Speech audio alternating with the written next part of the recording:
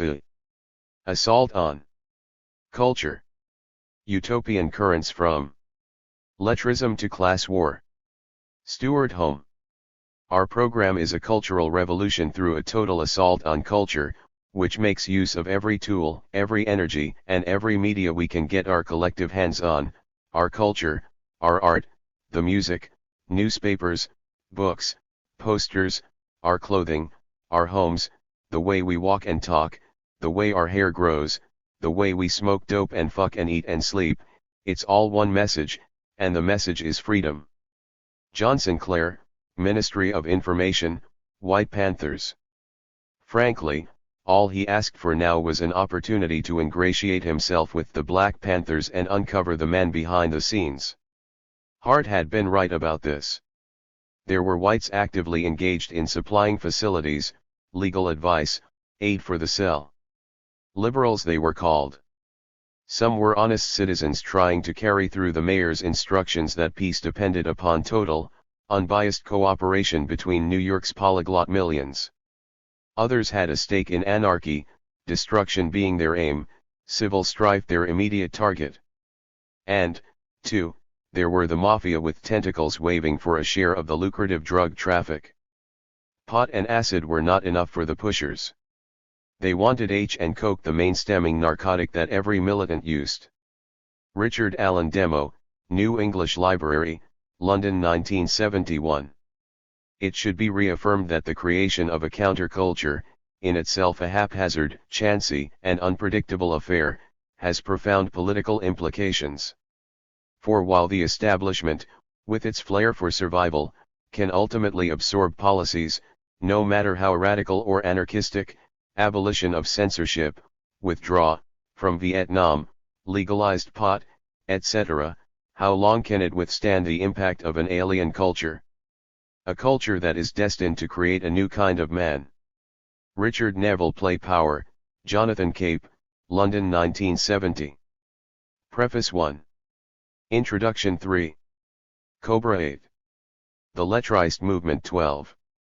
The Lettrist International, 1952-57, 17. The College of Pataphysics, Nuclear Art, and 22. The International Movement for an Imaginist Bauhaus.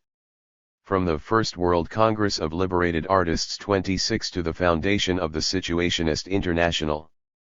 The Situationist International in its heroic phase, 1957-62, 31.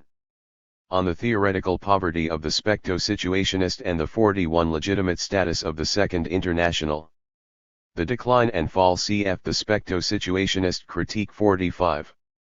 The origins of Fluxus and the movement in its heroic period 50. The rise of the depoliticized Fluxus aesthetic 56. Gustav Metzger and Auto-Destructive Art 60. Dutch Provos, Communel, Motherfuckers, Yippie 65 and White Panthers. Preface. Those reading this text will better understand it if they bear in mind the audience for whom it was written. The primary audience was seen as those who were already engaged in activities relating to the tradition sketched out in the text.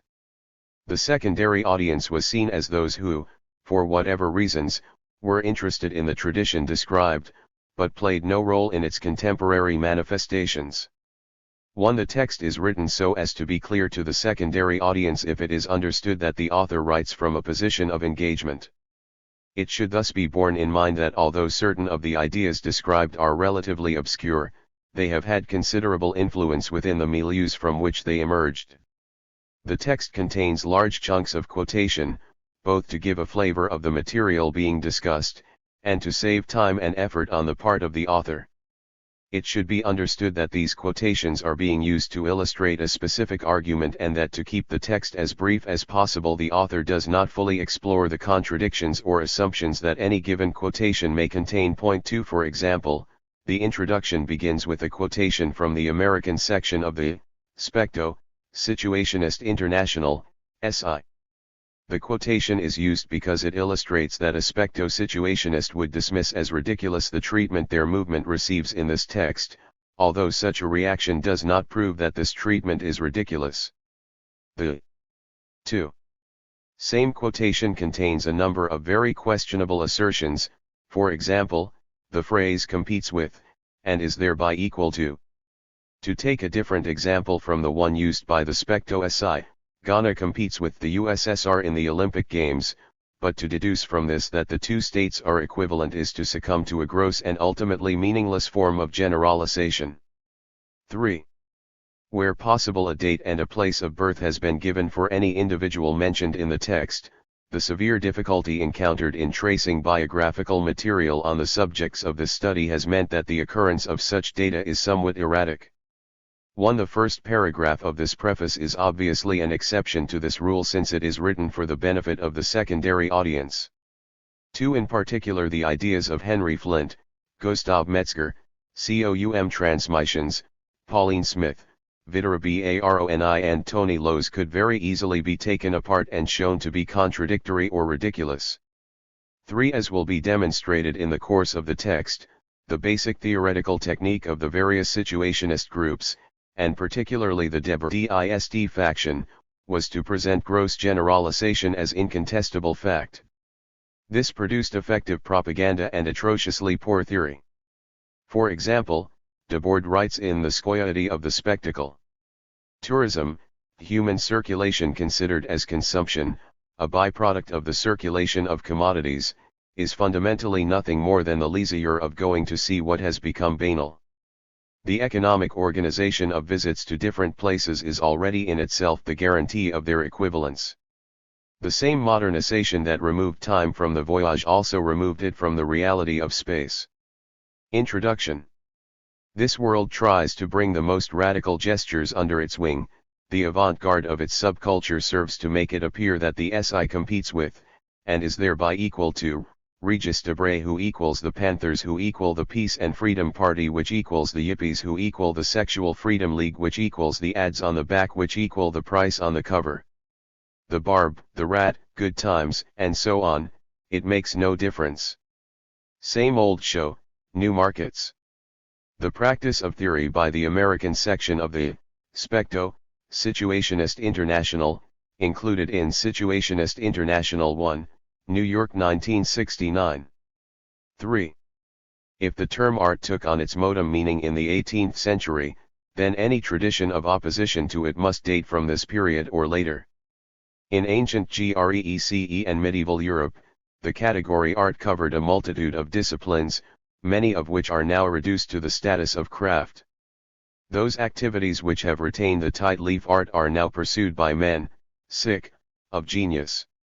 Art has taken over the function of religion, not simply as the ultimate and ultimately unknowable form of knowledge, but also as a legitimate form of male emotionality. The male artist is treated as a genius for expressing feelings that are traditionally considered feminine. He constructs a world. 4. In which the male is heroicized by displaying female traits, and the female is reduced to an insipid subordinate role. 1. Bohemia is colonized by bourgeois men, a few of whom are possessed by genius, the majority of whom are eccentric. Bourgeois women whose behavior resembles that of the male genius are dismissed as being hysterical, while proletarians of either sex who behave in such a manner are simply branded as mental. Art, in both practice and content, is class and gender specific. Although its apologists claim art is a universal category, this simply isn't true. Every survey of attendances at art galleries and museums demonstrates that an appreciation of art is something restricted almost exclusively to individuals belonging to higher income groups. 2. Since art as a category has been projected back onto the religious icons of the Middle Ages, it is not surprising that those who oppose it should situate themselves within a utopian current that they, in turn, trace back to medieval heresies.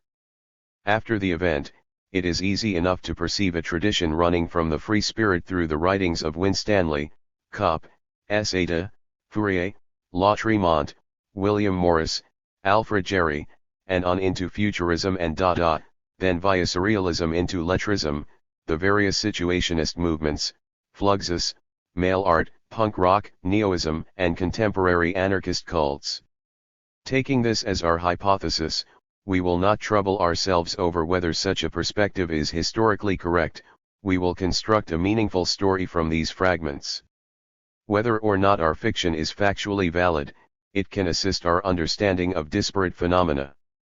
Medieval expressions of this utopian current have usually been viewed as essentially religious in content, whereas during the present century, this tradition has been seen as primarily artistic in nature. Such categorization reflects the reductionist strategies of academics. The utopian tradition has always aimed at the integration of all human activities.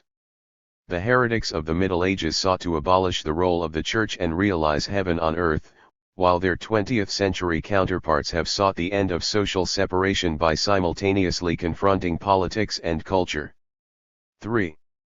The discursive shift in this tradition, which occurred with futurism, was necessitated by the development of modern technologies and systems of mass transportation. To satisfy the ideological demands of their paymasters, historians have usually treated futurism as yet another turn of the century art movement.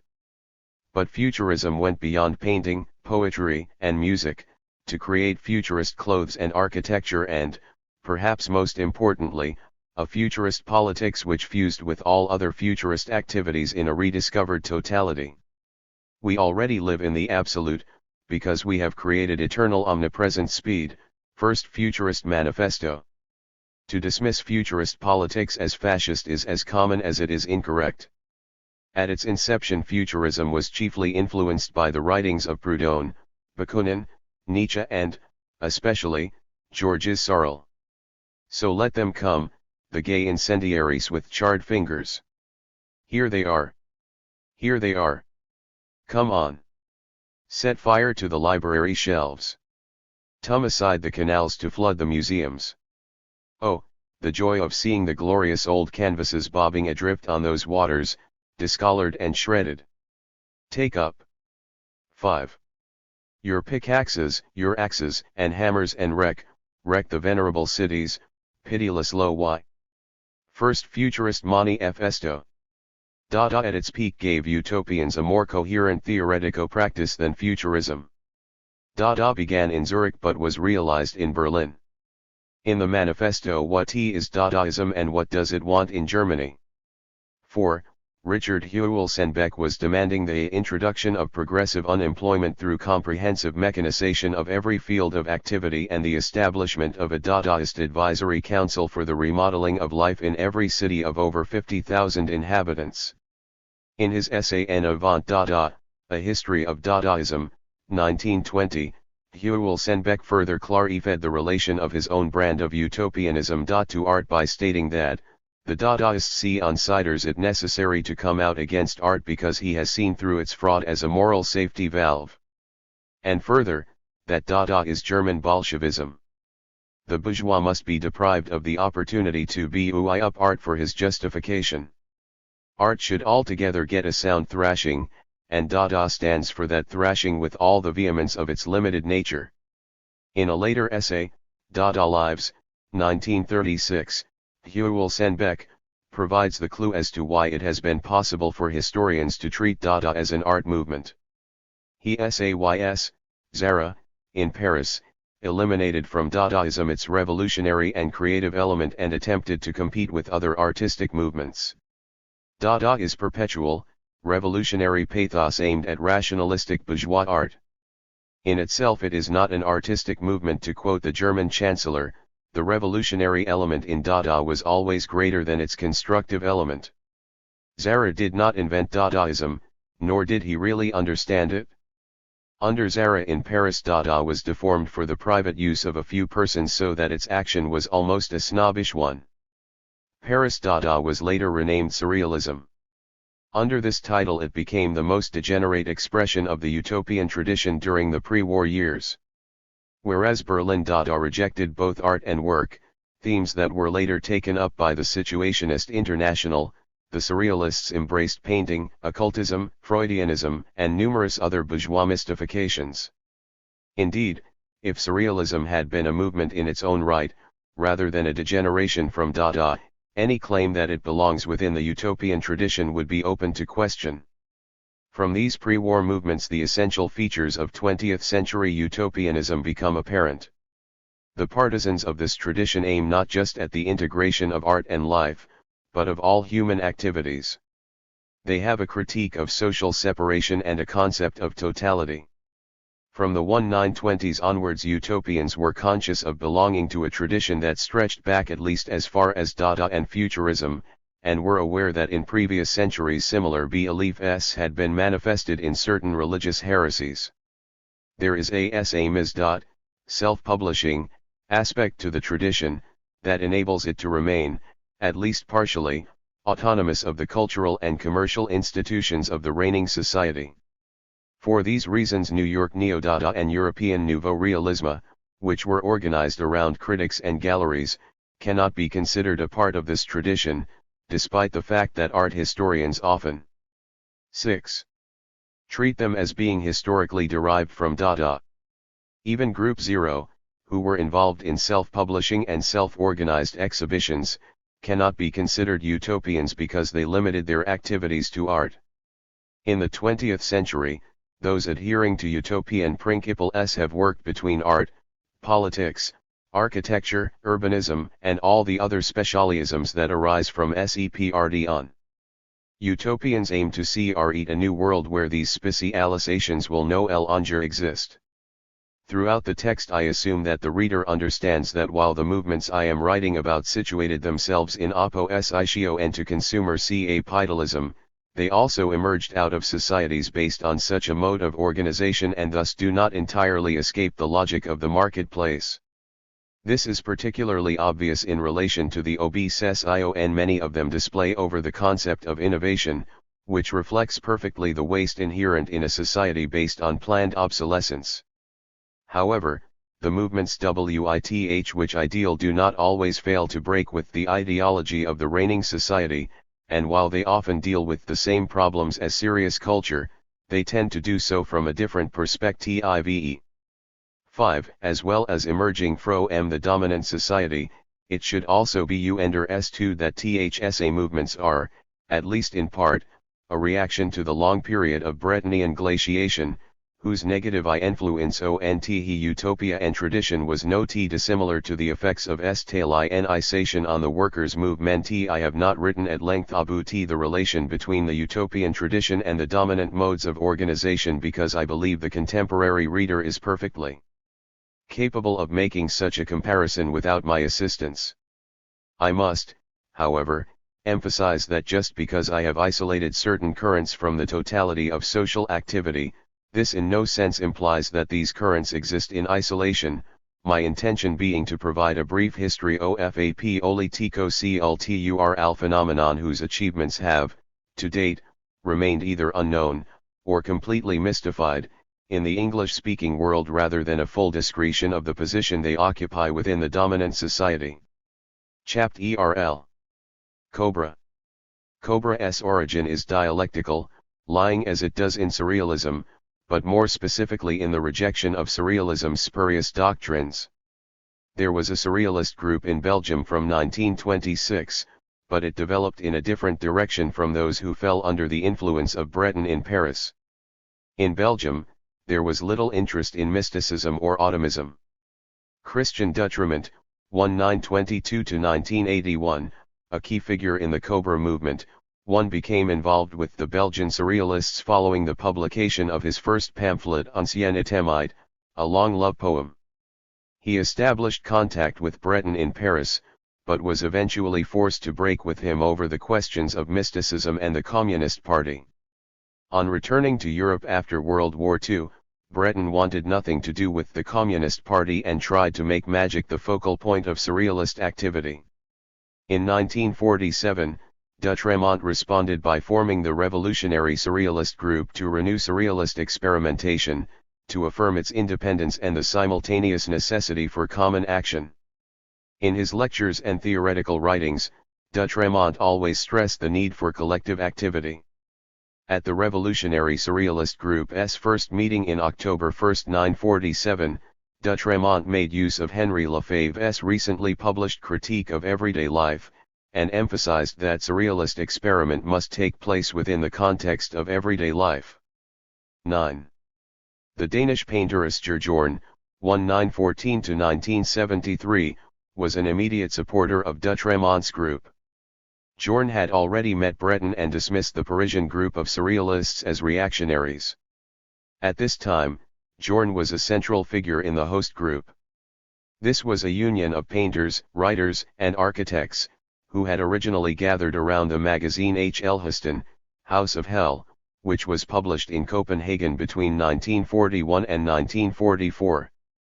Its members included the painters Jacobsen, Alfelt, and Billy, the writers Schotte and Nash, James' brother, and the architect Olsen.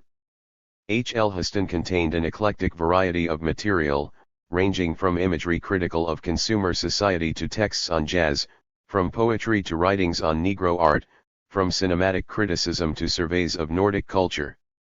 Doutremont and Jorn had been introduced to each other by the Dutch painter Constant, born Amsterdam 1920. Jorn first met Constant at a Miro exhibition in Paris in 1946, and again by chance in a café later the same day. Constant was to prove vital in the formation of Cobra. In 1948 he founded the Dutch group Reflex, whose membership included Appel and Cornet. In their magazine, also called Reflex, the group published literary texts, poetry, studies in popular culture, and theoretical elaborations of their experimental platform, which included opposition to the standardizing influence of de Stijl. The first issue of Reflex contained two texts by Constant, one a manifesto, the other a declaration of freedom in which he states: "In the unprecedented cultural emptiness that has followed the war, in which the reigning class increasingly pushes art into a position of dependence, we find established a culture of individualism which is condemned by the very culture that has produced it, because its conventionality prevents the exercise of imagination and desire, and impedes vital expression. There cannot be a popular art, even if concessions such as active participation are made to the public, while art forms are historically imposed. Popular art is characterized by vital expression, which is direct and collective. A new freedom is about to be born, one which will allow people to satisfy their creative desires. As a result of this process, the profession of artist will cease to occupy a privileged position, which is why some contemporary artists are resistant to it. In the period of transition, artistic creation finds itself at war with the existing culture, while simultaneously announcing a future culture. With this dual aspect, art has a revolutionary role in society. In this tract we can read what would, more or less, become the Cobra platform. The Cobra group was constituted in November 1948, after 6 delegates walked out of a conference at the International Center for the Documentation of Avant-Garde Art in Paris, protesting at the facile level of debate. The 6 met at a café on the Quai Saint-Michel, where they formed a dissident group. A short statement was drawn up by Doutremont: "The only reason to maintain international activity is experimental and organic collaboration, which avoids sterile theory and dogmatism," and signed by Constant, Appel and Cornet, on behalf of the Dutch group Reflex, by Jorn on behalf of the Danish group Host, and by Doutremont and Noiret on behalf of the, mainly Belgian, revolutionary surrealist group. Doutremont invented 10. The name Cobra, made up from the first letters of the cities Copenhagen, Brussels, Amsterdam, a week or two later. The first Cobra manifestation took place within weeks of the group being formed. This was as a part of the annual Host Cooperative exhibition in Copenhagen. At this time the individual groups that made up Cobra had yet to amalgamate fully, and were thus semi-autonomous. From its initial formation, Cobra grew to number about 50 painters, poets, architects, ethnologists and theorists, from 10 different countries. The number might have been larger, if the Iron Curtain hadn't cut through the cultural and political life of Europe. In its early days Cobra was in contact with the Czech group RA, and works sent from Prague by Josef Isler were shown as part of Cobra's 1949 exhibition in Amsterdam. Unfortunately, repression in Czechoslovakia ended these contacts. Cobra's activities covered meetings, exhibitions, exchanges, and the production of the magazine Cobra. Most of this activity was directed by Constant, Doutremont and Jorn, although the magazine was to be published by different groups, using French as a common language. Although Cobra worked as a collective, the group was not without tensions. Constant, Jorn, and their wives took a holiday on the island of Bornholm in summer of 1949. It was here that Jorn started an affair with Constant's wife Mette, whom he later married.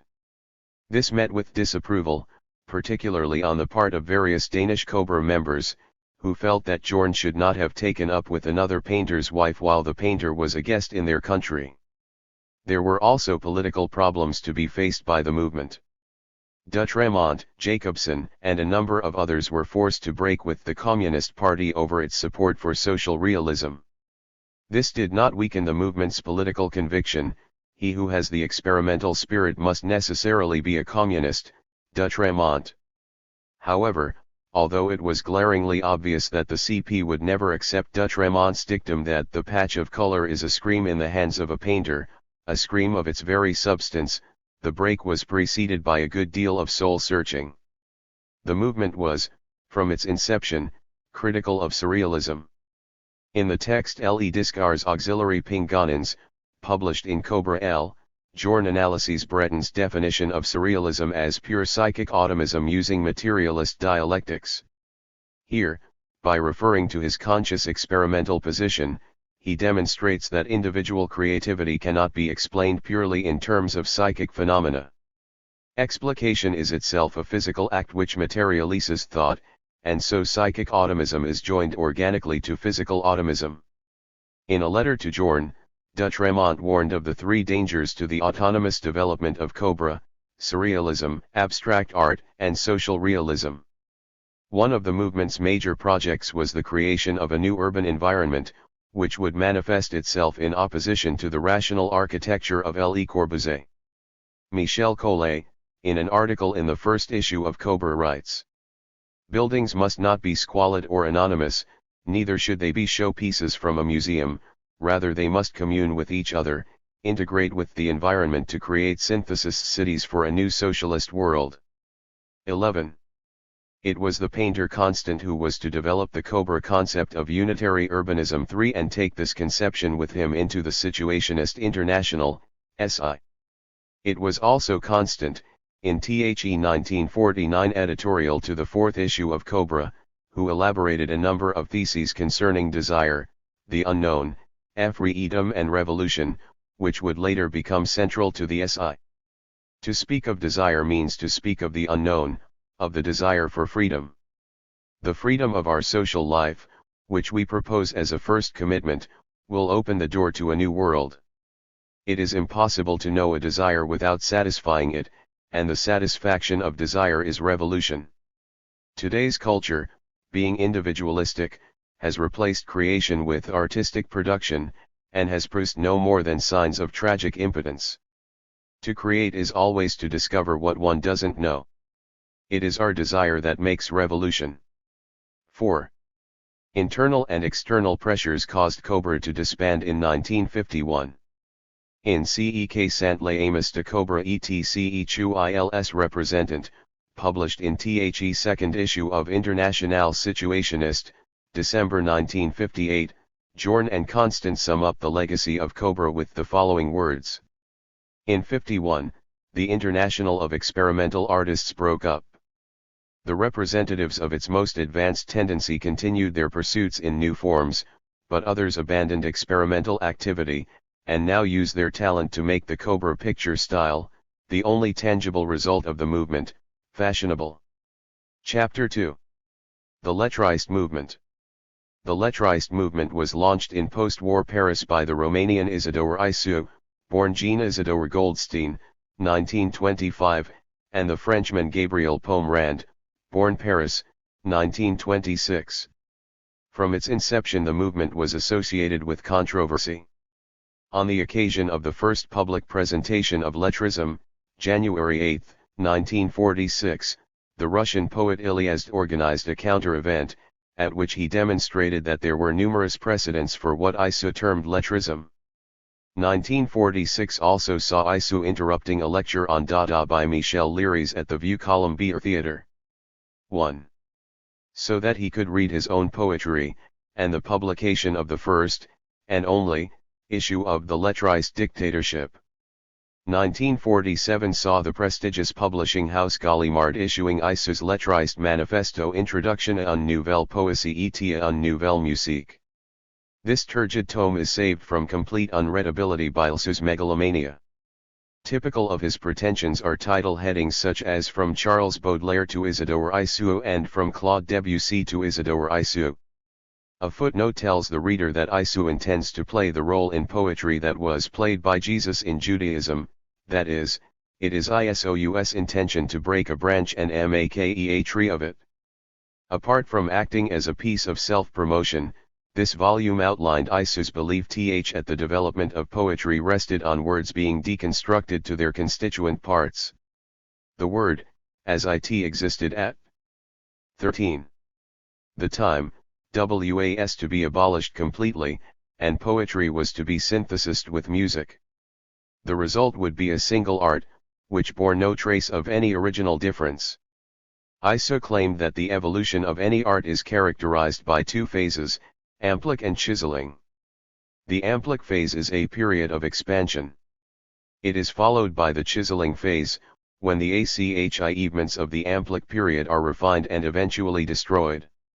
In poetry, the amplic period lasted until 1857, when Baudelaire initiated the chiseling phase by reducing narrative to anecdote. Rimbaud abandoned anecdote for lines and words were reduced to space and sound by Mallarmé, and finally the Dadaists destroyed words altogether.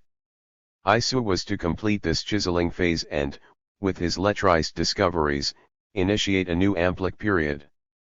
Although Issoud's theories are not entirely without merit, the main point of interest in his book is the affirmation that surrealism is dead. Issoud and the Lettrist movement were the first group to make this important break, and it was through this breach that other avant-garde heresies were able to break away from Breton's malign and dictatorial influence. If early Lettrist activity was centered on sound poetry, the emphasis soon shifted to visual production. Here, letters were seen to form the basic unit from which works should be created. The resulting forms, which resemble concrete poetry, typify Lettrist literary endeavors. From these there grew a Lettrist painting, in which, once again, the letter would be the basic subject of aesthetic contemplation. The first Lettrist painters were Pomerand, Guy Vallet, real name Rodica Valinu, and Robert Hay. Issoud was never really satisfied with their results, and eventually took up painting himself in order to realize his Lettrist theories for the discipline. The Lettrist movement extended the breadth of its activities after Jean-Louis Brault, born Saint-Ouen, 1930, Gil J. Wallman, born Paris, 1929, and Maurice Lemaitre, born Paris, 1926, joined the group in 1950. Guy Ernest Debord, born Paris, 1931, was recruited the following year. Lemaitre was destined to become a long-lasting, and perhaps after Issoud the best-known, member of the Lettrist movement. Brault, Wallman, and Debord would all have broken with Issoud by the end of 1952. However, before these breaks, 1951/2 were to prove vital years in the development of Lettrist film. Jean Cocteau awarded Seux's first chiseling film, The Drivel and Eternity Treatise, 1951, the Avant-Garde Award at the Cannes Festival. The soundtrack to this film had neither a specific, nor an aspecific, relation to the picture, and could be treated as a product by itself. The visuals included deliberately boring images, such as footage of still photographs which had been scratched and torn. 1951 also saw the production of Lemaitre's Has the Film Already Started? In this he extended Issoud's concept of chiseling, by drawing letters, numbers, and other signs directly onto the processed stock. When the film was shown, the screen was draped with objects which were manipulated during its performance, while the movements and spoken thoughts of spectators were introduced into the soundtrack. 14. 1952 saw the production of Wallman's L'Anti-Concept, Dufresne's Dans des Drums, Brault's The Current Life Boat, ISOUS film debate, where the discussion of the film is the film, and aboard screams in favor of Desada. This last contained no images at all. At feature length, it consisted chiefly of blackened film stock with only the click of the projector for a soundtrack. To relieve this monotony, it featured occasional bursts of white light accompanied by random dialogue. The final 24 minutes are entirely silent. Isu often used his political and economic theories, which he'd been developing since 1948, as the subject matter of his films. According to Maurice Lemaitre, in Les idées politiques du mouvement lettriste, l'union de la jeunesse dans l'enseignement, la banque et la planification, first published in Combat January 9, 67, all political economy prior to Isu had concentrated on the working population. However, Isidore Isu has discovered that a large part of the other half of each country's population, and primarily the masses of millions of young people, is in a very different position, for it is situated outside the market, outside the relations and definitions considered by all the theoreticians of the science of goods and chattels. Consequently, those individuals who accept their function in the SYSTEM, who coincide with their position as producers and assume the problems of their class, we call interns, adherents, or adjusteds, while the tens of millions of individuals who do not accept their function, who reject their position in the system, who expend their energy in climbing further up the social scale, in order to arrive, we call extems, or non-adjusteds. The externs, and above all the young, are slaves, overexploited from the economic point of view. Isu used the analogy of nuclear physics to explain this social division. The interns were fully grown individuals, the old atoms or their molecular conglomeration, while the extems were electrons who were not yet established. The extems, isolated from the manufacture of commodities, and with no position in society, use their energies to undermine the economic and political foundations of the existing system. In a lettriste leaflet, issued when Lemaitre stood as a candidate in the 1967 French election, the platform of the nuclear economists was elaborated as follows. We will not be able to attain these new forms of organization without a creative education based on the distinction between innovators and insignificant imitators. The credit system of commodities, whether reckoned ultimately in monetary terms or not, must be seized from the sedentary interns, the bureaucratic directors of banks. All the riches in the economic sphere can only be manufactured and distributed, in terms of permanent creative change, through nuclear planning, promoted by our movement. To the nobility of labor which results from the multiplicative, permanent creation of wealth, we must add the rotation of power, the rotation of positions of control.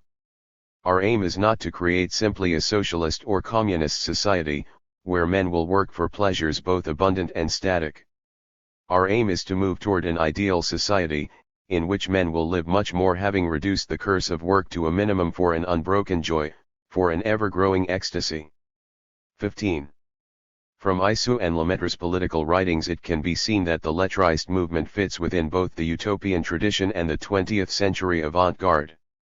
Indeed, the desire to theorize all aspects of life typifies both the utopian tradition in general, and the 20th century avant-garde in particular.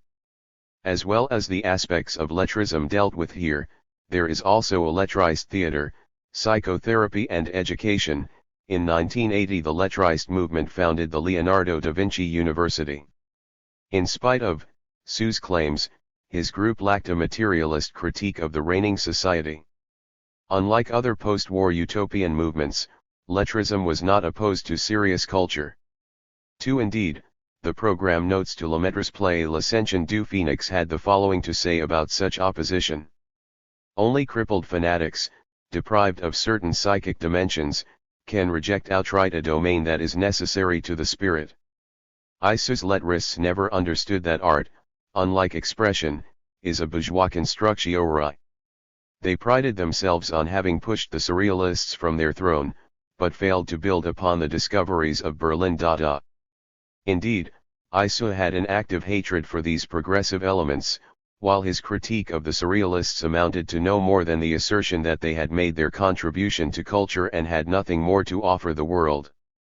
Fortunately, Sue's claim that creativity is the essential human urge, and that he personally has resystematized all the sciences of language and the sign into a new discipline which he has named hypergraphology, has not yet been taken seriously outside the very limited domain of lettrist circles.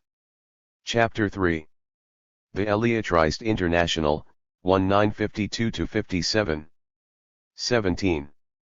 The Lettrist International, LL, was the first breakaway group from ISU's Lettrist movement, LM.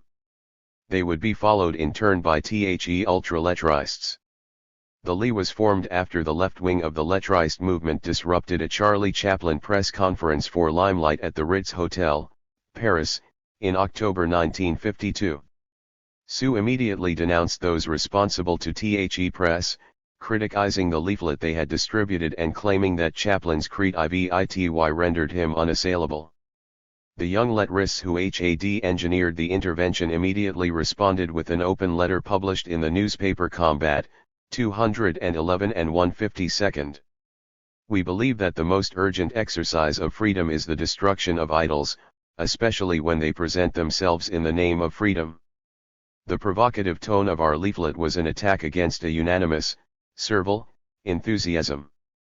The disavowal by certain lettrists, including Isu himself, only reveals the constantly re-engendered incomprehension between extremists and those who are no longer so. This letter also announced the formation of the Lettrist International. The membership of this breakaway group was extremely unstable. 12 members were excluded from it in the FJTST 2 years of its existence, but at 1/8. Its core were Michelle Bernstein and her future husband Guy Debord, Gil J. Wallman, Mohamed Daha, André Frank Conord, and Jacques Fillion. Where the Lettrist movement had created cultural works, the Lettrist International intended to live the cultural revolution. The LE's activities were to be provisional, subject to experiment and change. Thus, while abandoning the literary endeavors of the LM, the LE proceeded to pursue certain architectural theories that had reached an embryonic formulation in the LM. By the time Isu came to write his Manifeste pour le bouleversement de l'architecture in 1966, published 1968, there can be little doubt that he'd been influenced by the urban theory elaborated by the LE. In his manifesto, Isu says that instead of building palaces for kings, churches for gods, triumphal arches for heroes, we must build palaces to house vagabonds and prisoners serving life sentences, convert churches into lavatories, triumphal arches into bistros. We must build as if by chance, as we wish and with the materials we want. The single most important piece of writing on architecture and urbanism for the LE was Ivan Kcheglov's Formula for a New City. Written in 1953, the essay remained unpublished until 1958, when it was featured in the first issue of International Situationist. The 19-year-old Kcheglov, writing under the pseudonym Gil Ivan, saw cities as the site of new visions of time and space. The exact nature of these new visions were to be established via experimentation with patterns of behavior in urban environments. Architecture was to be a means of modifying life. Such modification was necessary because a mental disease has swept the planet: banalization. Everyone is hypnotized by production and conveniences: sewage system, elevator, bathroom, washing machine.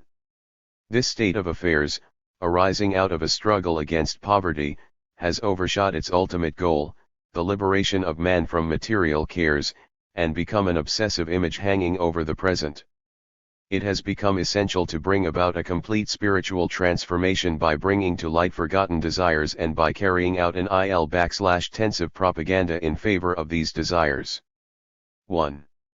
Once the hacienda, the new experimental city, had been built, everyone would live in their own cathedral. There would be different districts in the city which would correspond to the diverse feelings that one encounters by chance in everyday life. The principal activity of the inhabitants was to be continuous drive. That is to say, drifting through an urban environment following the solicitations of the architecture and one's desires. 2. During the period following the production of this text, relations between Kcheglov and the Li were far from cordial. In the second issue of the Li's Information Bulletin Potlatch, 29/6/54, Kcheglov is described as one of the band of old women whose elimination the Lettriste International had been pursuing since November 1952.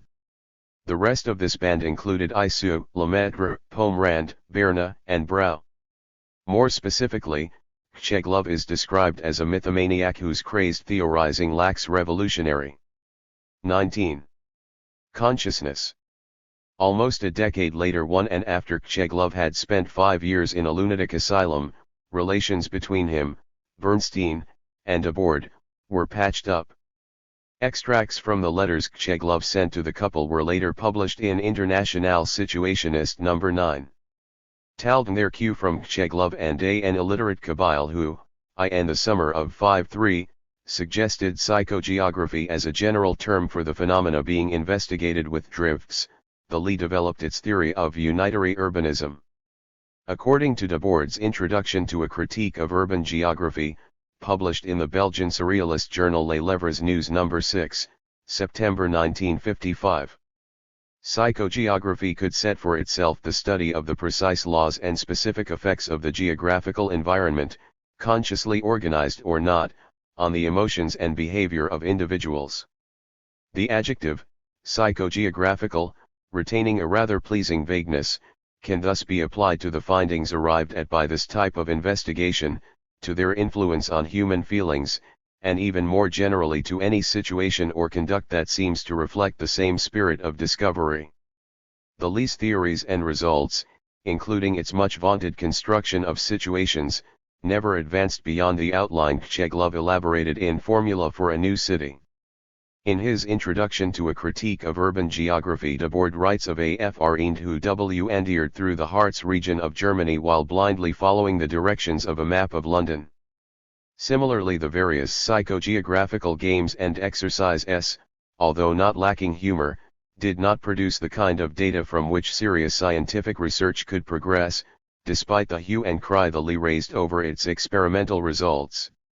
These include the possible appointment. Here, the subject is asked to find themselves alone, at a precise time, in a preordained place. No one is there to meet them. Other variations include arranging to meet an unknown person, which the Li claimed led to interesting interactions with strangers. Activities such as walking without rest or destination, hitchhiking through Paris while public transport was on strike, and walking the catacombs while they were shut to the public, were also suggested. These highlight the Li's interest in games played on urban sites, and demonstrate the extent to which its concept of urbanism was as much psychological and physiological as geographical. However, the Li introduced no innovations into urbanism. The plan to use mobile and transformable structures had already been outlined by Kcheglov. The idea of a nomadic existence is implicit in this. 3. In its plan for improving the rationality of the city of Paris, published in Potlatch 23, 13/10/55, the Li make, among others, the following suggestions: to open the metro at night, to open the roofs of Paris as pavements, escalators would give access to them, opening public gardens at night, placing switches on street lamps so that the public may decide the degree of lighting it desires at night, the transformation or demolition of churches, removing all trace of religion, the suppression of graveyards. 20. With the total destruction of corpses, the abolition of museums, with art being placed in bars, liberal admission in prisons, with the possibility of tourist visits, and that streets should not be named after saints or famous persons.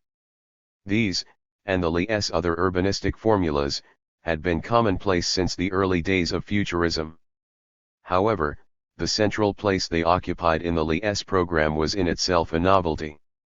That the Li had few, if any, original ideas is hardly surprising when one considers that, other than unitary urbanism, their chief interest was détournement. This consisted of plagiarizing pre-existing aesthetic elements and then integrating them into a superior construction. According to Debord and Wallman in Methods of Détournement, published in Les Livres News No. 8, May 1956. The literary and artistic heritage of human IT should be used for partisan propaganda purposes. In fact, it is necessary to finish with any notion of personal property in this area. The appearance of new necessities outmodes previous inspired works. They become obstacles, dangerous habits. The point is not whether we like them or not. We have to go beyond them. Any elements, no matter where they are taken from, can serve in making new combinations. It goes without saying that one can alter the meaning of fragments in any appropriate way, leaving the imbeciles to their slavish preservation of citations.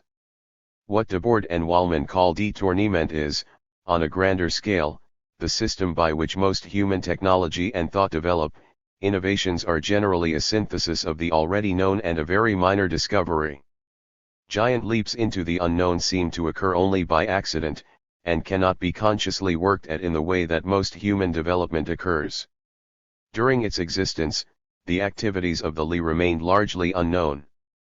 Despite the presence of a number of Algerians in its ranks, and after October 1955 the Scottish writer Alexander Trocky, the Li remained a largely Parisian phenomenon. Its bulletin potlatch, the title refers to pre-commercial societies which operate on the principle of the gift rather than economic exchange, was given away. The first edition, dated 2216/54, was produced in an edition of 50. By the end of the first series, the final issue was put out by the Situationist International rather than the Li on 5/LL/57, 400 or 500 copies of each issue were produced. There was only ever one issue of the second series. The Li amalgamated with the International Movement for an Imaginist Bauhaus on July 28, 1957, to form the Situationist International, SI. Although not initially visible, many of the faults of the Li would later resurface in this organization, in particular its aristocratic attitude. The Li's theoretical writings are peppered with snobbery.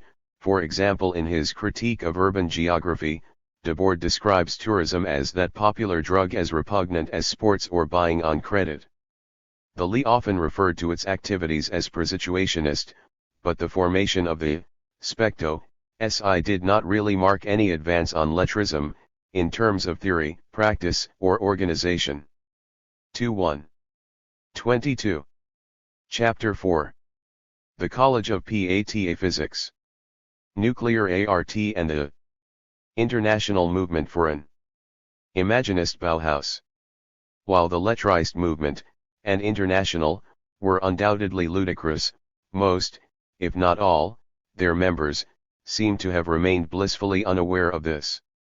Isou, and later Bernstein, Conord, Deha, Debord, Fillion, and Wallman, treated their activities with a seriousness that the objective observer can only find comic. There were, however, other groups with utopian leanings who actively cultivated an air of ridiculousness. Typical among these is the College of PATA 6, which, while rarely viewed as a fancy club, is often seen as an overextended joke. The college was neither an organized art movement, nor an alternative education institute, and yet many of the avant-garde's leading figures came to join it. Its members have allegedly included Boris Vian, Juan Miro, Marcel Duchamp, Eugene Ionesco, Max Ernst, Jacques Prévert, Raymond Queneau, Jean Dubuffet, Stanley Chapman, and Esther Jorn. Pataphysics was the science of imaginary solutions, which the French utopian Alfred Jarry, 1873–1907, invented at the end of the last century. 23. The spirit of this new science was incarnated in Janie's famous plays Ubu Roi, Ubu Coco and Ubu Enchained, and in other works such as the novel The Exp Loits and Opinions of Dr. Faustrol, Pataphysician. The COLLEGE of Pataphysics was, according to Simon Watson Taylor's apodiatic outline of it in the Evergreen Review, May/June 1960, inaugurated at AMEETing on 29/12/48. The highlight of IT's founding was a harangue by His Magnificence Dr. I.C. Sandemer. However, not all observers take such claims at face value, as Wats on Taylor explained. The vice-curator founder of the college passed away on April 10, 1956, vulgar style. The dignified aspect of his death was marred only by a scandalous statement in the Nouvelle Revue Française by its editor M. Jean-Paul Hahn. Co Madame Enting on Kaya's announcement of the death of Dr. Sandamer, M. Paul Hahn declared his sorrow at the death was tampered by the suspicion that probably Dr. Sandamer had never existed. The College was forced to act firmly against this provocative insinuation by declaring publicly that M. Paul Hahn was considered henceforth to be pataphysically non-existent.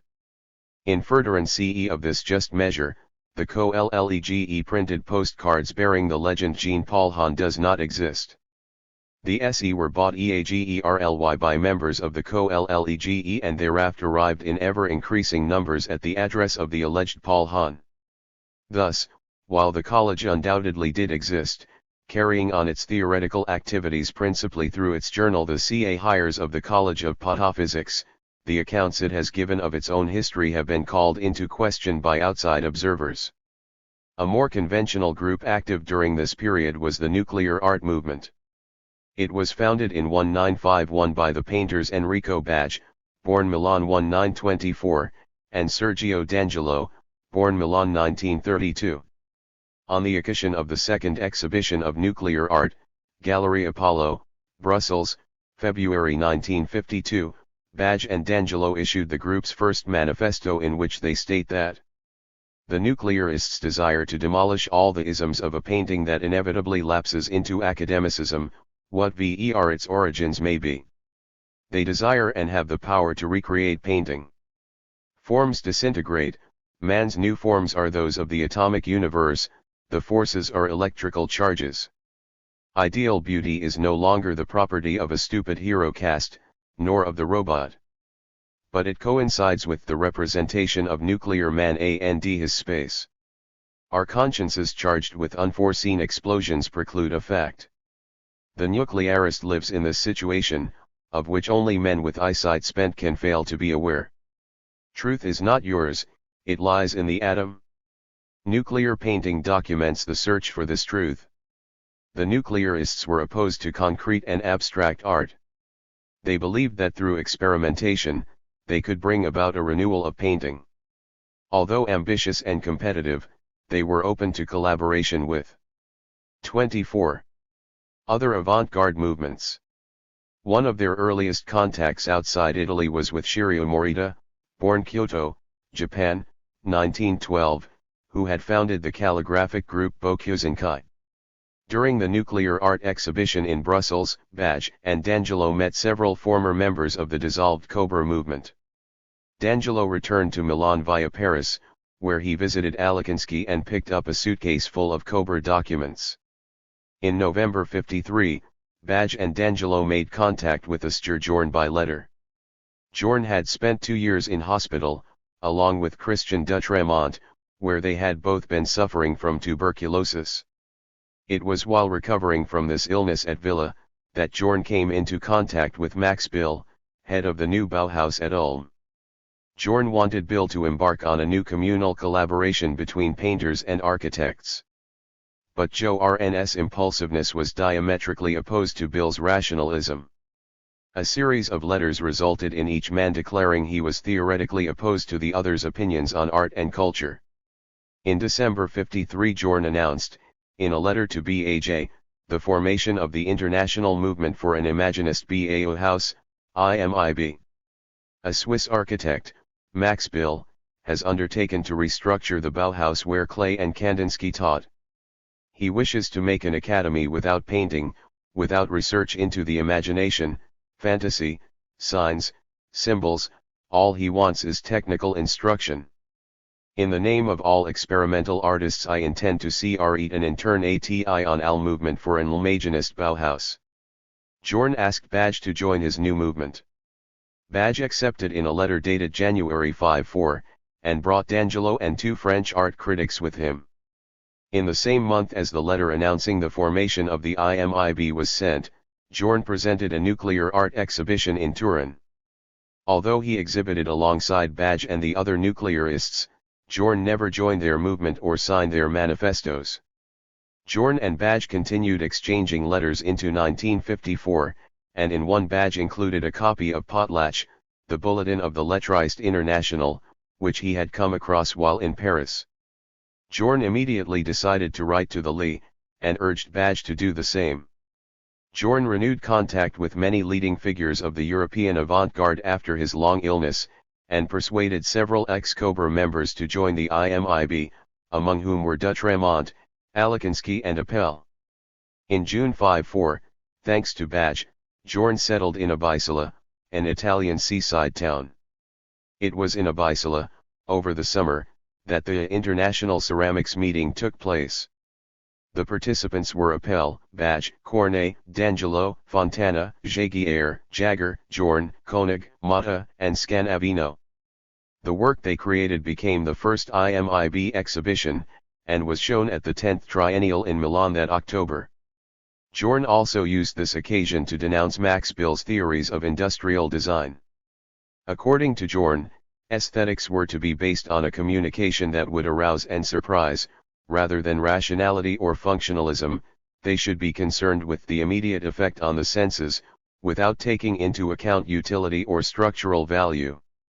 It was also at this time that the first IMIB exercise book was issued, and that Jorn made 25. Contact with Ettore Sottsass, who was soon persuaded to join the movement. The following summer, Giuseppe Pino Galizio, 1902-64, and Piero Simondu had an exhibition in Ibisola, during which they met Jorn. Galizio was a pharmacist and independent counselor of the left, who had recently taken to making experimental paintings, often drawing on his knowledge of chemistry to do so. Simondu was a philosophy student at Turin University, who shared the older Ma's passion for avant-garde experimentation. Jorn traveled to Alba in September 55 to spend time with the two men. Galizio's studio, located in an old convent, became the experimental laboratory of the IMIB during Joe M.'s stay.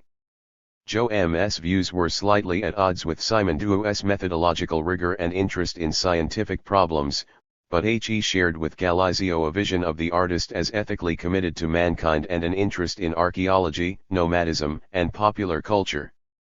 The aim of the IMIB in setting up the Alba laboratory was the liberation of experiment. Thus, while JOM was shuttling between Alba, Ibisola, Paris, and Silkeborg, Galizio was experimenting with oils and alimentary acetylene mixed with sand and carbon. Badge continued his research into automism, Sottsass investigated architecture, Walter Almo pursued musical intervention, and Simondu and Elena Verone undertook a methodological study of artistic problems. Jorn used his trips to develop the many contacts he'd made. Those with the ex-CO Brahman Constant and the Lettriste International numbered among the most important of these. The Lee eventually joined the IMIB in May 56. The first, and only, issue of the IMIB's journal Aristica was issued in July 56. It was edited by Galizio, with an editorial committee that included Doutremont, Corun, and Badge. It featured texts by Jorn, Simondu, and Verone, work by Badge, and photographic documentation of the International Ceramics meeting of 1954. The frantic activity of the IMIB was leading rapidly towards the First World Congress of Liberated Artists, and ultimately to the formation of the Situationist International.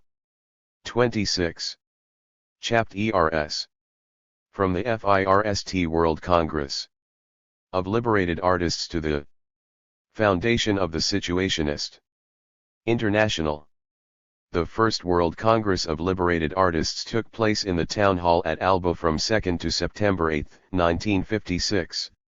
Organized by Galizio and Jorn, the Congress was attended by the Italian Simondu, Badge, Sottsass Jr., and Verone, by the ex-Cobra musician Jacques Callan from Belgium, the Dutchman Constant, and by Gil J. Wallman representing mainly French, Lettriste International.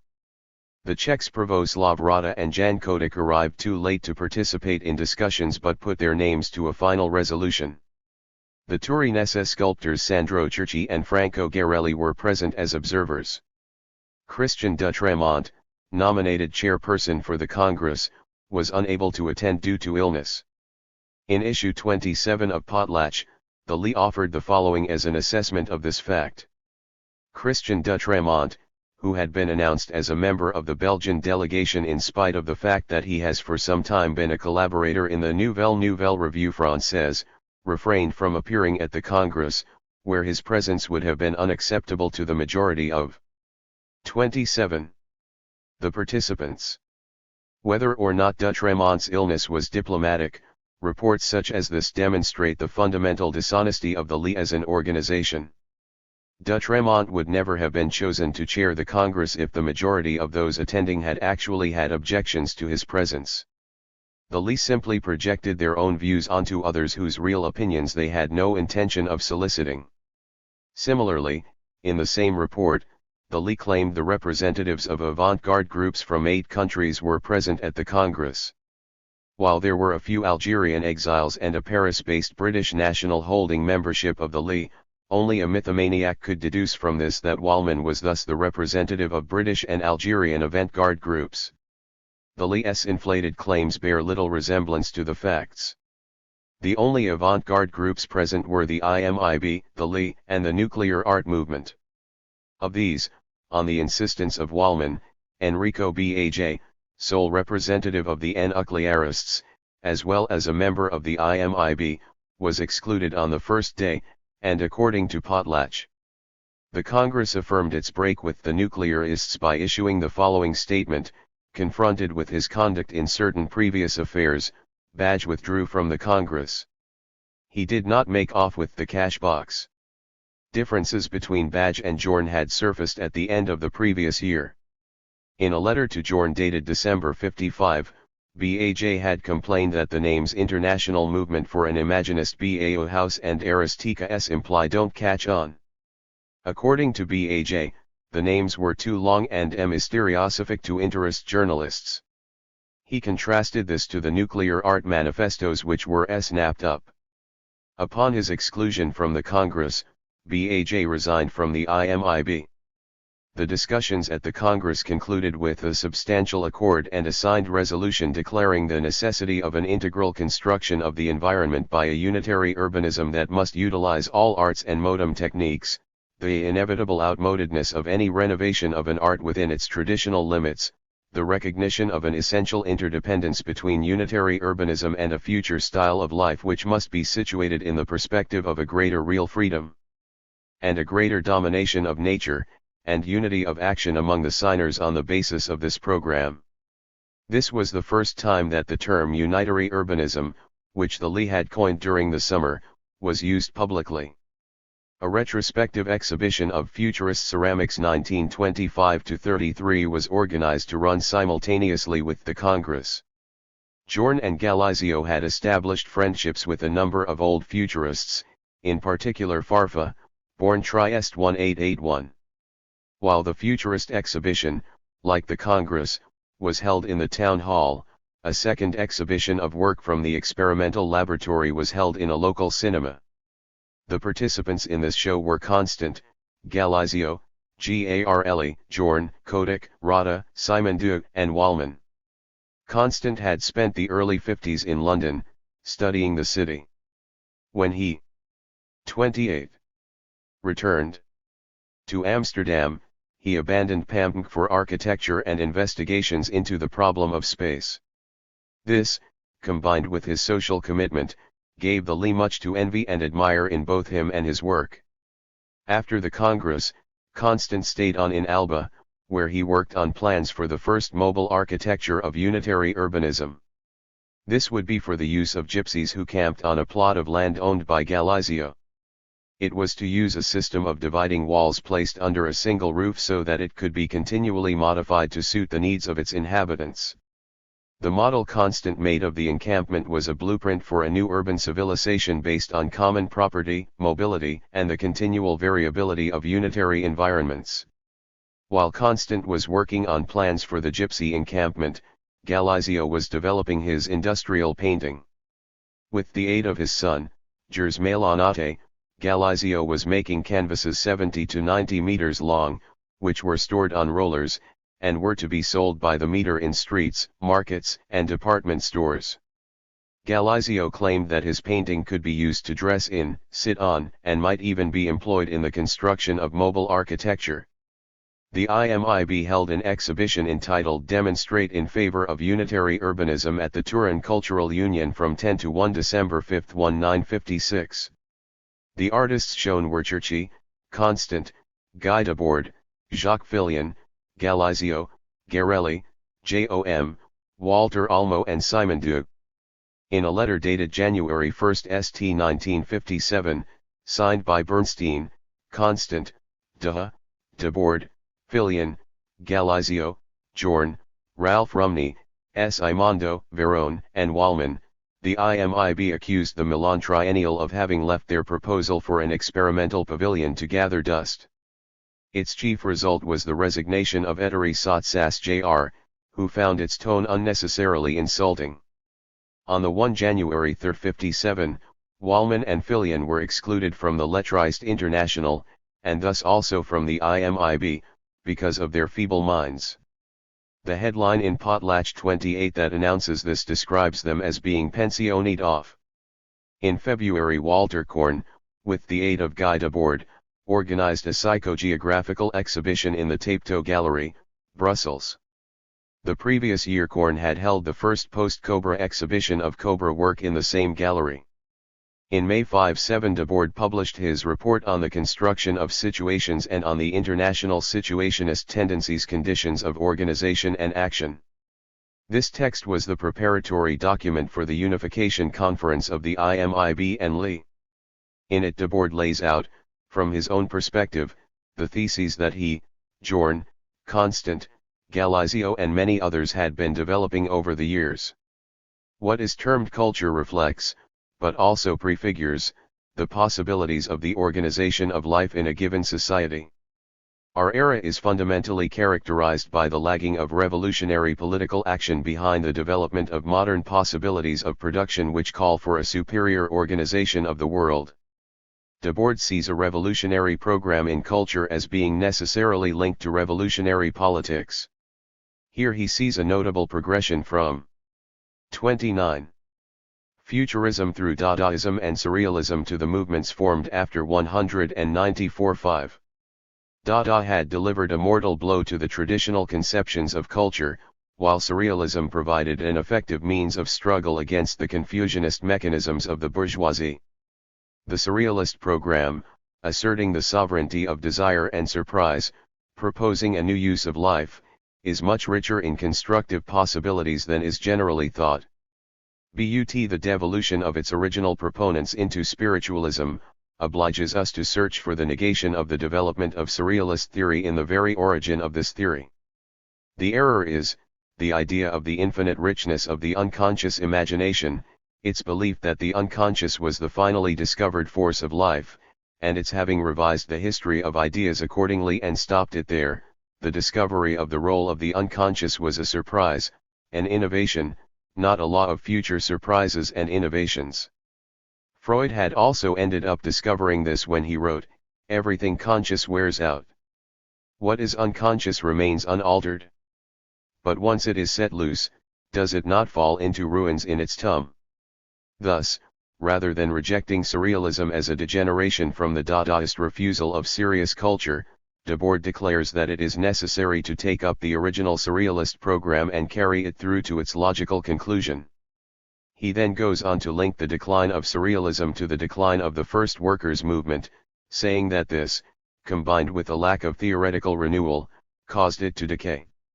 According to Debord, the Cobra group understood the necessity for an organized international of artists but lacked the intellectual rigor of lettrism, and particularly the Lettriste International.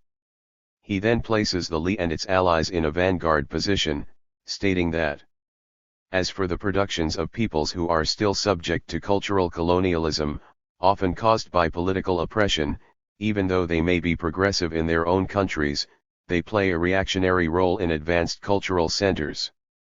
The text betrays the influence of Isu on Debord during the latter's formative period in the Lettriste movement.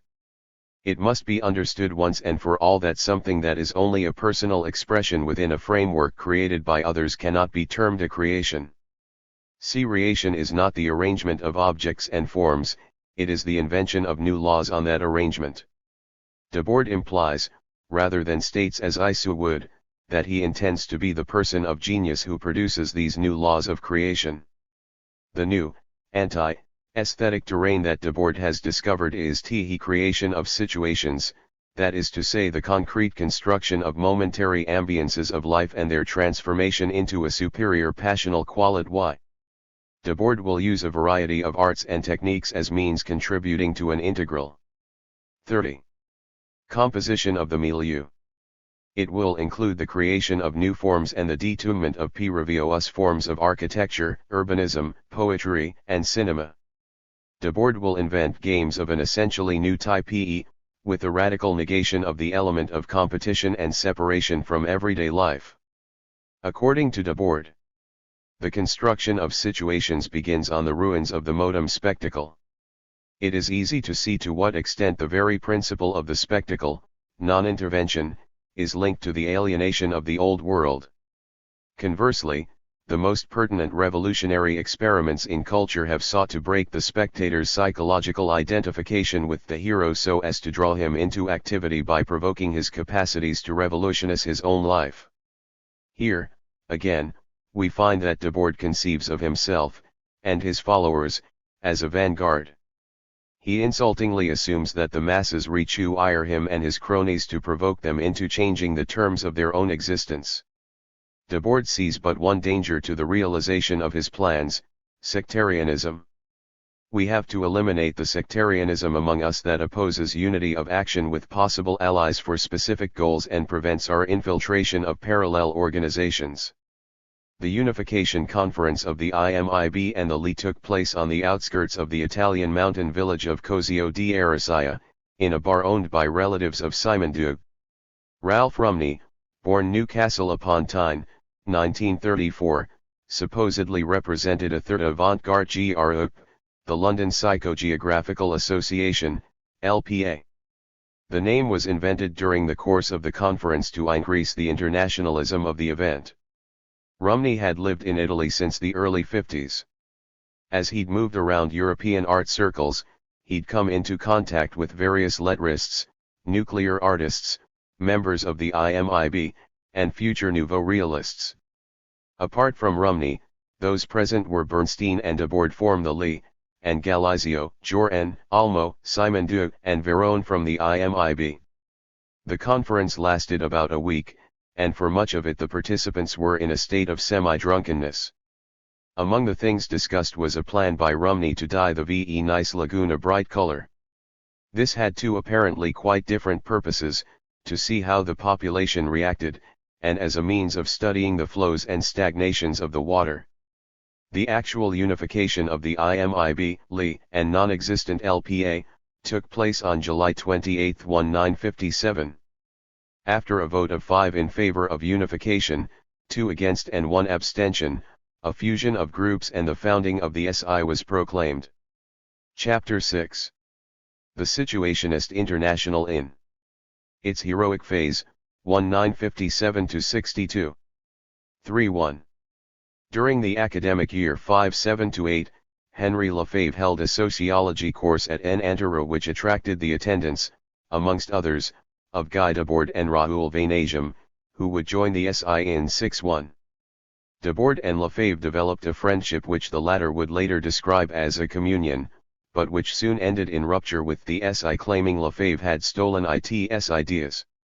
Lefebvre's theory of everyday life, which already held a certain sway within the SI via the influence and input of Cobra and the IMIB, was to have a profound influence on Debord's intellectual development. The theories of Jean Baudrillard, who participated in the presentation of the course, also appear to have made a certain impact on the C's thinking.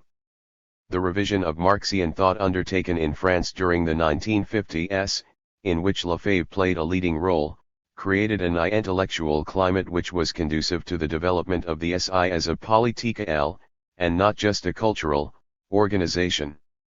The journal Arguments, which is closely identified with revisionism, was founded just before the SI, at the beginning of 1957.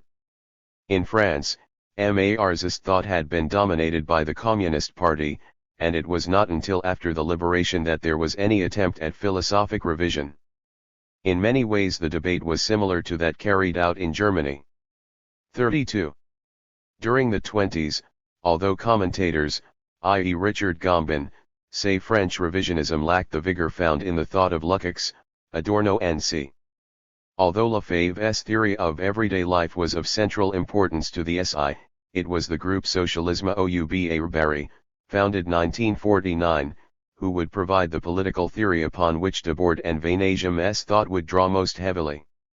Indeed, Debord would join SOUB briefly in 1960. The SI adopted SOUB's ideas wholesale, from the analysis of the USSR as a bureaucratic capitalist state, to the advocacy of workers' councils as the means of communist organization. Although the SI later broke off fraternal relations with SOUB, it was never able to break with the political conceptions of the latter group. 1. Walter Almo, with the endorsement of Elena Verone and her husband Piero Cernando, presented a text, for a concept of experimental music, to the SI at the end of September 57. In the essay, Almo gave an account of his sound researches, and linked them to the construction of ambience. Debord responded with a text issued on 15th October 57, in which he denounced Almo, and his two supporters, for approaching the problem of experimentation from the idealist attitude of right-wing thought. Almo, Verone, and Simon Doug, having refused to retract the text, were formally expelled from the SI at its second conference, held in P3. Is on 25-26 January 58. In March 58 Ralph Rumney, an English member of the Italian section, was expelled. According to Rumney, the exclusion was the result of his failure to complete a psychogeographical report on time. Ironically, he mailed off a finished version of this photo essay a day or two before he received a letter from Paris notifying him of his expulsion. His marital commitments, centered around the recent birth of a son, were not considered suitable reasons for the exclusion being rescinded. According to the SI, the Venetian Jungle had closed in on the young man, IS1, June 58.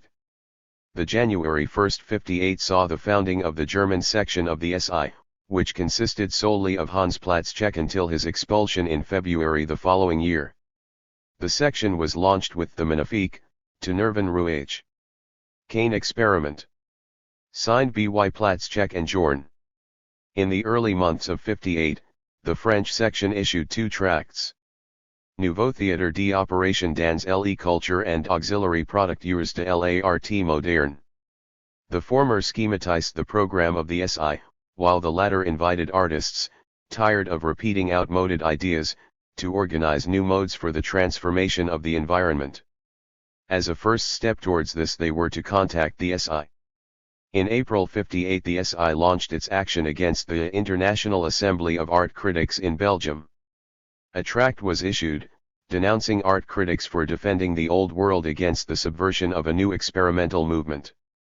An account of how this message was broadcast is given in Internationale Situationist 1, June 58. Our Belgian section carried out the necessary direct attack. Beginning April 13, on the eve of the opening of the proceedings, when the art critics from two hemispheres, led by the American Sweeney, were being welcomed to Brussels, the text of the Situationist proclamation was brought to their attention in several ways. Copies were mailed to a large number of critics or given to them personally. Others were personally telephoned and read all or part of the text. A group forced its way into the press club where the critics were being received and threw leaflets among the audience. Others were tossed onto the pavements from upstairs windows or from a car. 33. Walter Coron, who was prosecuted for his leading role in this incident, was expelled from the SI in October 58.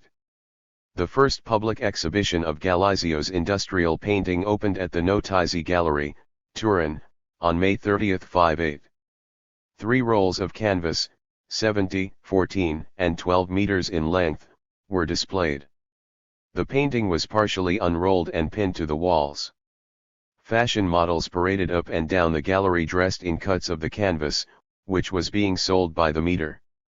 A device emitted notes which varied in accordance with the movements of those present in the gallery.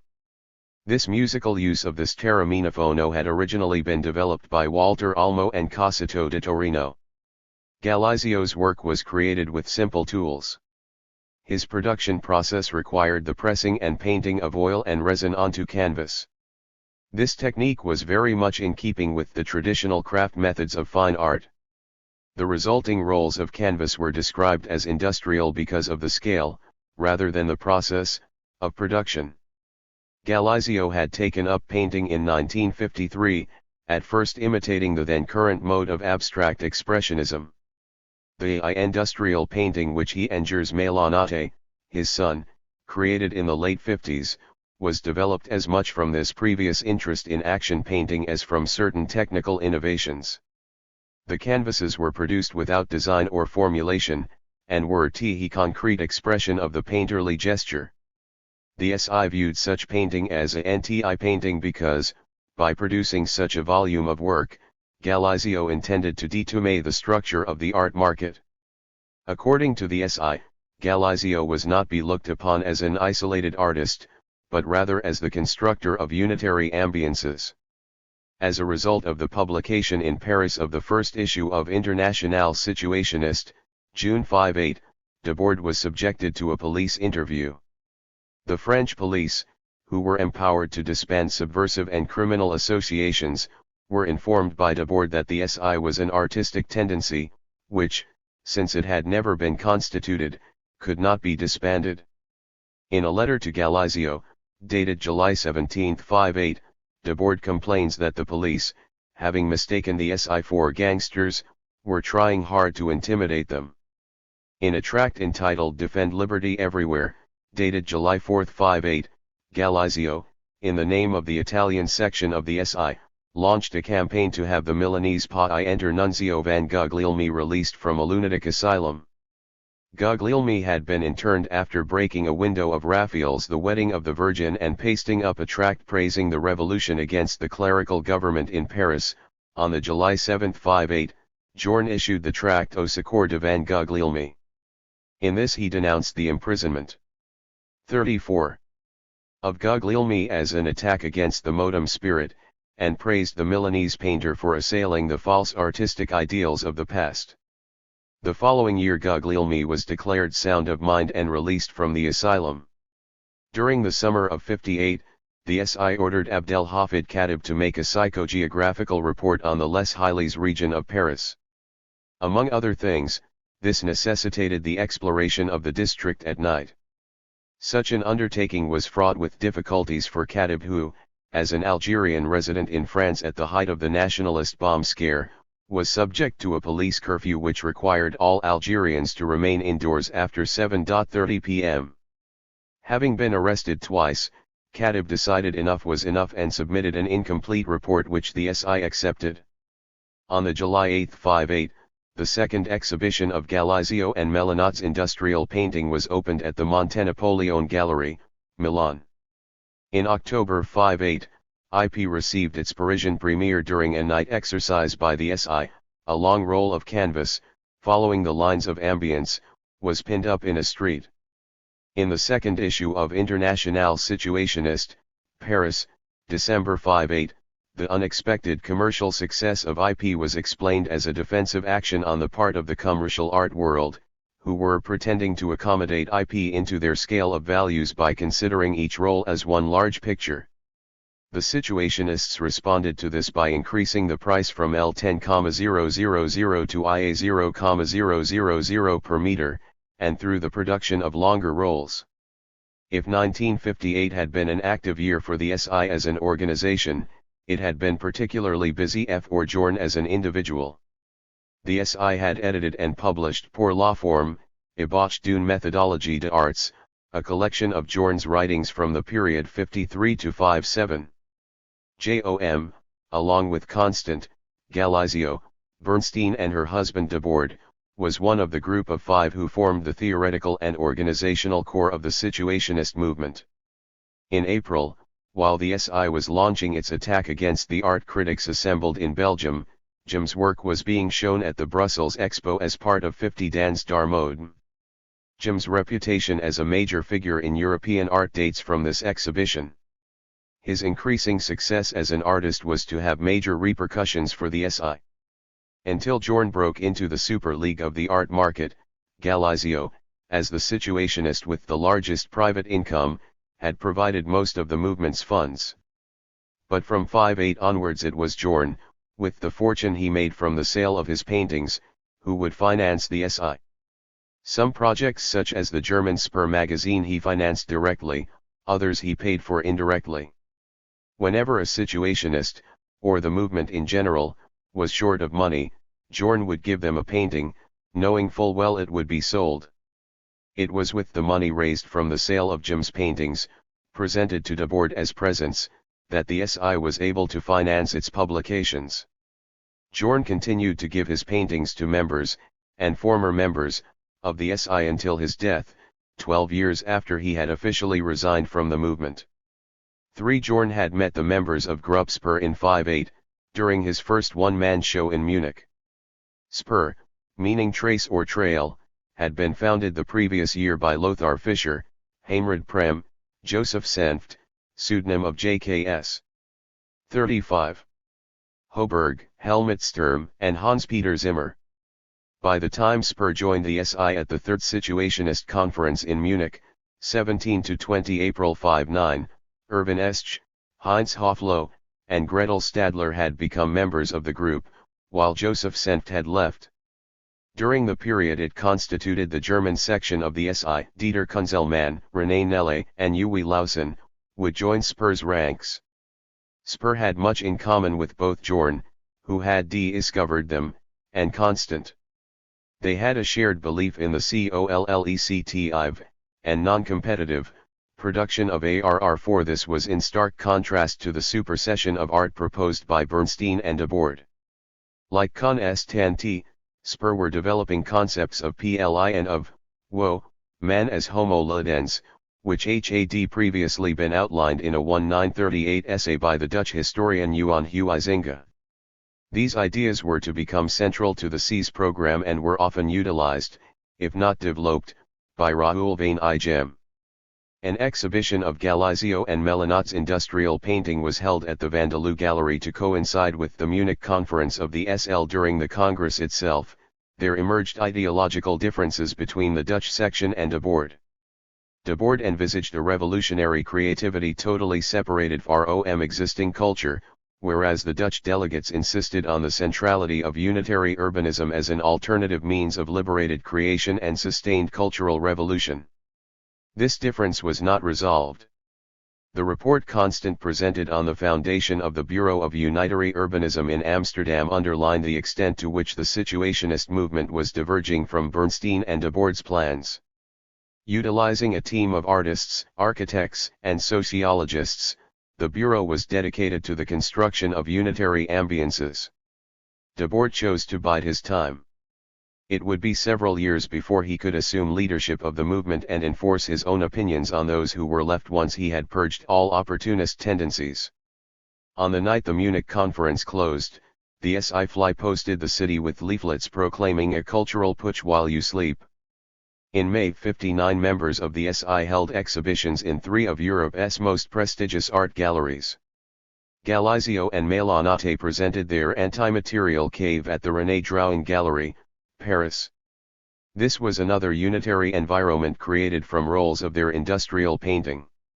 Jorn showed his modified pictures at the Rive Gauche Gallery, Paris. These consisted of 20 kitsch paintings which Jorn had detourned with stains of color and alteration to figures. Constant exhibited spatial constructions at the Stedelijk Museum in Amsterdam.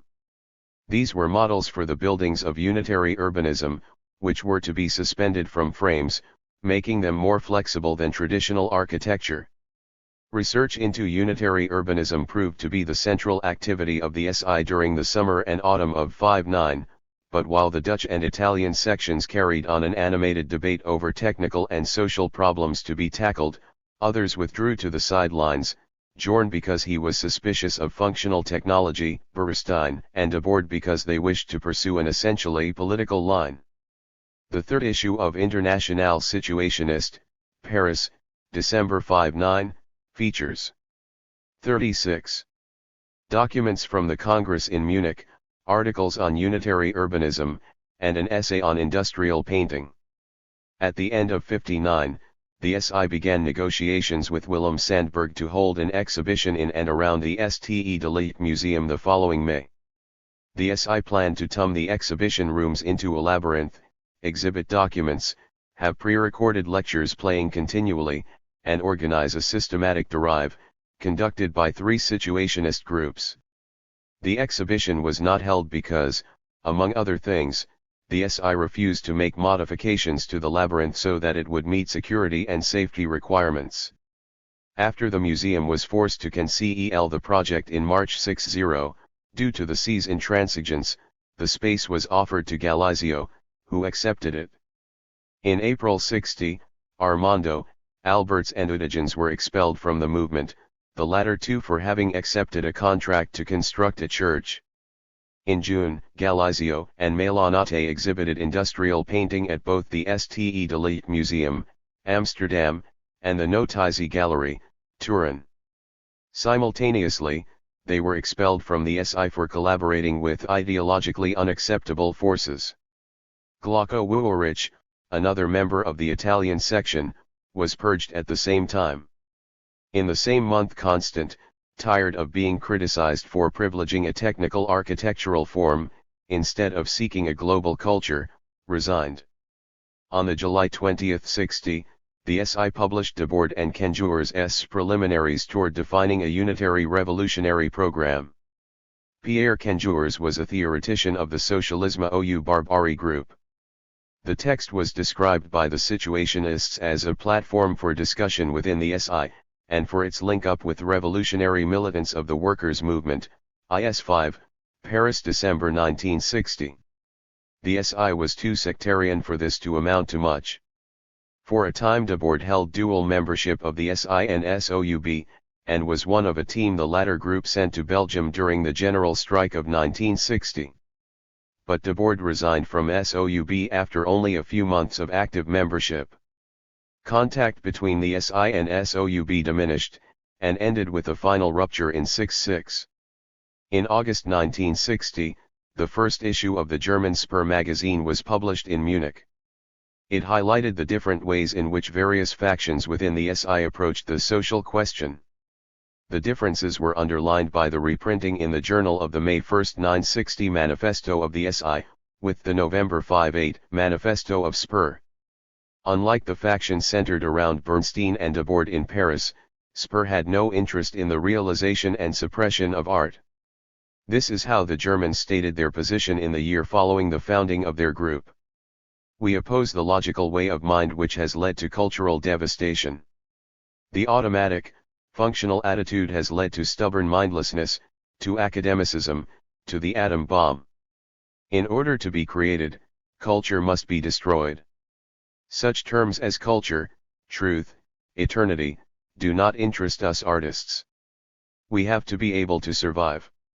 The material and spiritual position of art is so desperate that a painter should not be expected to be obliging when he paints. Let the established do the obligatory. Art is a resounding stroke of the gong, it's 37. Lingering sound the raised voices of the imitators fading into thin air. Art has nothing to do with truth. Truth lies between entities. To want to be objective is one-sided. To be one-sided is pedantic and boring. We demand kitsch, dirt, primeval slime, the desert. Art is the dung heap upon which kitsch grows. Instead of abstract idealism we call for honest nihilism. The greatest crimes of man are committed in the names of truth, honesty, progress. For a better future. Abstract painting has become empty aestheticism, a playground for the lazy-minded who seek an easy pretext for the chewing over once again of long outdated truths. Abstract painting is a 100-fold masticated piece of chewing gum stuck underneath the edge of the table. Today the constructivists and the structuralist painters are trying to lick off this long dried up piece of chewing gum once again. We shall set against this objective non-commercialism a militant dictatorship of the spirit. The Spur magazine, in contrast to International Situationist, was largely graphic. Both visually and in terms of content, the two journals show the Situationist movement as being ideologically divided at every level. These differences were much in evidence at the 4th Congress of the SI, held at a secret location in East London, September 24 to 28, 60. Upon their arrival in the English capital, delegates were set the psychogeographical task of locating the British Sailors' Society, where the conference was to be held. On the September 26, Haimred Prem read a long declaration on behalf of the Spur Group attacking the tendency amongst the French and Belgian delegates to count on the existence of a revolutionary proletariat. Cotigny replied to this by reminding the Germans that in many advanced capitalist countries wildcat strikes had multiplied. This difference was not resolved, the Spur Group simply agreed to retract its statement so as not to impede present situationist activity. On the last day of the conference, the SI held a public meeting at the Institute of Contemporary Arts in London's West End. Guy Atkins includes the following eyewitness report of it in his book Historien, The Crucial Years 1954-1964, Lund Humphreys, 1977. The meeting, from beginning to end, was a parody of a normal ICA evening. Tony Del Renzio was the ICA's chairman that night.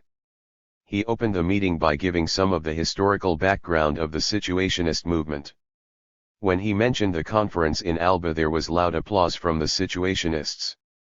At the mention of the Unification Conference at Cosio di Arasaya, the clapping was terrific, accompanied by loud foot stamping. The ICA audience was clearly baffled by this senseless display of euphoria. Del Renzio then introduced the SI spokesman Maurice Wickert. Instead of beginning with the usual compliments, Wickert scolded the ICA for using the word situationism in its bulletin. Situationism, Wickert explained, doesn't exist. There is no doctrine of this name. He went on to tell the audience, if you've now understood that there is no such thing as situationism, you've not wasted your evening. After a tribute to Alexander Trotsky, who had recently been arrested for drug trafficking in the United States, Wickert launched into a criticism of 38. UNESCO. We were told that UNESCO had failed in its cultural mission. Therefore the Situationist International would seize the UNESCO building by the hammer blow of a putsch. This remark was greeted with a few polite murmurs of approval. Wickert ended as he had begun, with a jibe at the ICA. The Situationists, whose judges you perhaps imagine yourselves to be, will one day judge you. We are waiting for you at the turning. There was a moment's silence before people realized that the speaker had finished. The first and only question came from a man who asked, "Can you explain what exactly situationism is all about?" Wickert gave the questioner a severe look. Guy Debord stood up and said in French, "We're not here to answer cuntish questions." At this he and the other situationists walked out. At this time Spur were the most active section of the SI. Between August 60 and January 61 they published 7 issues of their journal, the 5th, June 61, of which was an all-text issue on unitary urbanism, featuring reprints of old lettrissme international writings on this subject. The split between the cultural and political factions within the SI widened with the resignation of Jorn in April 1961. This was compounded by Raoul Vaneigem, born Les Ines in the Hainaut, 1934, assuming membership the same year. The division of opinion reached explosive proportions at the 5th Conference of the SI in Göteborg, Sweden, 28-30 August 61. Vaneigem's report demonstrated the intransigence of the political faction. It is a question not of elaborating the spectacle of refusal, but rather of refusing the spectacle. In order for their elaboration to be artistic in the new and authentic sense defined by the SI, the elements of the destruction of the spectacle must precisely cease to be works of art. There is no such thing as situationism or a situationist work of art or a spectacular situationist. Our position is that of combatants between two worlds, one that we don't acknowledge, the other that does not yet exist. Kunzelmann immediately expressed a strong skepticism as to the powers the SI could be ring together in order to act on the level envisaged by Vanasium, IS 7, Paris 6-2. Prem reiterated the position of the Spur Group on revolutionary tactics, more or less repeating what the Germans had said at the Fourth Congress of the SL. Although there was much talk of dissatisfaction and revolt, Spur noted that, most people are still primarily concerned with comfort and conveniences. Thus the third session of the Fifth Congress ended in uproar, with shouts of "Your theory is going to fly right back in your faces," from one faction and cultural pimps from the other. The conference decided to add Cotigny and de Jong to the editorial board of the Spur journal, and with the consultation of these two extra editors, the SIXTH issue was published in November 6-1. However, in January 6-2 Kunzelmann, Prem, Sturm, Zimmer, Esch, Nelle, Fischer, and Stadler published issue 7 of the magazine without informing Cotigny or de Jong. As a result, they were expelled from the SI the following month. Simultaneously, the Spur Group was subjected to a series of police harassments and 39 prosecutions for immorality, pornography, blasphemy, and incitement to riot. These eventually resulted in Uwe Lausen serving a 3-week jail sentence, while other members of the Spur Group were fined and given suspended sentences. After their exclusion, Spur continued to exist as a group, and were later involved with the Second Situationist International. This new grouping arose in March 6-2 WHN Nash, Ida, de Jong, Lindell, Larsen, and Stryd broke with the faction centered around Bernstein, Debord and Vane IgM. They immediately announced the formation of the 2ND International, centered on Dricka Bigot, the Situationist Bauhaus, a farmhouse in southern Sweden. Das ETA broke with responded by excluding the Nashists, a term adopted at the 6th Congress of the SI at Anvers, 12-16th November 6-2. Nash outlined the theories of the Second International in Who Are the Situationists? Times Literary Sir P. P. Lemon T., London, 14/9/64. The point of departure is the de-Christianization of Kierkegaard's philosophy of situations. This must be combined with British economic doctrines, German dialectic and French social action programs. It involves a profound revision of Marx's doctrine and a complete revolution whose growth is rooted in the Scandinavian concept of culture. This new ideology and philosophical theory we have called situology. It is based on the principles of social democracy in as much as it excludes all forms of artile privilege.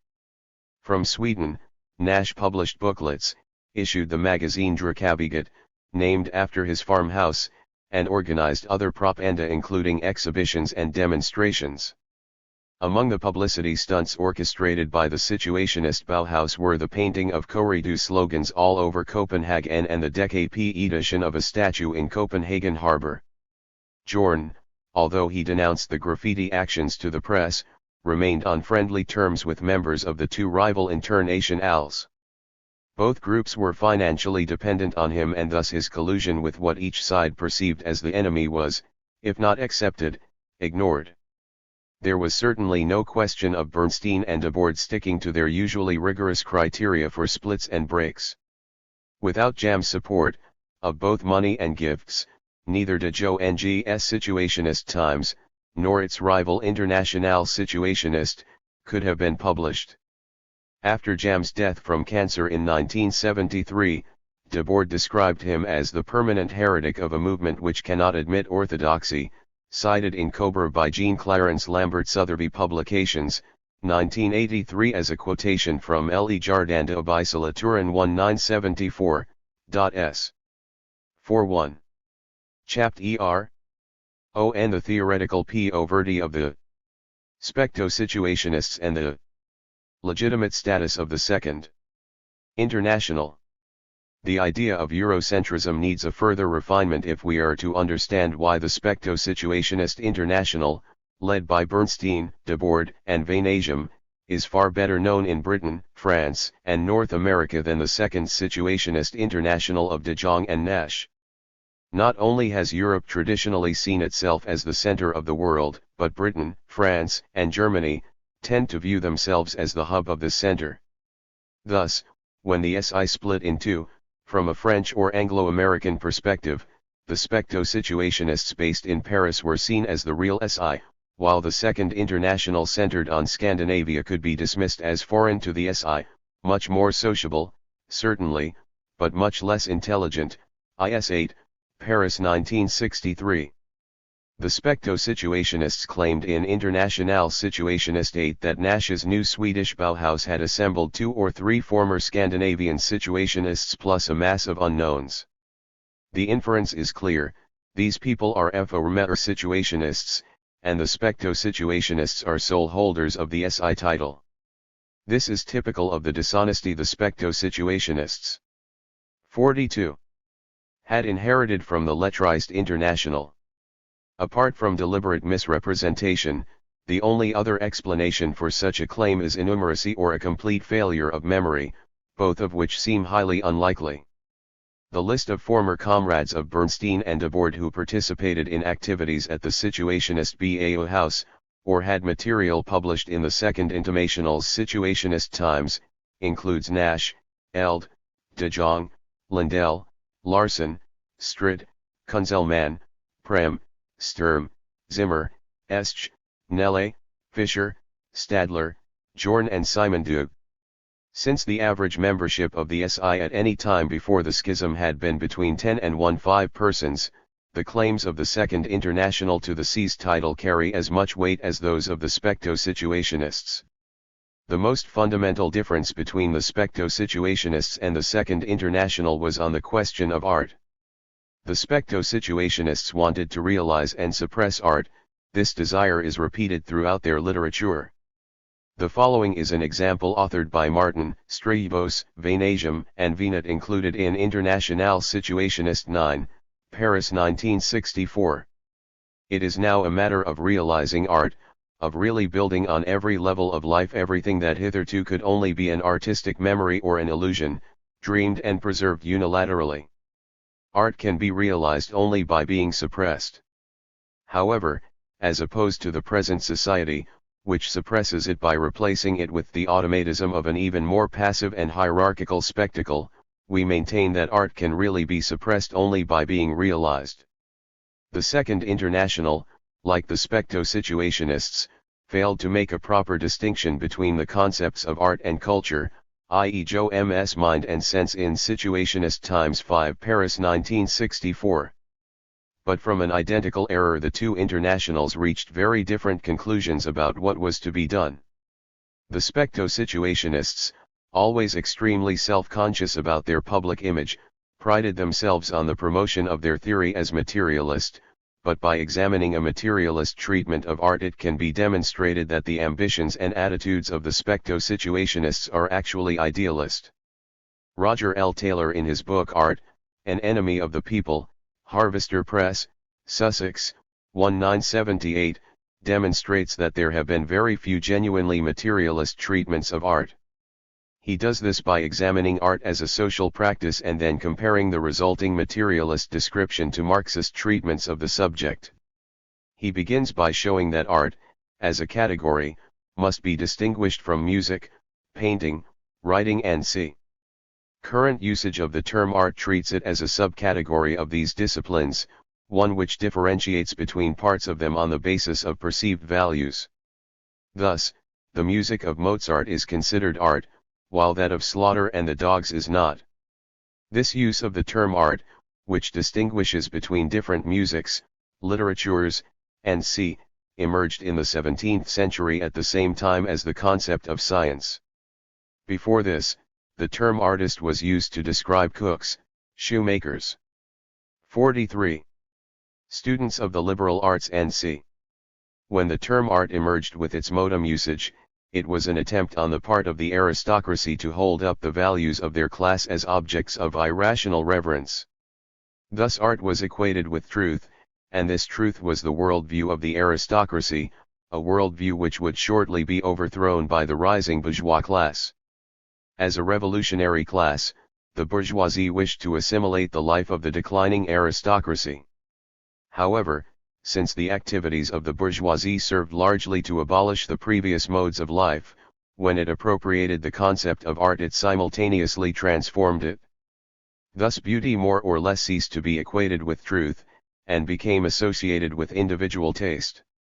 As art developed, the insistence on form and knowledge of form and individualism, basically romanticism, were added to lend authority to the concept as a particular, evolving, mental set of the new ruling class. Thus, rather than having universal validity, art is a process that occurs within bourgeois society and which leads to an irrational reverence for activities which suit bourgeois needs.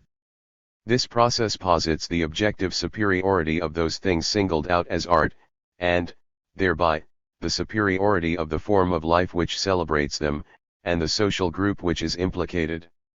This boils down to an assertion that bourgeois society, and the ruling class within it, is somehow committed to a superior form of knowledge. From this we can deduce that art will continue to exist as a specialized category until capitalism itself has been abolished. This is a conclusion very different to that reached by the specto-situationists. In International Situationist 10, Kaitai asserts, "I realized all the possibilities of language and forever closed the door on art as a speciality." The realization of art, poetry in the situationist sense, means that one cannot realize oneself in a work, but rather realizes oneself period. If art, from a materialist perspective, is a process which occurs in bourgeois society, there can be no question of its realization. Such an idea is mystical since it implies not only that art has an essence, but that as a category it is autonomous of social structures. To undertake its realization and suppression is an attempt to save this mental set at the very moment the category is abolished. Art disappears from the museums only to reappear everywhere. So much for the autonomous practice of the proletariat. This is actually the old bourgeois dream of a universal category which will propagandize for social cohesion. Apart from its treatment of art, the other theoretical device which distinguishes the specto-situationists from the Second International is the concept of the spectacle. This gains its most elaborated theorization in Guy Debord's La Société du Spectacle, Buch et Chastel, Paris, 1967, English translation Black and Red, Detroit, 1970. In this, paraphrasing Marx, Debord announces the entire life of societies in which modem conditions of production reign. 44. Announces itself as an immense accumulation of spectacles. Everything that was directly lived has moved away into a representation. From this point on, Debord proceeds to treat the spectacle as a generalist, and simultaneously a localized, phenomenon. And by treating it in this way, offering a series of overlapping but hardly regimented descriptions, he is unable to arrive at a uniform notion of the concept. Debord only appraises its various movements without demonstrating any real relation between them. 2. The specto-situationist conception of both capitalist and communist society is as mystical as its conception of art. Debord announces that the spectacle is not a collection of images but a social relation among people mediated by images, as though human relations hadn't always been conducted via sense impressions, which in terms of sight have always been images. Vainagem in his Trait de savoir-vivre et l'usage de jeunes générations, Gallimard, Paris, 1967, talks of communist society as being a world of masters without slaves, when it is actually a society in which metaphors of class domination will be rendered meaningless. Rather than attempting to develop rigorous theories, and failing miserably, the Second International pursued a more open policy. In the situationist times De Jong would draw together photographs, diagrams and odd pieces of writing on a specific theme, for example labyrinths in issue 4, Paris 1963, and leave her readers to draw their own conclusions. In many ways issues of the Situationist Times resemble contemporary printed editions by Fluxus. Both represent a non-art approach to what can only very loosely be termed artistic activity. Thus, while the specto-situationists were doubly ideological in their dogmatic assertion of the theoretical nature of their speculations, the Second International, which was happy to have its thought described as an ideology, proved more open-minded in its approach to philosophical inquiry. Chapter S. The Decline and Fall of the Specto-Situationist Critique. 45. During the early 60s both the specto-situationists and the Second International were largely unknown beyond fringe groups of artists, students, and political activists. Both internationals managed to spread their fame a little through the use of scandal. The specto-situationist Jefferson Victor Martin was the most accomplished practitioner of this tactic. After several incidents which reached the press, he was prosecuted for producing a cartoon on the occasion of a Danish royal wedding which depicted Christine Keeler with a speech bubble stating that it was better to be a prostitute than marry a fascist. When fans of the journal Internationale Situationist gained control of the student union at Strasbourg University, the specto-situationists seized their chance for an intervention with maximum publicity. In its text are goals and methods in the Strasbourg scandal, Internationale Situationist 1-1, Paris, October 6-7, the specto-situationists claim they initially suggested that the students themselves write a critique of the university and society in general, and then publish it with student union funds. In the end, the text was written by a card-carrying specto-situationist, Mustafa Kayatay, with a few corrections made by the organizational hierarchy in Paris. 10,000 copies of On the Poverty of Student Life, considered in its economic. 46. Political, psychological, sexual, and particularly intellectual aspects, and a modest proposal for its remedy, Afges, Strasbourg, 1966, were printed, and many were handed out at the official opening of the university's academic year in November 66. Soon afterwards, the student union was closed by court order and the specto-situationists received international publicity. In the court case that resulted from the text's publication, the summation of the judge is now better remembered and publicized than the text itself. The accused have never denied the charge of misusing the funds of the student union. Indeed, they openly admit to having made the union pay some $1,500 for the printing and distribution of 10,000 pamphlets, not to mention the cost of other literature inspired by Internationale Situationist.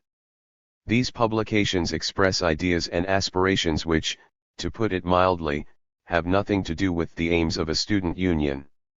One has only to read what the accused have written, for it is obvious that these 5 students, scarcely more than adolescents, lacking all experience of real life, their minds confused by ill-digested philosophical, social, political, and economic theories, and perplexed by the drab monotony of their everyday life, make the empty, arrogant, and pathetic claim to pass definitive judgments, sinking to outright abuse, on their fellow students, their teachers, God, religion, the clergy, the governments and political systems of the whole world. Rejecting all morality and restraint, these cynics do not hesitate to commend theft, the destruction of scholarship, the abolition of work, total subversion, and a worldwide proletarian revolution with unlicensed pleasure as its only aim. In view of their basically anarchist character, these theories and propaganda are eminently noxious. Their wide diffusion in both student circles and among the general public, by local, national and foreign press, are a threat to the morality, the studies, the reputation, and thus the very future of the students of the University of Strasbourg. The reaction of the judge delighted lumpen intellectuals across the world, and many of the subsequent reprints of the text have included this extract of the judge's summation. According to Ken Knabb, Situationist Anthology, Bureau of Public Secrets, Berkeley, 198-1. On the Poverty of Student Life is in fact the most widely circulated situationist text. It has been translated into Chinese, Danish, Dutch, English, German, Greek, Italian, Japanese, Portuguese, Spanish and Swedish, and its total printing so far is in the neighborhood of 500,000. The text itself begins with a critique of students, the most universally despised creature in France, and continues by declaring that there are only two possible futures for delinquents: the awakening of revolutionary consciousness or blind obedience in the factories. This is followed by a critique of the Dutch provost, in which Constant is personally insulted. The fact that he was once a member of the Situationist International is conveniently ignored.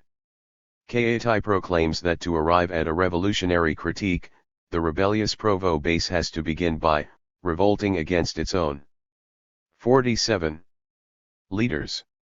Its presumably idealist induction, which enables Kaitai to declare that by revolting against their studies, the American students have automatically called into question a society that needs such studies.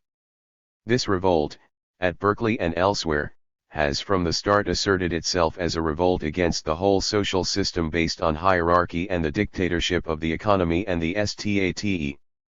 This no doubt came as a surprise to the majority of those who had participated in the disturbances, but since they presumably lacked the theoretical rity of Specto's situationist analysis, Kaitai felt free to state it anyway. Similarly, the struggles in Eastern Europe, East Berlin 1953, Budapest 1956, and c. are without illusion, and the protagonists, although they don't know it themselves, are in complete accord with the theoretical thesis of the Specto-situationists. In England, the youth involved with the anti-bomb movement lack radical perspectives, but this can be remedied if they link up with the shop steward movement. According to Kaitai, the fusion of student youth and radical workers that has already taken place shows how this is to be done. One wonders where the majority of youth, who in England at least lacked the benefits of higher education, were meant to fit in.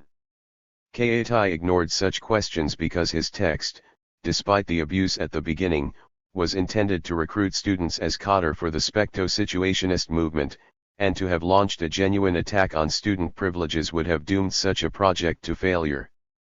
It is precisely because Kaitai's stale ideology is aimed at students that he presents his ideas as a series of shop-worn paradoxes. The first great defeat of the proletarian power, the Paris Commune, is in reality its first great victory, in that for the first time the early proletariat demonstrated its historical capacity to organize all aspects of social life freely. Whereas its first great victory, the Bolshevik Revolution, ultimately turned out to be its most disastrous defeat. The results of the Russian counter-revolution were, internally, the establishment and development of a new mode of exploitation, bureaucratstat capitalism, and externally, the growth of a communist international whose spreading branches served the sole purpose of defending and reproducing their Russian model. In spite of apparent variations and oppositions, a single social form dominates the world, and the principles of the old world continue to govern our modern world. The tradition of the dead generation still haunts the minds of the living. There can be no revolution outside the modem, nor any modem thought outside the reinvention of the revolutionary critique. As Lukács correctly showed, revolutionary organization is this necessary mediation between theory and practice, between man and history, between the mass of workers and the proletariat constituted as a class. Everything ultimately depends on how the new revolutionary movement resolves the organization question. The critique of ideology must in the final analysis be the central problem of revolutionary organization. Kaitai's style is that of a pompous academic. It makes one think of those imbecilic professors of philosophy who welcome new students with the hope 48. That at the end of their course these acolytes will emerge knowing less than when they began. No doubt Kaitai's paradoxes were familiar and reassuring to his student readers. Like all specto-situationist texts, when the concepts contained in On the Poverty of Student Life are analyzed, they are soon seen to be incoherent. Kaitai, in concluding, talks about the actual realization of real desires. The critical reader does not infer from this an intended distinction from the non-realization of false desires. 2. Only the semi-literate would mock the hapless theorist. Kaitai's references to the concrete serve a real function.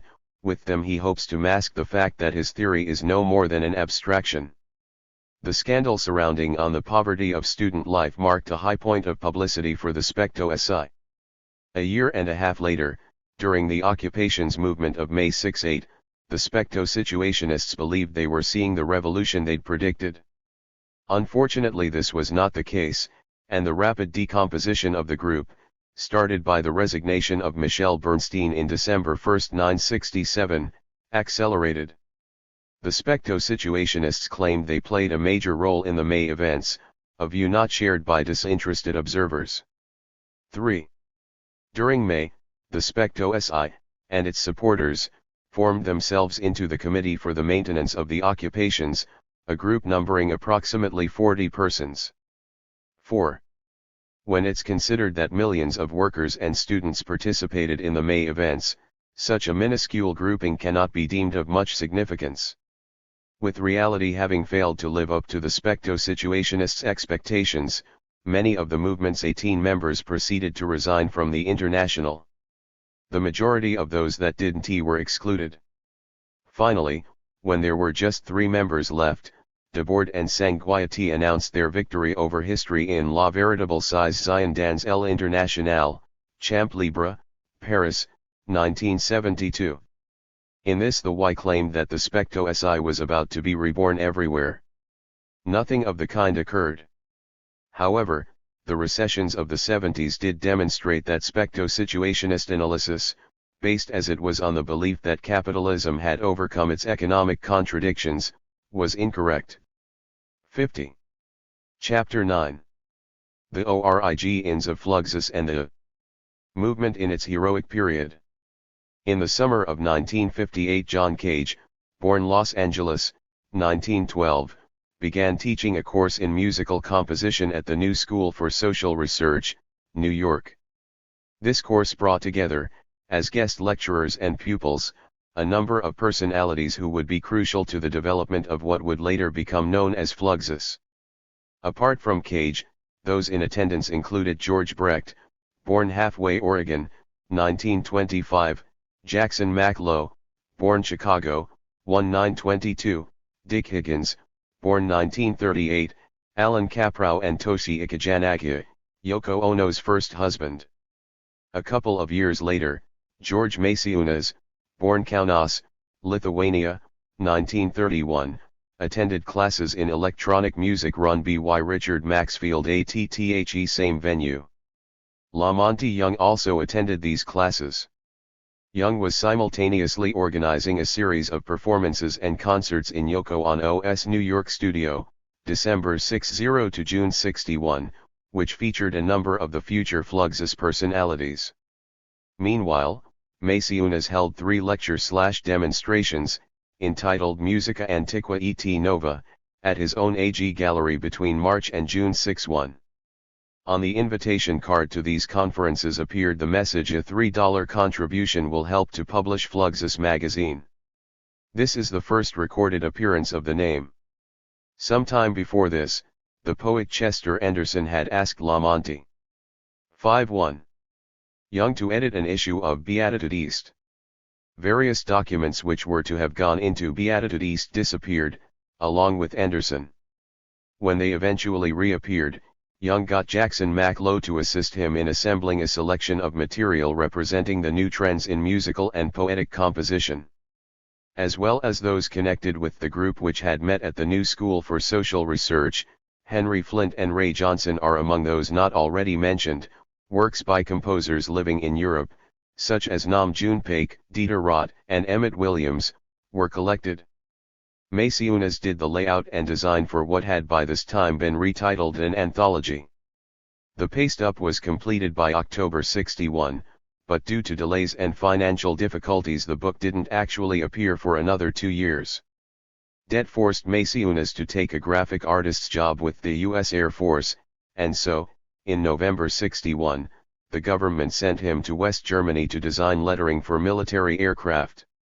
The work was not only highly paid, it also enabled Maciunas to use the government resources placed at his disposal to promote Fluxus. He became particularly adept at abusing the subsidized postal system, which was intended to keep up morale among military personnel by minimizing the cost of communication between them and their loved ones. Once in Europe, Maciunas made contact with Nam June Paik, born Seoul, Korea, 1932, and already infamous for cutting John Cage's necktie in two. Paik, in his Tum, introduced Maciunas to a number of other avant-gardists resident in Europe, most notable among whom was Wolf Vastel, born Leverkusen, Germany, 1932.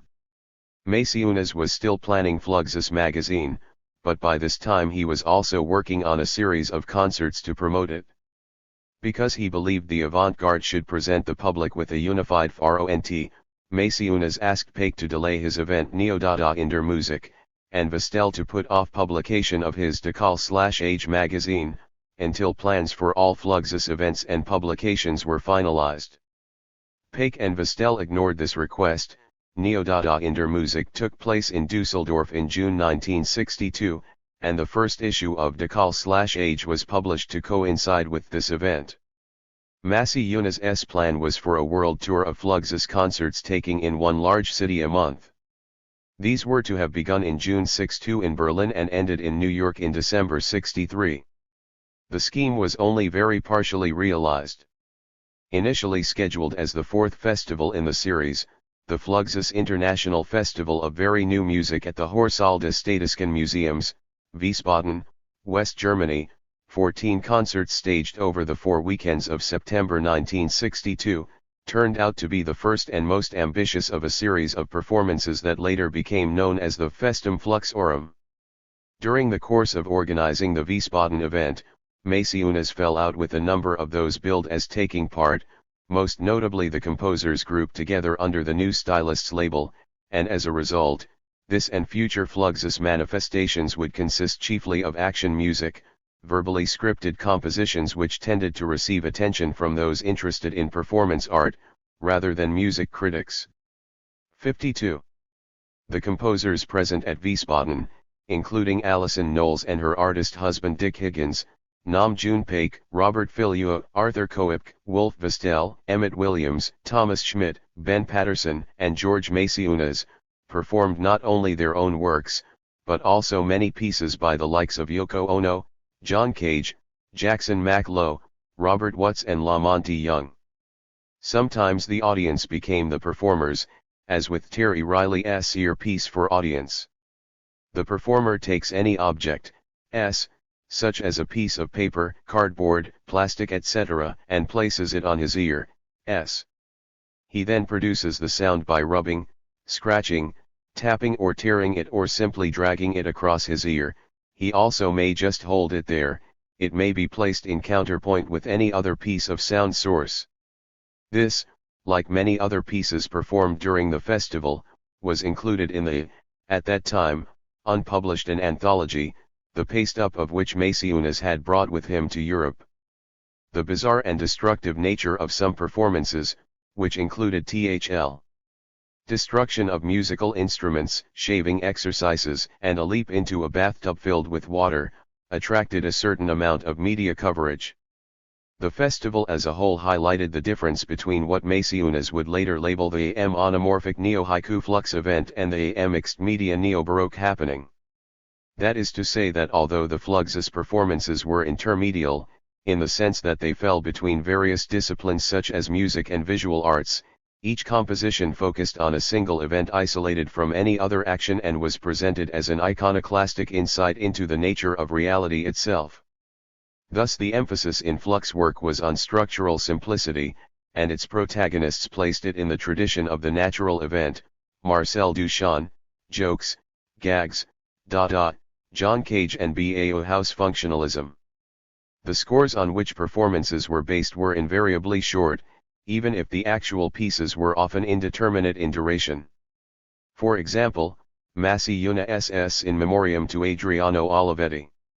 Each performer chooses any number from a used adding machine paper roll. Performer performs whenever his number appears in a row. Each row indicates the beat of metronome. Possible actions to perform on each appearance of the number: 1. Bowler hats lifted or lowered. 2. Mouth, lip, tongue sounds. 3. Opening, closing umbrellas etc. Theoretically, by using these scores anyone was able to perform Fluxus works with little need for practice, skill, or preparation. One Chikosiomi's disappearing music for face is one of the best known and most popular examples of this. Change gradually from smile to no smile. 53. Maciunas was unable to attend the Festival of Misfits in London, Gallery 1 and Institute of Contemporary Arts, October 23 to November 8, 62, and critics are divided over whether it should count as an official Fluxus event. The participants were Arthur Koepke, Gustav Metzger, Robin Page, Ben Patterson, Daniel Spory, Ben Vaudier, and Emmett Williams. Ben Vaudier, born Naples, Italy, 1935, lived in the window of Gallery 1 for much of the festival. Many considered Robin Page's guitar piece to be the highlight at the evening of action music held at the ICA. Victor Musgrave describes the performance in The Unknown Art Movement, Art and Artists, October 72. Wearing a shining silver crash helmet and holding his guitar ready to play, Robin waited a few moments before flinging it onto the stage and kicking it into the audience, along the aisle and down the steps into Dover Street. The effect was dramatic. The spectators arose and rushed after him as he ran round the block aiming frenetic kicks at the disintegrating guitar. The night sky was lurid with flashes of lightning. It was also the very day when the world stood poised in trepidation at the crucial point of the Kennedy-Khrushchev confrontation over Cuba.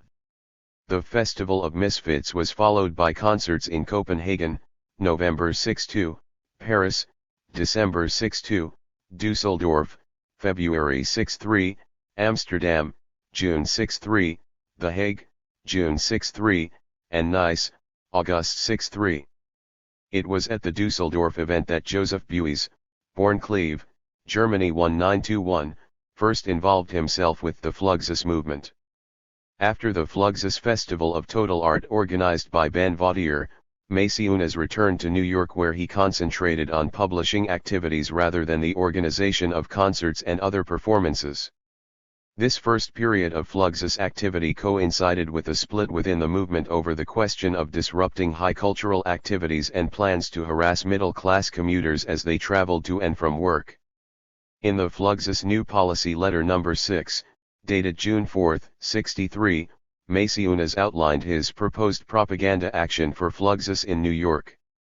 The use of propaganda was broken down into four main areas. A. Pickets and demonstrations. B. Sabotage and disruption. C. Compositions. D. Sale of Fluxus publications. These were to serve a dual purpose: action against what H. Flint describes as serious culture and action for Fluxus. Flint, despite his bizarre and unorthodox Leninist leanings, for an example of these see the pamphlet Communists Must Give Revolutionary Leadership in Culture, Worldview Publishers, New York, 1965, had already exemplified himself as the most politically committed of the Fluxus circle. In February 63, under the auspices of Action Against Cultural Imperialism, he'd held public 54 demonstrations outside the Lincoln Center and the Museum of Modern Art, New York, to protest against serious culture. Flint, born Greensboro, North Carolina, USA, 1940, was one of the first white political activists to perceive that American high culture, due to its bourgeois European ancestry, was both racist and classist, and that its falsely assumed superiority was simply one aspect of its imperialistic nature. The Fluxus aesthetic of unpretentious simplicity was by implication an assault on serious culture.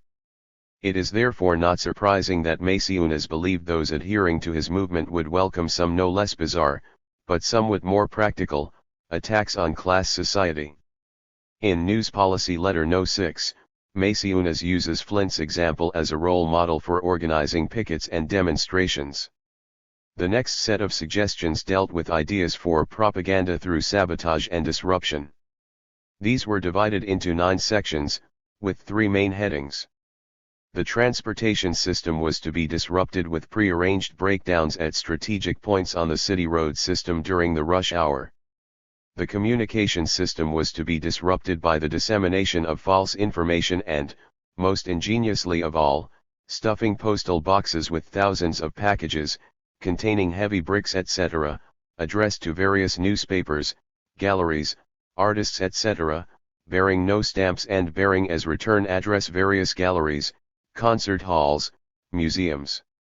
Although Maciunas was being over-optimistic in assuming that either the sender or receiver would be bound to pay for these, there is no doubt that the plan could have caused a good deal of disruption. Since any given postal worker can only carry a limited weight when delivering mail, if enough packages had been sent simultaneously to a single district, this could have caused considerable delay in the distribution of mail. If the district selected was a business district, the tactic would have been particularly effective with virtually no adverse effect on ordinary workers. Finally, there were plans to disrupt cultural life through the use of stink and sneeze bombs, the mailing of fake announcements, and using telephones to direct emergency and delivery services to museums, and on opening nights. In a letter to Maciunas dated April 25, 6-3, Jackson Maclow describes these tactics as approaching the unprincipled, unethical, and immoral. Maclow, who had edited the anarcho-pacifist magazine Resistance from 1945 to 54, came out on the side of reaction by declaring that he was not concerned with demolishing the edifices of his enjoyment of the past. For similar reasons Brecht, Knowles, born New York, 1933, and Higgins sided with Maclow. W. Heil Flint criticized Maciunas' plan as being over-artistic.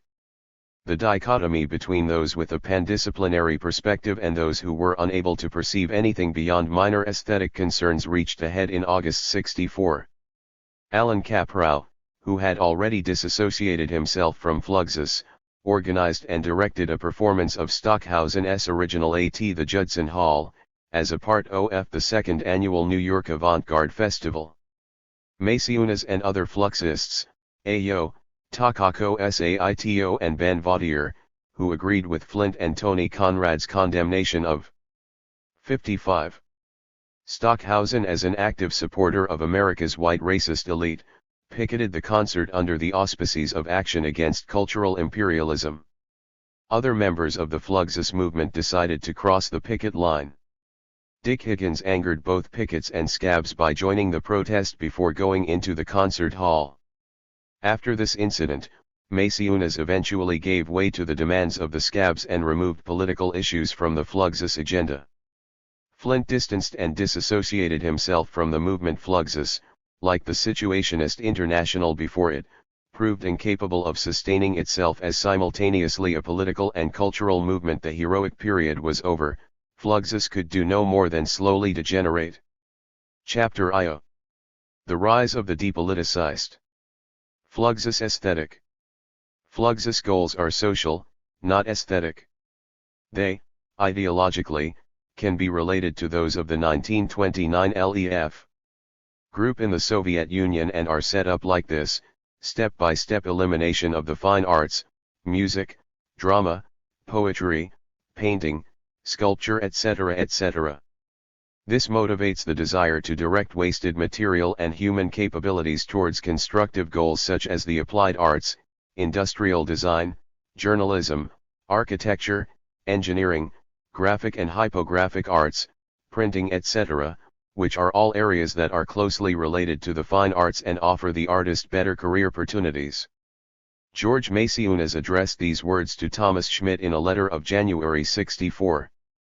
At this time, despite the arguments over the news policy letter of the previous April, it was still possible for Maciunas to view Fluxus as spearheading a radical new functionalist approach in the arts.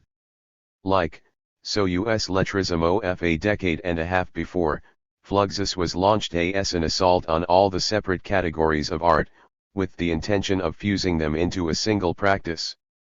Thus, when successive keys on a piano were nailed down to create Veri new musici, the act was not simply an iconoclastic attack on the idea of music as an artistic category, it was seen as a practical, functional, way of fusing the disciplines of music, theater, and poetry. 57. With similar intentions, Wolf Vastel had been blurring and distorting television pictures since 1959.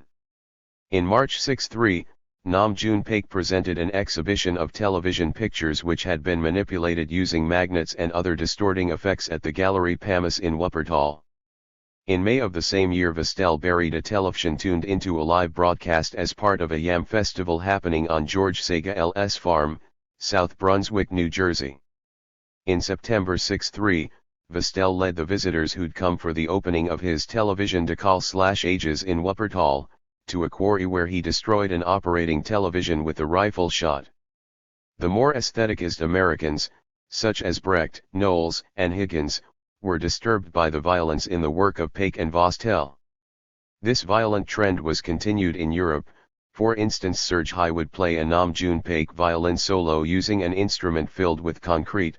Thus when the violin was brought smashing down onto a table, it was the table, and not the instrument, that broke. However, Fluxus activity at this time is now seen by art historians as being centered on New York, and the more hard-edged actions of the Europeans tend to be given a lower status than the mysticism of the North Americans. When Maciunas returned to the States, he'd moved into 359 Canal Street, where Dick Higgins had a studio/loft. From here nearly 20 Fluxus multiples were issued in 1964 alone. The multiples consisted of found objects purchased in the junk shops that lined Canal Street at that time. They were housed in a variety of boxes, the most uniform thing about them being the labels which Maciunas designed and had printed in some quantity. 1964 also saw the publication of the first Fluxus yearbox, which consisted of approximately 20 envelopes bolted together, each containing work by a different Fluxus artist. Although ostensibly a multiple, each copy varied slightly in content. The number of live Flux events continued to decline throughout the mid and late 60s. Initially this was compensated for by an increase in the number of Fluxus publications, which included the house magazine Vitre, as well as multiples by a variety of artists. The publications tended to be poetic in character, and reflect the success with which the aesthetic tendency toned down Maciunas's political stridency. However, in 1968 the Flux Press partially redeemed itself by publishing Henry Flint's pamphlet Down with Art. In this text, Flint discredited scientific justifications of art. He went on to demonstrate that it was subjectivity which distinguished art and entertainment from other activities. According to Flint, there was an insurmountable contradiction in the fact that art objects existed independently of any subjective enjoyment of them, that art was produced independently of people's liking of it, and yet artists still expected their products to find their value in people's liking of them. Because of this separation between production and enjoyment, the consumption of art is essentially alienated. Rather than accepting the alienated category of art, Flint suggests that individuals can satisfy their subjective needs in spontaneous self-amusement and play. Flint terms what he describes as experiences prior to art. 58. Just likings or brand. One of the reasons for the decrease in Fluxus activity during the late 60s was that from 1966 onwards Maciunas spent much of his time planning a Fluxus cooperative building. After a couple of buildings fell through, Maciunas acquired 80 Worcester Street at the beginning of 1967. Like the Flux Hall and former Maciunas residence at 359 Canal Street, this building was located in the heart of New York's Soho. Robert Watts was the first Fluxus to move into the building, and was followed by Maciunas himself. At the end of 67, the filmmaker's Cinematheque installed itself on the ground floor, where it remained for 2 years. Maciunas went on to establish a series of other cooperative buildings in the area, and his example was soon imitated by others. Like other utopian movements, Fluxus engaged in speculation about possible improvements to the immediate environment. Maciunas's practical interest in real estate found its theoretical reflection in Fantastic Architecture, edited by Wolf Vastel and Dick Higgins, Something Else Press, New York, 1969. Vastel sets the tone of the book in his introduction. This documentation of ideas and concepts of a new polymorphous reality is offered as evidence of the new methods and processes that were introduced by Fluxus, happening, and pop. A demand for new patterns of behavior, new unconsumed environments. The accent in all the works in this book lies in change, i.e. expansion of physical surroundings, sensibilities, media, through disturbance of the familiar. Action is architecture. Everything is architecture. A new life. Rooms being built of the letters in the German name for Vienna, Holland's aircraft carrier as a city for 30,000 inhabitants, Oldenburg's alteration of the Thames, my superhighway as a cathedral environment, are all utopias containing more breadth and visualization of present-day thought than the repressive architecture of bureaucracy and luxury that imposes restrictions on people. Everything is forbidden. Don't touch. No spitting. No smoking. No thinking. No living. Our projects, our environments are meant to free men, only the realization of utopias will make man happy and release him from his frustrations. Use your imagination. Join in, share the power. Share property. Such conceptions of urbanism and freedom are very close to those of Coburn 20 years earlier and to the thinking of the Situationist International of a decade before. Similarly, the Flux Labyrinth exhibited at the Berlin Akademie der Kunst, September 5 to October 17, 1976, is conceptually close to the aborted Situationist plan of 59-60 for building a labyrinth in the Stedelijk Museum, Amsterdam. In the late 60s Fluxus activities merged, to an extent, with those of hippies, freaks, and other dropouts. Soho, the center of Fluxus activity in North America, was geographically situated at the heart of the East Coast. 59. Hippie scene, and while Fluxus undoubtedly exerted an unperceived influence on the flower children, the freak lifestyle also left its mark on Fluxus.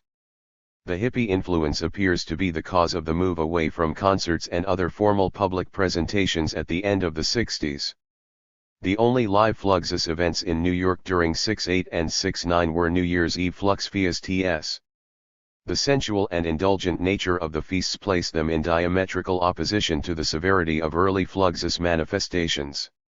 Similarly, the Flux Show, Flux Sports, and Flux Mass, which took place at Douglas College, New Brunswick, New Jersey, in February 1970 were very different to early Fluxus events and contrast sharply with the Fluxus activities still being carried out in Europe.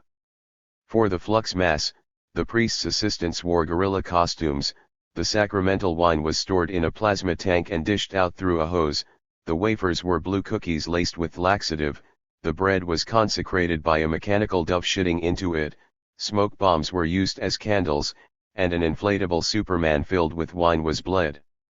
This was accompanied by sounds varying from recordings of barking dogs and locomotives to bird calls and gunshots. The Flux Mass was followed by similar events such as the Flux Divorce of June 1971, the Flux Halloween of autumn 1977, the Flux Wedding of February 1, 1978, and after Massey Yunis's death from cancer in Boston on May 9, 1978, the Flux Funeral. It hardly needs stating that these bizarre variations on traditional rites bear little resemblance to Fluxus activities during the movement's heroic phase. In an undated manifesto composed during this heroic period, Massey Yunis had written, "Purge the world of bourgeois sickness, intellectual, professional and commercialized culture, purge the world of dead art, imitation, artificial art, abstract art, illusionistic art, mathematical art, purge the world of Europeanism. Promote a revolutionary flood and tide in art, promote living art, anti-art, promote an art reality to be grasped by all peoples, not only critics, dilettantes, and professionals. Fuse the cadres of cultural, social and political revolutionaries into united front and action. Measured against these laudable aims, the later activities of Fluxus can only be viewed as a degeneration from the movement's original intentions. However, despite this, Fluxus never lost its utopian edge. In the mid-70s a plan of Massey Yunis to set up a utopian colony on Ginger Island, in the Virginia Islands, was foiled when the owner died on the day the sale agreement was to be signed. Similarly, at the time of his death, Maciunas was planning to set up a utopian community on a farm in New Marlborough. 60. Chapter LL. Gustav Metzger N. Auto-destructive art. Gustav Metzger, born 1926, Nummerg, Germany, identified destruction as one of the crucial elements in 20th century art, and on the basis of this observation became a one-person art movement. He gives a description of his artistic development in Auto-Destructive Art, Metzger at the AA, an expanded version of the lecture notes for a talk given at the Architectural Association 24/2/65, published by ACC, London 1965. In 1957 I had reached a strong dissatisfaction with the materials of painting. I needed something tougher to work against than board. The following year I did a series of paintings on mild steel. I used a palette knife which in the course of paint application scraped and incised the steel, giving reflections. This did not satisfy either. I wanted to use some of the machinery I had been reading about in the Financial Times. Presses of tremendous power that respond to a minute fraction of an inch. I wanted to make sculptures with these machines, controlling them rather like an organist does his instrument. It was months after I had given up these plans, partly because of the extreme difficulty of realizing them, that I hit on the idea of auto-destructive art. Looking back on my development, I see that I had exhausted the medium of paint on canvas as far as the expression of a fast, intense vision was concerned. In 1960, with the acid on nylon technique, I had found it. 6.1. The FIRST Manifesto of the New Art FORM, entitled simply Auto-Destructive Art, was issued in November 1959. This proclaimed, auto-destructive art is primarily a form of public art for industrial societies. Self-destructive painting, sculpture, and construction is a total unity of idea, site, form, color, method and timing of the disintegrative process. Auto-destructive art can be created with natural forces, traditional art techniques and technological techniques. The amplified sound of the auto-destructive process can be an element of the total conception. The artist may collaborate with scientists, engineers. Self-destructive art can be machine-produced and factory-assembled. Auto-destructive paintings, sculptures and constructions have a lifetime varying from a few moments to 20 years. When the disintegrative process is complete, the work is to be removed from the site and scrapped. In this short statement Metzger set out the platform of ADA, auto-destructive art. It was the founding manifesto of a movement which never came into existence, and was followed by 4 more manifestos which failed to find adherents. Metzger was influential, but most of those who sympathized with him preferred to join the Nouveau Realist and Fluxus groups. ADA should thus be seen as a tendency typified in particular by Metzger and the early work of Jean Tinguely. Metzger offered the following description of his techniques in a broadsheet that accompanied his demonstration of ADA at the South Bank, London, July 3, 1961. Acid action painting. Height 7 feet, length 12 feet 6 inches. Depth 6 FL. Materials, nylon, hydrochloric acid, metal. Technique. 3 nylon canvases colored white, black, red are arranged behind each other, in this order. Acid is painted, flung, and sprayed onto the nylon which corrodes at point of contact within 1/5 seconds. Construction with glass. Height 13 feet. Width 9 feet 6 inches. Materials. Glass, metal, adhesive tape. Technique. The glass sheets suspended by adhesive tape fall onto the concrete ground in a pre-arranged sequence. The pieces, such as these, which Metzger actually realized, fall a long way short of his ambitions for ADA. In his 1965 lecture at the Architectural Association, he described plans for pieces which would have taken years to complete and required public funding on a massive scale. The construction is to be about 18 feet high with a base about 24 feet, by 18 feet. It consists of mild steel 118-inch thick. The structure consists of 3 slabs. These highly polished forms exposed to an industrial atmosphere would start to corrode. The process continues until the structure gets weakened by the loss of material. In about 10 years' time most of the construction will have disintegrated. The remaining girder will then be removed and the site cleared. This is a fairly simple form of auto-destructive art and not expensive compared with the next project. 62. This sculpture consists of 5 walls or screens, each about 30 feet in height and 40 feet long and 2 feet deep. They are arranged about 25 feet apart and staggered in plan. I envisage these in a central area between a group of 3 very large densely populated blocks of flats in a country setting. Each wall is composed of 10000 uniform elements. These could be made of stainless steel, glass, or plastics.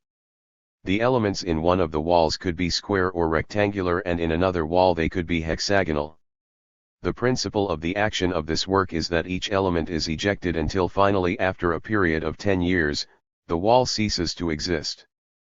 I propose the use of a digital computer that will control the movement of this work. This would be housed underground in the center of the sculpture complex. The third project I would like you to consider is in the shape of a 30-foot cube. The shell of the cube is in steel with a non-reflective surface. The interior of the cube is completely packed with complex, rather expensive, electronic equipment. This equipment is programmed to undergo a series of breakdowns and self-devouring activities. This goes on for a number of years, but there is no visible trace of this activity. It is only when the entire interior has been wrecked that the steel shell is pierced from within. Gradually, layer after layer of the steel structure is disintegrated by complex electrical, chemical and mechanical forces. The shell bursts open in different parts revealing the wreckage of the internal structure through the ever-changing forms of the cube.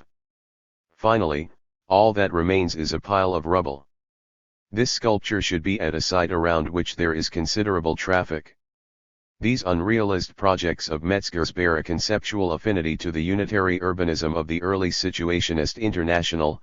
Like the C's conceptions, if implemented, they would have increased the visibility of the dynamic of change already implicit in any urban environment. And like the C's conception of urbanism, they would have altered the individual's psychological relationship to the urban environment. Metzger developed his aesthetic of revulsion, auto-destructive art, as a therapy against the irrationality of the capitalist system and its war machine. In many ways it represents a form of institutionalist waste with fewer antisocial consequences than those generally employed by capitalist states. In his talk at the Architectural Association, Metzger emphasized that the ADA was not limited to the IES of art and the production of artworks. It includes social action. Auto-destructive art is committed to a left-wing revolutionary position in politics, and to struggles against future wars. Metzger, and thus ADA, was also opposed to the art dealer system. He believed that ADA should be publicly funded because art dealers were not interested in fundamental technical change where no profit was to be made from it. According to Metzger, ADA was socially necessary as the only possible substitute for war, and thus nuclear annihilation, in a society peopled by individuals who were psychologically warped from an entire lifetime of sexual repression.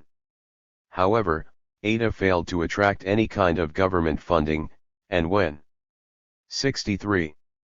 Metzger and the poet John Sharkey organized the Destruction in Art Symposium, Dios, London, September 1966, the event was run on a voluntary basis and the artists paid their own expenses.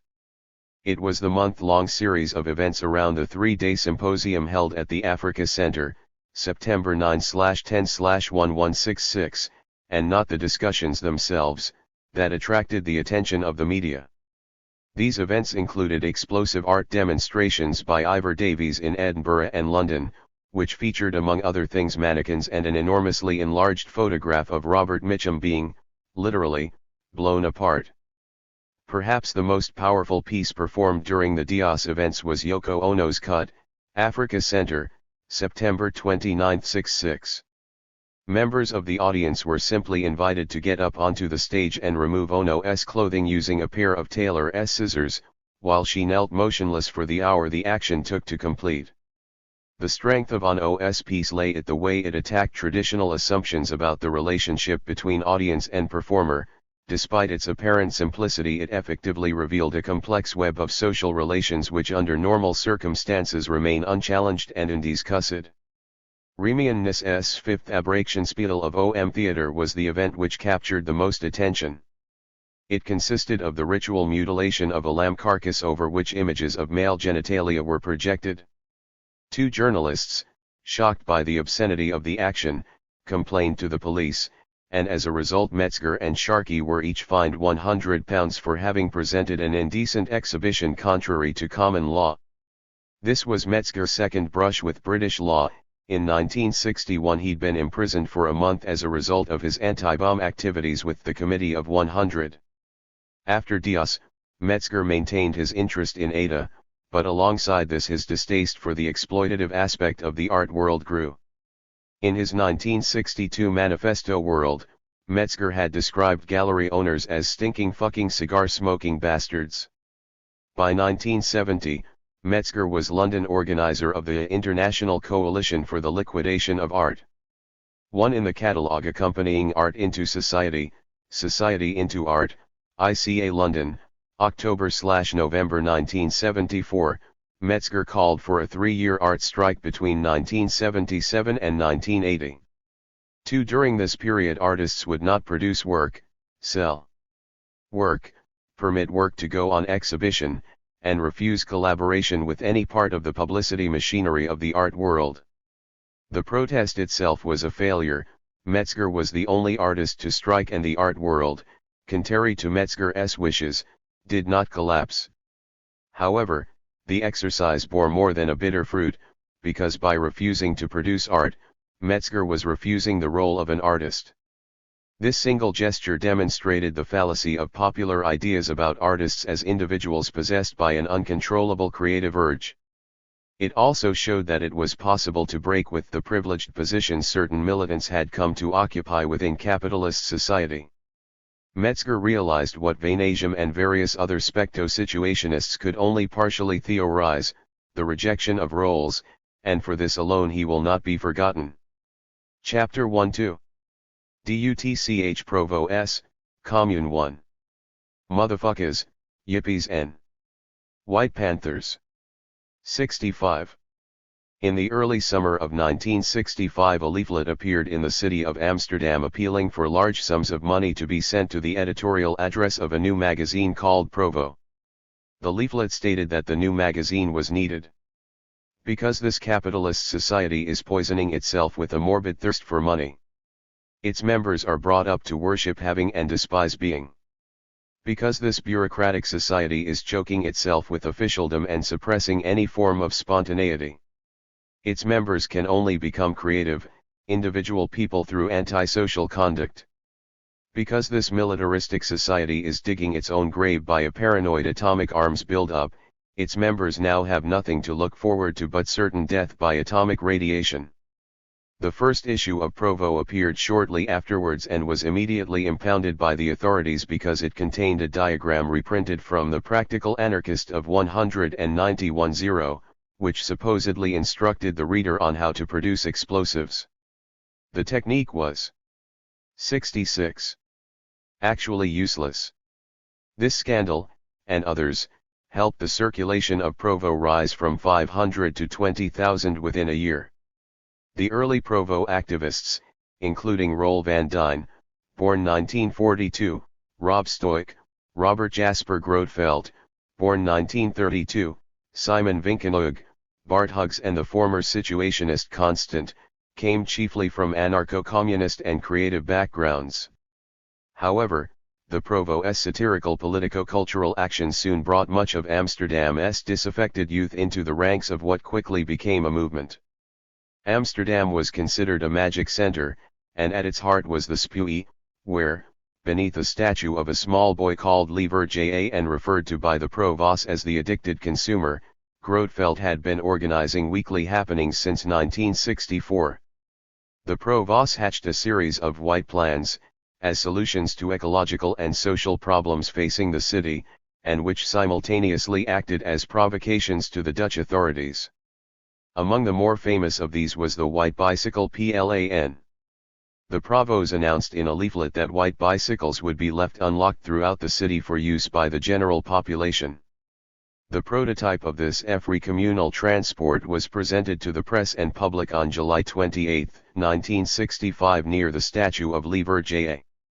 The plan proved an enormous success as a provocation against capitalist private property and the car monster, but failed as a social experiment. The police, horrified at the implications of communal property being left on the streets, impounded any bicycle that they found left unattended and unlocked. The Provos became notorious with the Dutch medical community after Bart Hughes, one of the Provo leaders, drilled a hole into his cranium, skull trepanation. Hughes believed that the membranes inside his head could expand as a result of the extra space he had created, thus increasing the volume of blood, and in-tum oxygen, that his brain could contain at any given time. The result, Hughes claimed, was similar to the expanded consciousness achieved during yoga exercises, or an LSD trip, but in his case the benefits were permanent. The Provo's international reputation dates from their March 1966 smoke bomb attack on the wedding procession of Princess Beatrix and Prince Claus von Amsberg. The cops immediately retaliated by inflicting savage beatings on anti-royalist protesters. However, the people of Amsterdam demonstrated their support for the Provo cause by voting a representative of the movement onto the city council in local elections 3 weeks later. After this it became apparent that it was only a matter of time before Provo's radical activities were recuperated by the Dutch authorities, and so in the spring of 1967 the movement was dissolved. At the same time, in Berlin, the ex-situationist and Groupsper member, Dieter Kunzelman, was assisting in the formation of Commune 1. The Commune came together in March 67, and its members introduced freak actions and political happenings to the conservative German environment. For their trouble they were expelled from the German Socialist Student Association. But the rage with which their activities were met, by 67. Traditionalists of both left and Recht, only increased their standing in the eyes of many of the younger kids. They soon became the heroes of school students on both sides of the Berlin Wall. The Horror Commune, as it was called by the German press, was a hotbed of political and cultural agitation. It was in the Commune and through meetings with its members and supporters that future terrorists such as Bomi Bouwman of the June 2 movement were radicalized. One of the Commune's most famous interventions came after a fire in a Brussels department store. A leaflet was issued entitled "When Will the Berlin Department Stores Burn?" Our Belgian friends have finally cauged onto how they can really draw the public into the lustful activities in Vietnam. They set fire to a department store, 300 satiated citizens and their fascinating lives, and Brussels becomes Hanoi. No one reading his paper at an opulent breakfast table need shed any more tear for the poor Vietnamese people, for today he has only to go to the clothing department of Kadawi, Herde, Woolworths, Bika or Neckerman and discreetly light a cigarette in a changing room. Although the leaflet, and the suggestion that the Brussels fire was started by anti-Vietnam protesters, was clearly a hoax, the press was outraged. Once again Commune 1 was the focus of public attention, which made it difficult for the bourgeoisie to sleep soundly in their beds. Meanwhile, in New York some former cultural workers were about to be reborn as the street-fighting motherfuckers. The motherfuckers, or up against the wall motherfucker, accompanied by a graphic showing a freak being shaken down by the cops, formed out of the Lower East Side branch of Students for a Democratic Society, but prior to this brief flirtation with new left politics they had been grouped around the Dada-inspired magazine Black Mask. As the Black Mask Collective, their chief public activity had been attacking gallery openings, museum lectures, and rock concerts.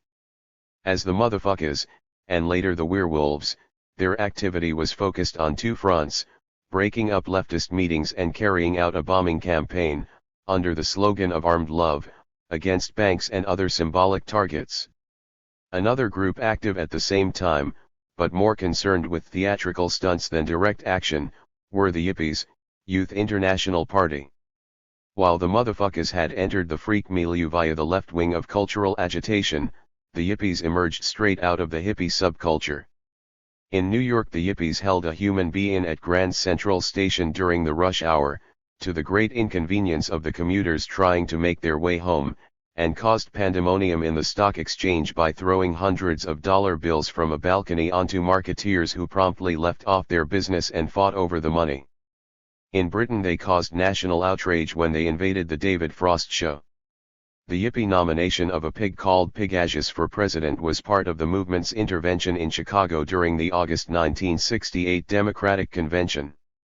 This piece of guerrilla theater turned into riots, and in September 1969 8 left-wing radicals, including the yippies Abe Hoffman and Jerry Rubin, found 68 themselves ht before Judge Julius Hoffman in what became known as the Chigago conspiracy trials. In the course of court proceedings, the judge got into numerous arguments with the defendants and their counsel. When the jury retired to cons idr its verdict, the sentenced all the defendants, and their counsel, to periods of imprisonment for co-tempt of court during the trial. The obvious bias of the judge in conducting the trial and his sentencing was widely criticized. The Chigago conspiracy trials became the most famous in American history. The resulting prison sentences showed American capitalism as being more oppressive than the yippies had imagined. The yippie movement underwent a slow disintegration as its supporters discovered that the capitalist system really was as evil as their rhetoric implied. The White Panther Party, inspired by the Black Panthers, emerged out of the Detroit Artists' Workshop in 1968, showing once again that it was former cultural workers who were leading the radicalization of American youth with the newly developed freak style of political agitation. The main aim of the White Panthers was to carry agitation into high schools, and the movement's rock and roll band, the MC5, was their most potent weapon for achieving this aim. However, by 1970, John Sinclair, leader of the White Panthers, had denounced the group for selling out. By this time Sinclair was in jail on a 10-year prison sentence for passing 2 marijuana joints to an undercover drugs detective.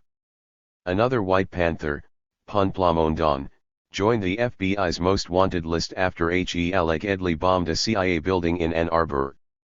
The freak style of agitation, when employed by those who could withstand the onslaught of oppression such action would bring down upon them, was particularly effective because it presented both cultural and political alternatives to capitalist domination.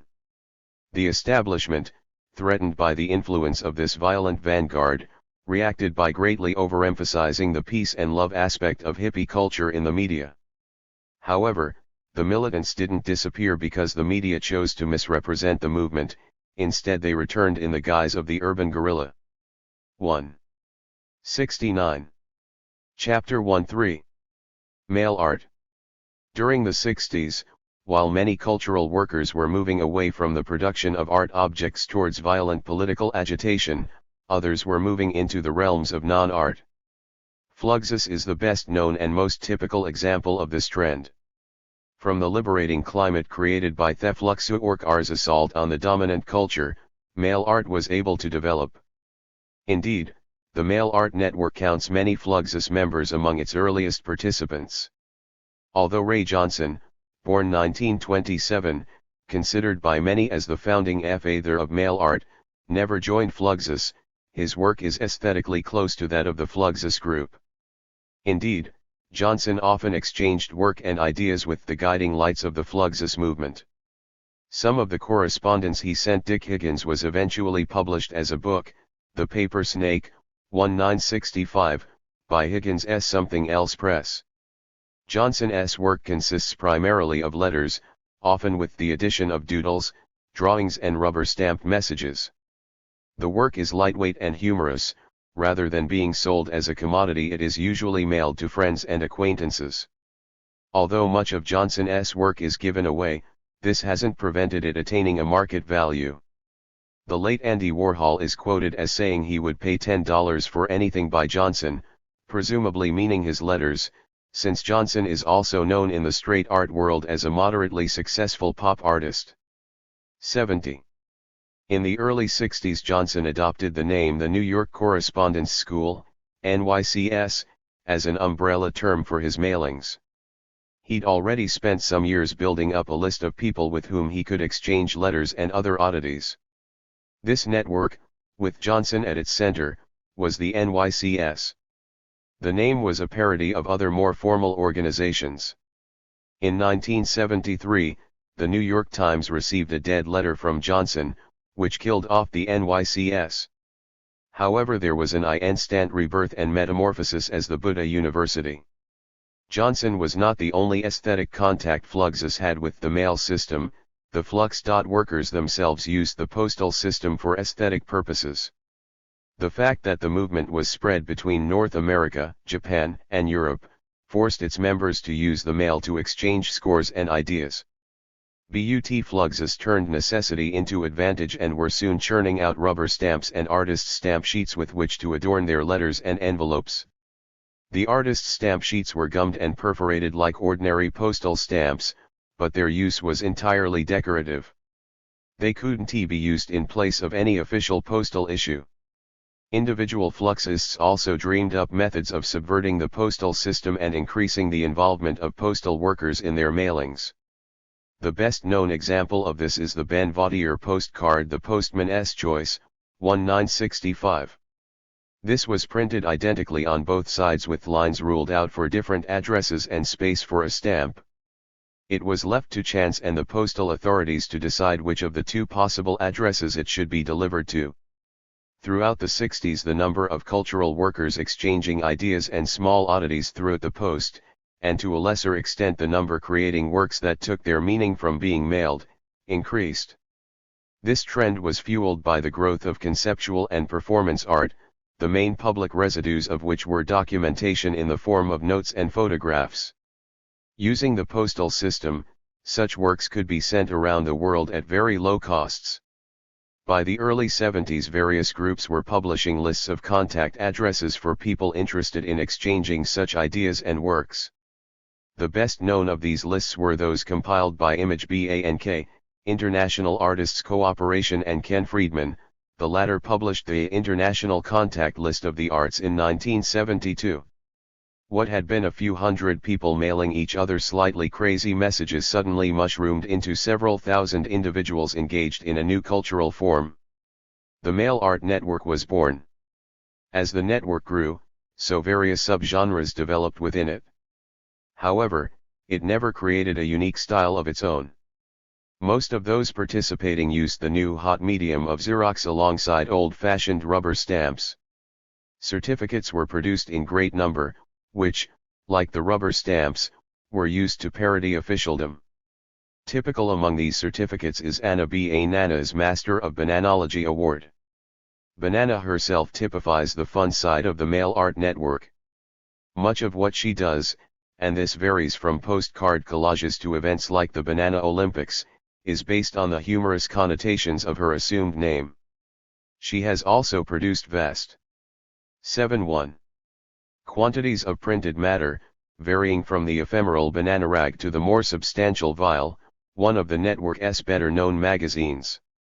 However, although she has not lost her sense of humor, Banana's performance work has recently taken on a much more serious tone. She ceased her well-received recreations of futurist and Dadaist theater. Her live work is now primarily concerned with the global ecology crisis. Whereas Banana's activities would be suitable as family entertainment, Pauline Smith-H's Adolf Hitler fan club resulted in police raids on her home. In her 1983 CV, deposited in the Tate Gallery Library, Smith describes the reasons for her interest in Hitler and how she launched the fan club. The Adolf Hitler fan club was intended to be an analogy for the weak-kneed, sick, British governments since 1945 and was stimulated by local Chelsea politics regarding landlord/tenant/development tourism, in which I was interested in the early 70s. Of course, this was not the only factor involved, but it was the most pressing. The country is a mess and nothing gets any better. What I feel about the current situation will take several years more to express through my art. For the immediate present, I am preoccupied with Adolf Hitler's involvement in the occult. The mediumistic nature of his public speaking and the mystery of his charismatic appeal to the multitudes. He may have been a bad man, but he knew very well that people do not live by bread alone, a fact our leaders seem to have forgotten, and probably forgotten precisely because Adolf Hitler thought so deeply about meeting a people's need for inspiration. Adolf Hitler remained the subject of my painting as he had been of my mail art, and I continue to paint about him because everything that has happened in this country since his death has been a reaction against him. He is the biggest influence on this country this century. Because most of those participating in the ML Art Network held liberal to left views, Pauline Smith was not only tolerated but defended by many. While much mail art was inconsequential, the network, or at least parts of it, has conducted numerous campaigns for the freeing of political prisoners, and several against nuclear weapons. The flip side of this is that, since the early 70s, there has been a subgenre of mail art concerned with extremism, sadomasochism, and pornography. The work of Co-Sey Fanitude and Genesis P. Orage has provided some of the best-known examples of this. In 1976 P. Orage was convicted of ending obscene collages thrown the post, and much of Fanitude's cultural work has centered around her activities as a stripper and model. Another sexual extremist working within the mail art network during the 70s was Jerry Dreva, born 1945, Milwaukee, Wisconsin. Dreva is best known for his artist's book W. Angst for the Memories, the seminal WORK/BOOKs of Jerry Dreva. Dreva created these books by masturbating until his semen stained the pages. The completed works were mailed to friends. As a result of these activities, Dreva has been dubbed the man who had 1,000 orgasms for art. Dreva is also well known for his manipulation of the mass media. One of his earliest media escapades was Les Petites Bonbons in Hollywood, created 72. In collaboration with Bob Lambert, Chuck Bitts, and others. The Bonbons went to all the right places and thus became a famous rock group without needing to bother about music. The Bonbons received coverage in People, Newsweek, Photographic Record, and Record World, on the basis of wearing the right clothes and knowing the right people. Dreva became so fascinated with the power of the media to create and define that he took a job on a Wisconsin paper to research the entire phenomenon. As Dreva explains in a feature in High Performance 9, Spring 1980. Eventually I began to document my own life/art performances, many of them illegal, anonymously on the pages of the newspaper I worked for. So, for example, Dreva would graffiti the outside of a Milwaukee high school, just before its Festival of Arts, with the slogans "Art only exists beyond the confines of accepted behavior" and "Death to Romance," and then in his role as a journalist caption a photo story about the graffiti for the local press. He would then send copies of the story to his contacts in the mail art network. In his high-performance feature, Dreva is quite clear about his intentions. What I'm trying to do is point to a future when art will no longer exist as a category separate from life. Dreva's lucidity is unusual among male artists. Although most of them perceive Dada and Fluxus as their precursors, they are on the whole unaware of the critique of separation that runs as a common thread through these two, and all other, utopian currents.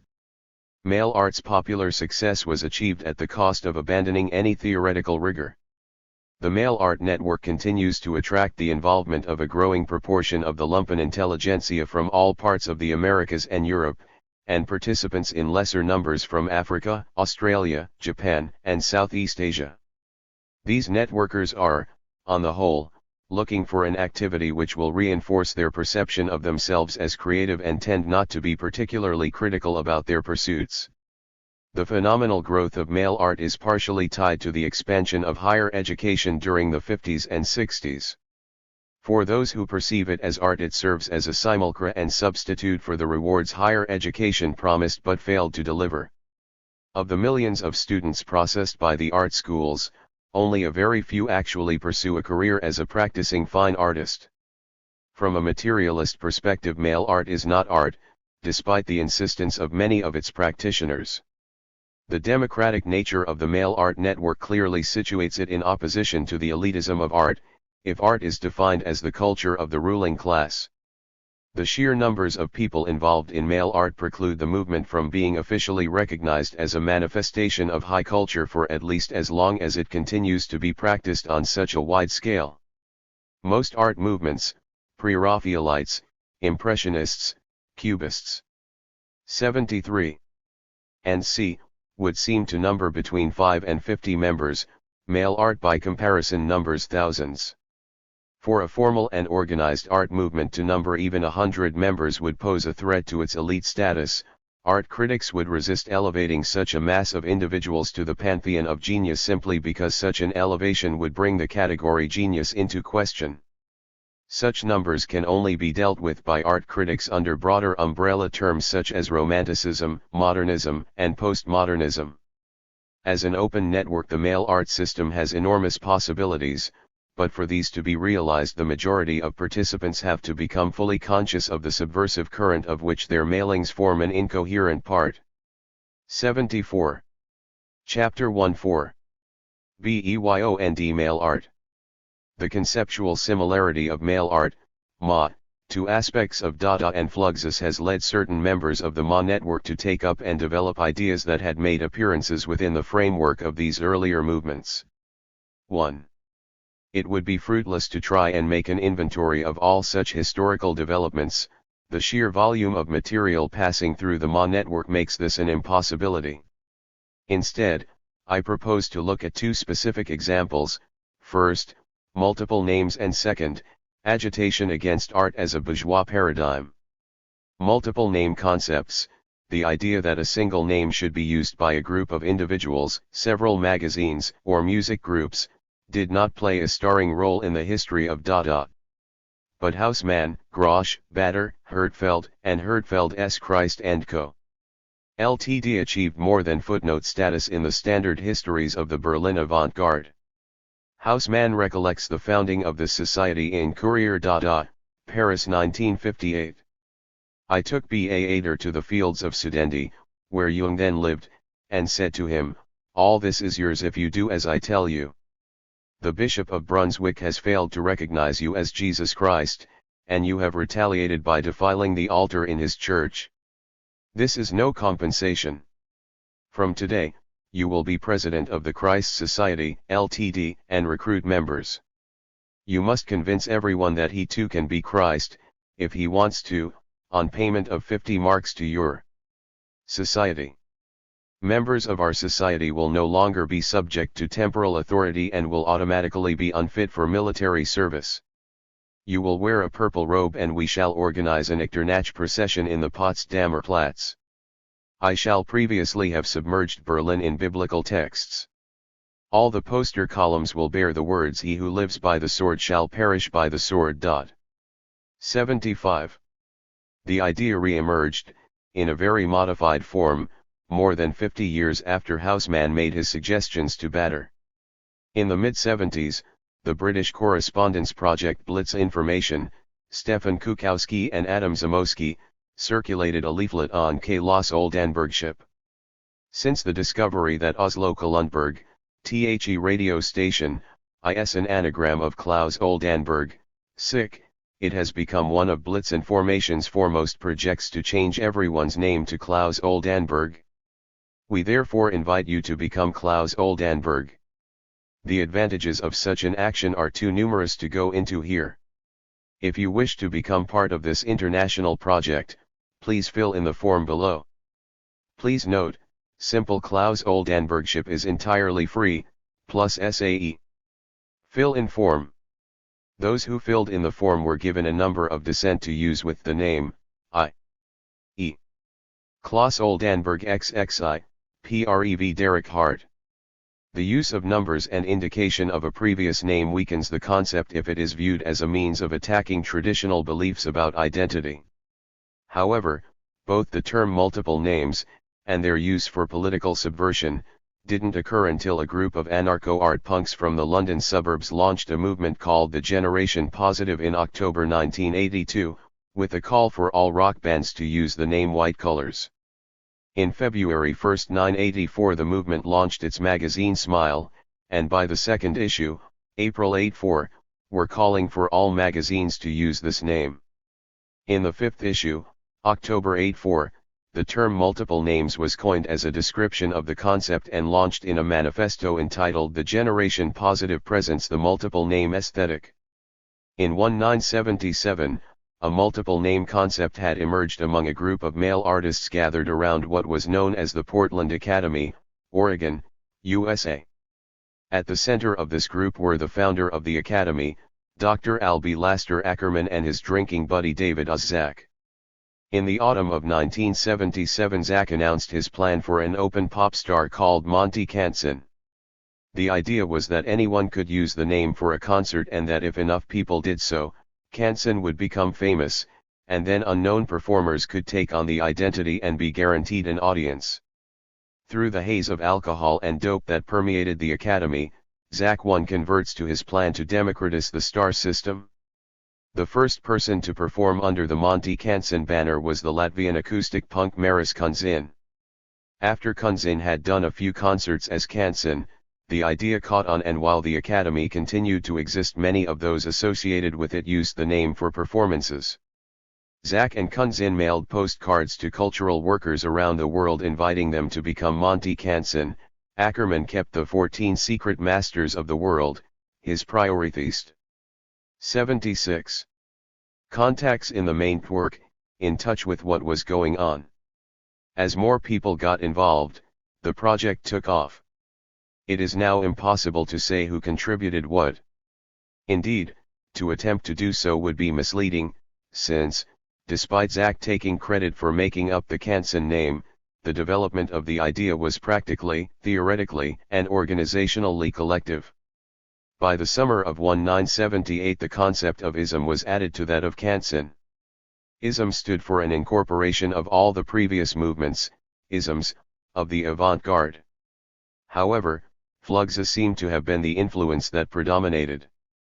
In the excitement generated by these projects, songs were written, concerts performed, exhibitions held, with no attempt to document what was going on.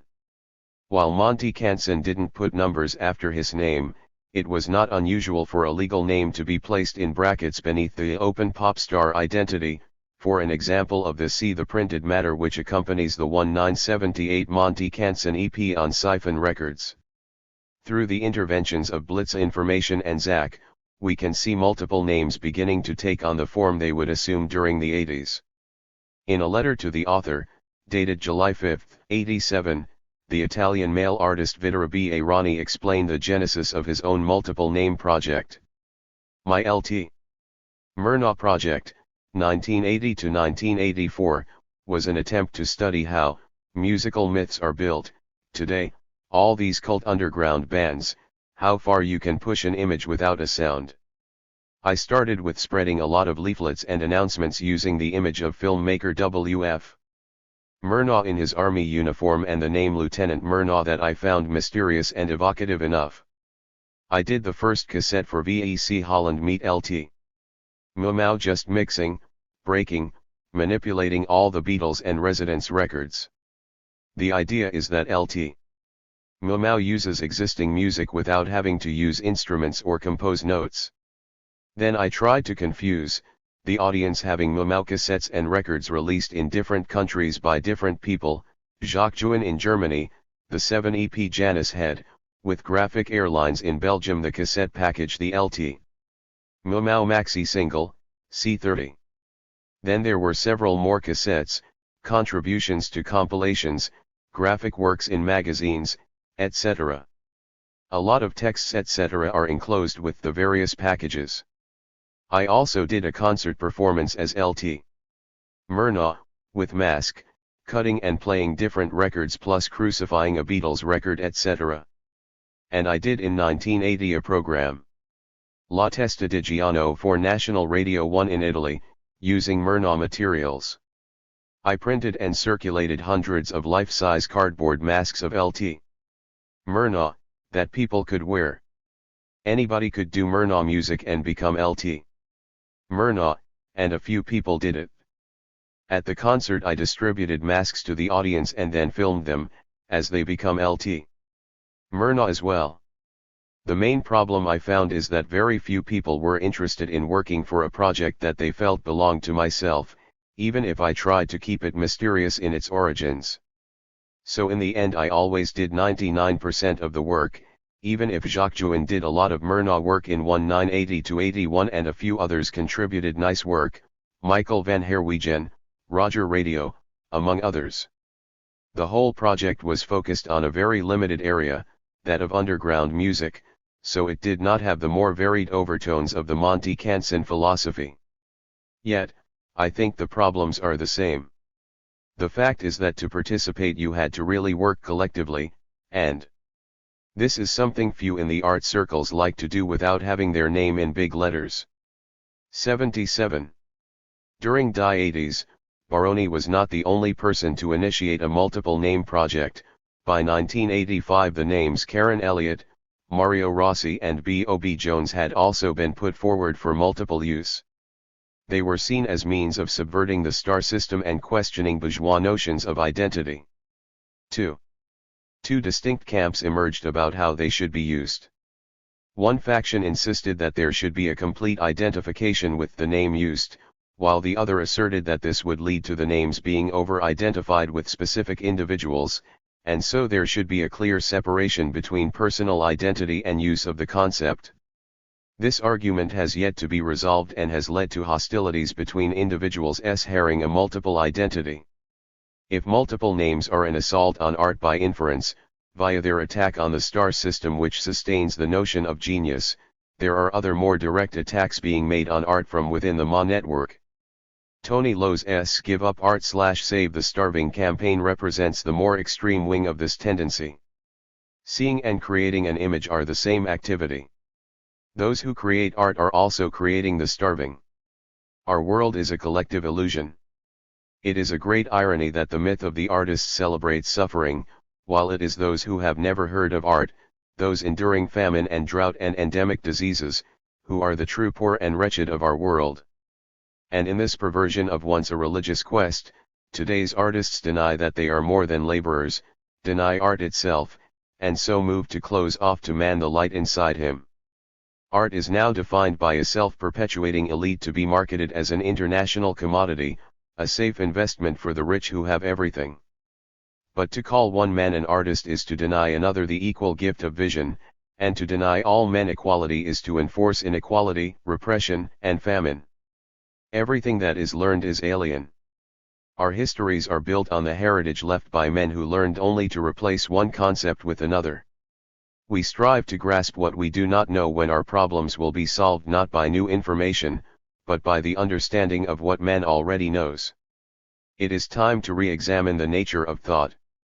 Fictions occupy our minds and art has become a product because we believe ourselves and our world to be impervious to fundamental change. So we escape into art. It is our ability to transform this world, to control our consciousness, that withers on the vine. We need to control our own minds, to behave as if the revolution has already taken place. Paint all the paintings black and celebrate the dead art. We have been living at a masked ball. What we think of as our identity is a schooled set of notions, preconceptions that are imprisoning us in history. From our own belief in our own identity flows ceaseless misery, our isolation, our alienation, and our belief that another man's life is more interesting than our own. It is only through valuing all the world equally that any of us will find liberation. An end to history is our rightful demand. To continue to produce art is to addict ourselves to our own repression. The refusal to create is the only 78. Alternative left to those who wish to change the world. Give up art. Save the starving. From his farmhouse in Ara, Lowe's, born New York, 1944, mails out manifestos, badges, stickers, and balloons bearing his slogans. They receive a mixed reaction in the Ma network. Some people agree with him, others see his work as a joke, a few get upset. This reaction cannot be dissimilar to the way in which Richard Hulsenbeck's attacks on art were received by his Dadaist colleagues. Male artists, like the Dadaists and Fluxists before them, are divided over the status of their work. Some see what they do as art, others don't. From a materialist perspective, male art is not art because it is not commoditized by the bourgeoisie. On the whole, it remains outside the social process that gives an activity the status of art. It is possible that the activity might be elevated to the status of art at a future date, but even if this were to happen, only a very limited number of male art products would actually be granted such a standing. And such an elevation in status seems unlikely while male art continues to be practiced. At first sight this makes Lowe's propaganda efforts within the Ma network appear misdirected. But if his campaign is viewed as an attack on individualist creativity, that unique place inside us where we possess art, his work effectively addresses those in the network most given to such tendencies. He is using a language which is accessible to those who might not be artists, but perceive themselves as such.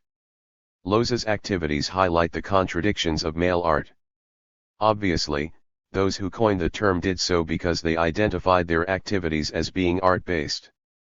Starting from an idealist perspective, they presumably concluded that real art, universal human expression, should not be sold but must be given as a gift. As the network developed, a second group of individuals with a materialist perspective were attracted to it. This second group participated precisely because they saw Ma as a support system within which they could engage in cultural exchange free of the essentialist conceptions of gallery art. Such individuals can use the network while ignoring its name. What confuses the issue is that Lowe's uses the male art network as a distribution system for an idealist attack on art. Reappearing here are all the contradictions of anti-art, unresolved since Pere Ubu made his stage debut. Chapter 1-5. Punk. Like male art, punk was a movement in which the majority of the participants were only semi-conscious of its origins. Some critics have made much of punk's recycling of specto-situationist theory. A typical example of this is Dave W.'s The End of Music, Box V2, Glasgow 1978. A musical situationism was born in the dressed-up rebel imagery of punk and new wave. While the situationist influence can only be thoroughly credited in the one specific instance of the Sex Pistols, the rebellion of modern art forms, first expressed pictorially and in literature, though now recuperated, have increasingly been applied to the production of music through intermediaries like the Velvet Underground and Lou Reed. Antecedents from the old cultural avant-garde run into and feed the musical new. Part of the genesis of punk goes back 16 years to the English section of the Situationists and the subsequent King Mob. Malcolm McLaren, manager of the Sex Pistols, had been friendly with individuals versed in the situationist critique in England and had picked up some of the slogans and attitudes of that milieu. The EP Sick, Pretty Vacant was promoted through a poster campaign displaying cut-out photos of two long-distance coaches heading for boredom and NO here, lifted straight from the pages of Point Blank. Unfortunately, Dave W. completely overestimates the influence and importance of specto-situationist theory, both on punk and in general. This is 8-1. Perhaps not surprising, since at the time the text was produced he was part of the miserable milieu centered on Guy Debord and the Champ Libre publishers in Paris. Although W. sneers at the negative influence of the motherfuckers on King Mob, he ignores the fact that this influence was actually more determinate than that of the Specto-SI. One indeed, the English section of the Specto-SI were expelled from the International because they refused to break with the individuals who went on to found the motherfuckers. King Mob were one result of this expulsion.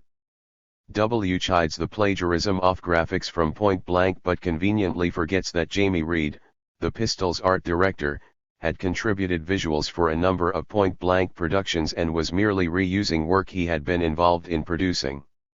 2. Although specto-situationist theory was known by some of those at the center of the original punk movement, the influence of futurism, Dada, the motherfuckers, Fluxus, and male art is more obvious and important. Male artists such as Irene Dogmatic in the States and Genesis P. Orridge in England became involved with punk music during its early stages. It was through these male artists that the influence of Fluxus was spread. The influence of male art was most strongly felt in the choice of bizarre stage names. The iconoclastic nature of punk identities, i.e. Johnny Rotten, Sid Vicious, Sissy Sue, Degenerate and Captain Sensible, echo the assumed names of male artists such as Cozy Fan Tutti, Pat Fish, and Anna Banana. Through art school training, members of bands like The Clash and Adam and the Ants had been exposed to the influence of Futurism and Dada. 3. The backwardness of British art schools, the environment from which much of the original punk milieu emerged, resulted in a familiarity with early manifestations of the utopian avant-garde combined with an ignorance of its post-war developments. However, the rank and file of the punk movement remained ignorant even of these classical influences. But this ignorance didn't prevent kids on the street from understanding punk as an expression simultaneously of frustration and a desire for change. Punk was a politics of energy with a bias towards expressing itself in the rhetoric of the left, but which more than occasionally assumed the voice of the right. Lumpen intellectuals who have attempted an analysis of punk have usually understood far less than the punks they criticize for lacking a perspective. Dave W. states in The End of Music. Punk is the admission that music has got nothing left to say but mostly can still be made out of total artistic bankruptcy with all its surrogate substitute for creative self-expression in our daily lives. Punk music, like all art, is the denial of the revolutionary becoming of the proletariat. Such a position is clearly ridiculous since only an imbecile could confuse punk with art. Besides which, punk very clearly did have something to say, and the fact that this was effectively communicated is demonstrated to this day by widespread teenage identification with it. 4W goes on to repeat the specto-situationist fallacy that art is dead, when from a genuinely materialist perspective there will always be art as long as there is a bourgeois class. Art. 82. Cannot die, because it is a social process. Capitalist societies produce art while non-capitalist societies don't. As we have already seen, to impute an essence to art is mysticism. W compounds this idealism with another abstraction, the revolutionary becoming of the proletariat.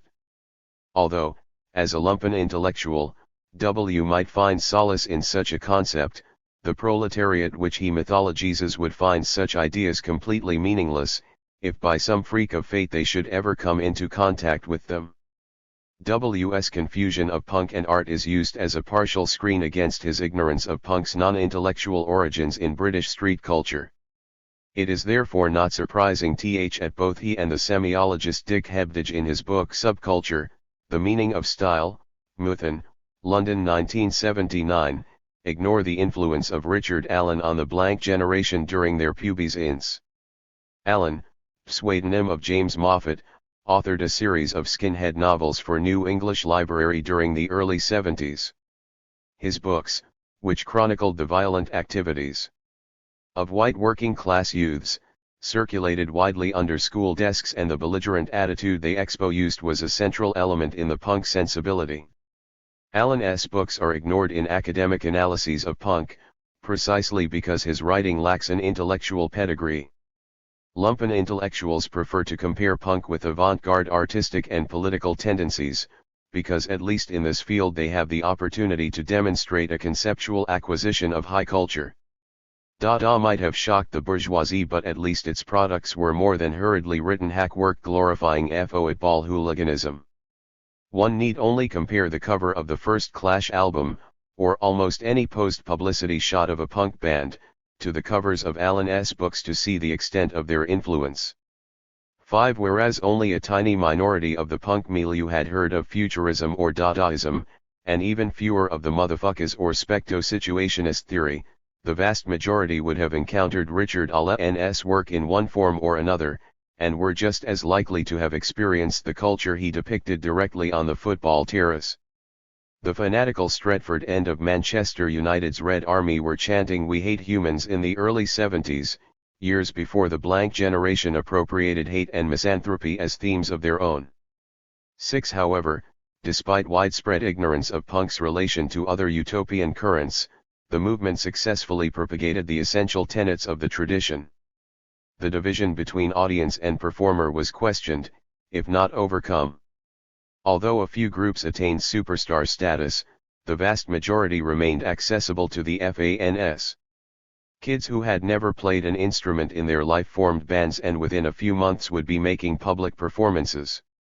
A do-it-yourself ethic prevailed, with independent record labels issuing releases by unknown bands, a vast proliferation of the independent press in the form of punk fanzines, usually Xeroxed in editions of a few hundred, and almost every punk making designer alterations to their clothes in the form of rips and tears. As the first wave of punk groups, the Sex Pistols, Clash, Damned, Stranglers, Buzzcocks, made the pop charts and assumed star status, the 83. Hardcore of their following would switch loyalties and become supporters of bands who could still be seen on the club circuit. Real punks followed bands like The Adverts, Sham 69 and the Members in 77, by 78 Adam and the Ants were followed by what would become the Gothic faction, the UK Subs by the Future Hardcore section, and Crass by the Anarcho-Punks. 78 also saw an increased stereotyping in dress. The first wave of punk groups flirted with politics, the majority like the Clash and Pistols from a left perspective, others like the Banshees and Chelsea from the right. A few, such as Subway Sect, were genuinely committed to communism, at least during their early days. 1977 saw the emergence of groups like Crisis, who took the left rhetoric of the Clash seriously and whose members belonged to organizations such as the Socialist Workers' Party and the International Marxist Group. Playing benefit gigs for organizations such as Rock Against Racism and the Right to Work campaign, often from the back of trucks leading columns of marchers, Crisis spearheaded the new groundswell of committed punk groups. Songs like Militant, Take a Stand and Alienation won the group a loyal following. If Crisis were seen as extremists by many, their song Kill in particular was singled out for criticism. 7, Better was yet to come. During the early 80s anarcho-punk fanzines such as Pigs for Slaughter and bands like The Apostles blazed a trail that would be mined for its black humor and media potential by the class war movement. The track Pigs for Slaughter on the second Apostles EP, Scum Records 1983, defined what would become the platform of anarchist regroupment a year or so later. Glue the locks of all the banks and butchers or kick them in, spray a message of hate across a Bentley or smash it up, sabotage the meat in supermarkets, poison them all, go to Kensington and mug a rich bastard of all his cash. We're knocking on your door. We're taking no more. For this is class war. Put sugar in the petrol tank. Deflate the tires with 6-inch nails. That's the way to wreck a rolls. So get stuck in, it never fails.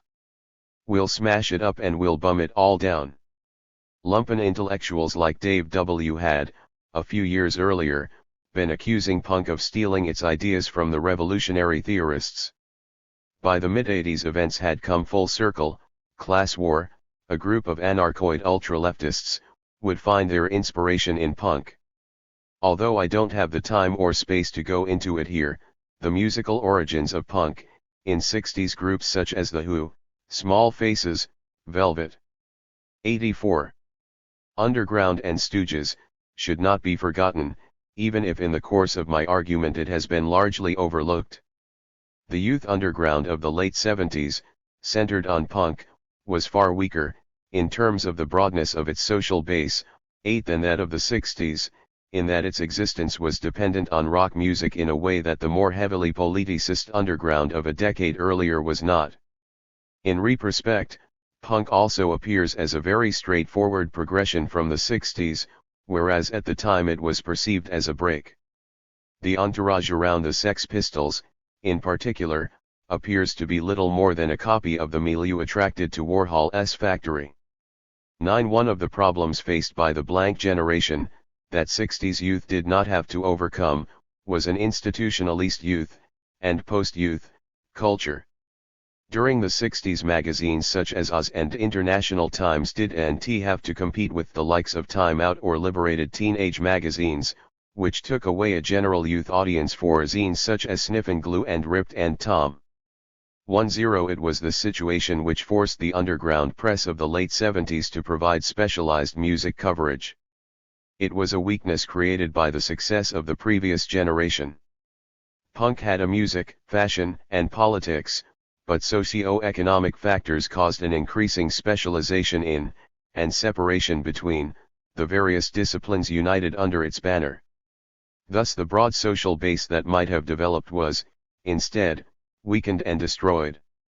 Many laudable strands emerged, but as a movement punk was finished very soon after it began. Chapter 16. Neoism. The date on which Neoism was founded varies from account to account. As time progresses, the date gets put back.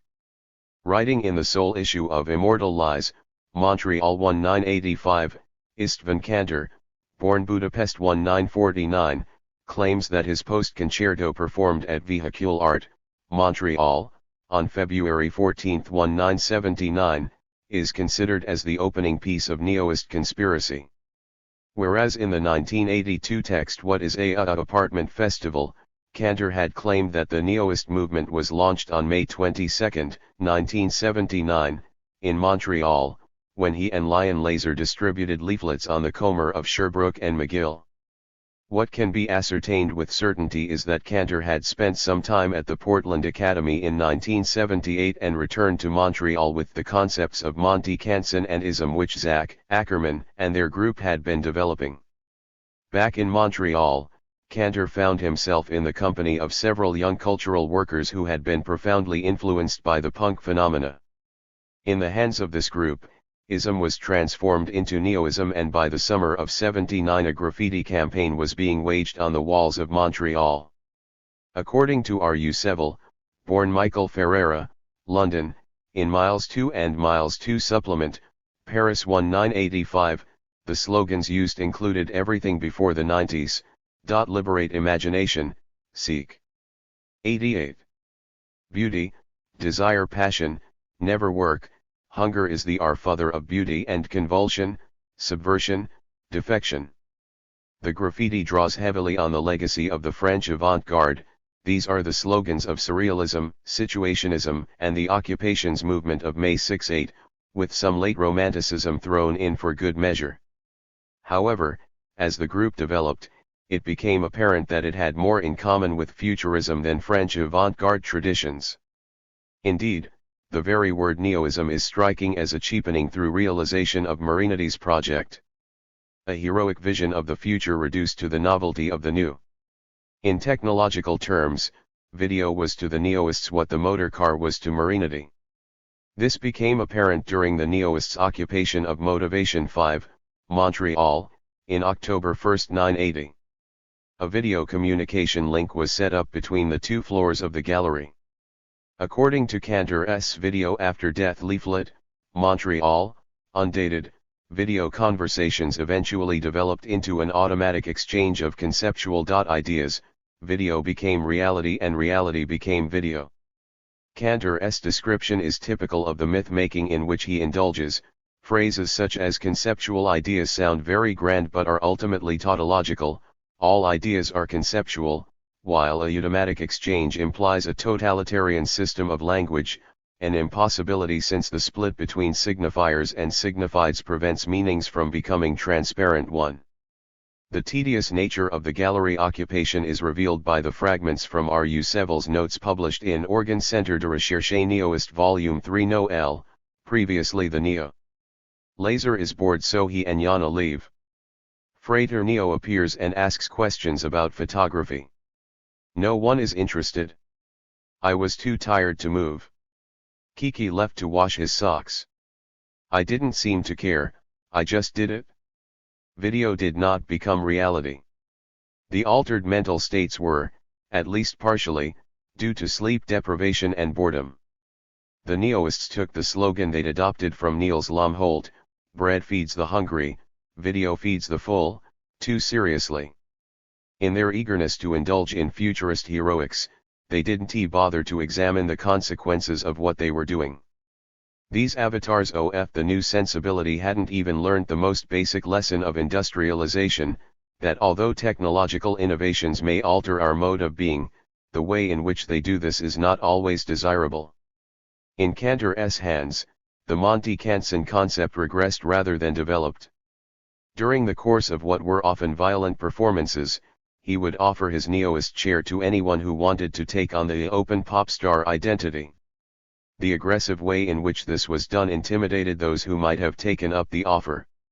When, in the mid-80s, due to the intervention of a number of European neoists, the Canson identity was taken up widely for the first time since Zach left Portland in '79, Cantor circulated letters claiming to be the real Monty Canson. In 1980, the neoists, taking their cue from the use to which New York cultural workers had been putting their lofts for more than 20 years, developed the concept of apartment festivals. These were week-long events. 89. Held in the homes of conspirators. The first International Neoist Apartment Festival, APT, took place in Nogale Row, a Montreal apartment, from September 17 to 21 St. 1980. The participants were Kiki Bonbon, pseudonym of Jean-Luc Bonespil, Istvan Cantor, Lion Laser, Niels Lomholt, Napoleon Moffat, Reinhard Underwood Seville and Alonce Neurs. The event consisted of concerts, performance art, installations, and the screening of films and video. The Second International Apartment Festival, February 1, 6th St. 1981, W as organized by Kiki Bonbon at the Peking Pool Room, again in Montreal. Among the participants were several members of the Chrononauts, two from Baltimore, USA, tentatively a convenience, Richard X, Ruth Turner, and Sumu Pretzler. This second apt was similar in content to the first one, although the element of communal lifestyle and friendship played an increased role. On the personal relations front, Bonbon simulated temper tantrums, while Tenta Tivil, who had arrived before Richard X, pretended on X's Arvival to be X, while X pretended to be Tenta Tivil Y. The resulting farce typified the head games which fast became an essential feature of apt festivals. In his essay on the events at the Peking Pool Room, Tim, N.N., Lapse, N.N., M, N.N., Mori Chronology, Sick, tentatively concludes by summing up the apt concept. Apt like neoism as -the, sick, superfluous middle which would disgustingly make it art. Apt as apt. Apt as apartment a space again skipping the, sick, art intermediate of performance spaces as buffer between, sick, public and performer's private life. The, sick, Peking Pool Room as Kiki Bonbon's apt. The text was written in Tenta Tivoli's usual brain-frying style. Throughout its first half, NN, is substituted for the letter E. Not content with this, Tentatively Y introduces other idiosyncrasies to ensure the essay is only comprehensible to a persistent reader, such as the use of the number 2 in place of the word to and the use of a space between the T and H of the word T. The Third International Neoist Apartment Festival was organized by the Chrononauts in Baltimore between May 29 and June 7, 1981. This APT featured the Neoists' first nature walk, plus numerous film screenings and performances. Among the participants were Rick Hardy X, David Zach, Richard Hambleton, Kirby Malone, Tentatively a Convenience, Marshall Reese, Bonnie Bonnell, Sumu Pretzler, Ruth Turner, Dava Pressler, Lisa Mandy, Tom Konevs, Michael Gentile, and Tom DeVenti. Apt 4 was a TWO City event. The first half was organized by Gordon W. Zellett, Kent Tate, and Gary Schilling, at Public Works, Toronto, running from 9th to 1 October 1981. Perhaps the highlight of the event was when Tentatively a Convenience and Eugenie Vincent were stopped by the cops for violating seatbelt laws. They were strapped to the roof of a rented car which was touring the city as an advertisement for the event. The festival continued at the Low Theatre, Montreal, from the 13th to the October 18, 81. Here Tentatively was confronted with the problem of finding 90. Himself billed to appear at an event with an admission charge. Rather than cancel his performance, he waited for the paying audience to go into the theater and then instructed them to watch his street guerrilla act from a window, while those who had not gone into the theater could view his performance free of charge from the street. Act 5 took place at De Refuse, New York from March 1, 5th to 21 St. 1982. During the festival, Gordon W. Zealot set up his mobile kitchen on W Broadway, and fed neoists with greens and wind bread, as a lifestyle demonstration of primitive subsistence. Napoleon Moffat gave an important pre-war conference entitled The Legitimacy of Academgorod. I'm in search of Academgorod. I'm still searching for Academgorod. Academgorod is the city of scientists in Russia, in Siberia. It is a city built for destruction. It is also a city where all the brains of Russia think and create the end. Neoists should be in search of the city of scientists, in search of Academgorod. The project is to find the city of Academgorod and, by being there, justify the city. Neoists are surviving by eating high technology. I'm ephemerally here, in this city, to ask you to join the crusade for Academgorod. The goals of the crusade are to find the city and then establish the reality of neoism into the reality of Academgorod. Be a part of Academgorod. At this time, Moffat was considered the theorist of the movement, and his suggestions were usually taken up by the Montreal group, if not always the wider neoist network. Academgorod quickly became the promised land of neoism. The neoist network's first European training camp took place at Peter Below's Studio 58, in Würzburg, West Germany, from 21 to June 27, 1982. Here the neoist practice of offering free haircuts to the public was continued. The performances on the whole saw a shift away from futurist influences and towards a Fluxus aesthetic. This trend is typified by Pete Harobin's Principal Player, PP, scripts performed at the festival. The Principal Player was an identity anyone could take on by performing the scripts Harobin wrote for the PP, or even by writing new PP scripts and then performing them. Harobin, born London 1949, had been developing this concept since 1980, well before he came into contact with neoism and the Monty Canson open pop star scenario. An example of PP performance, 7 scripts for 1 week of neoist activity, written August 1982, is included in Neoism Now, edited by Monty Canson, Artcore Editions, Berlin 1987. Nia Day 1. The Principal Player does not think about art for 24 hours. Nia Day 2. The Principal Player does not eat for 24 hours. Nia Day Y3. The Principal Player makes a pot of tea in the traditional manner. A sufficient amount of water for the persons present is boiled in the kettle. Just before this water boils, some is poured into a teapot and swirled around its interior, thereby heating the teapot. A teaspoonful of tea leaves per person plus 1 for the pot is put into the hot teapot. Enough boiling water for the persons present is poured into the teapot. The lid is put on the teapot. The teapot is allowed to stand for 5 minutes for the tea to fuse. It is then served to the persons present with milk and sugar if preferred. Timing is critical. Nia Day 4. The Principal Player does not sleep for 24 hours. Nia Day 5. The Principal Player does not communicate for 24 hours. Nia Day 6. The Principal Player cuts his fingernails and his toenails. The clippings are put into a suitable receptacle. Later during this day the persons present take their nail clippings to a mutually agreed site. Possibly the site of the neofire. These C-lip and GS are scattered onto the ground. Nia Day 7. The Principal Player sifts the ashes of the dead neofire, taking out the lumps of charcoal. The fire ash is put into a container.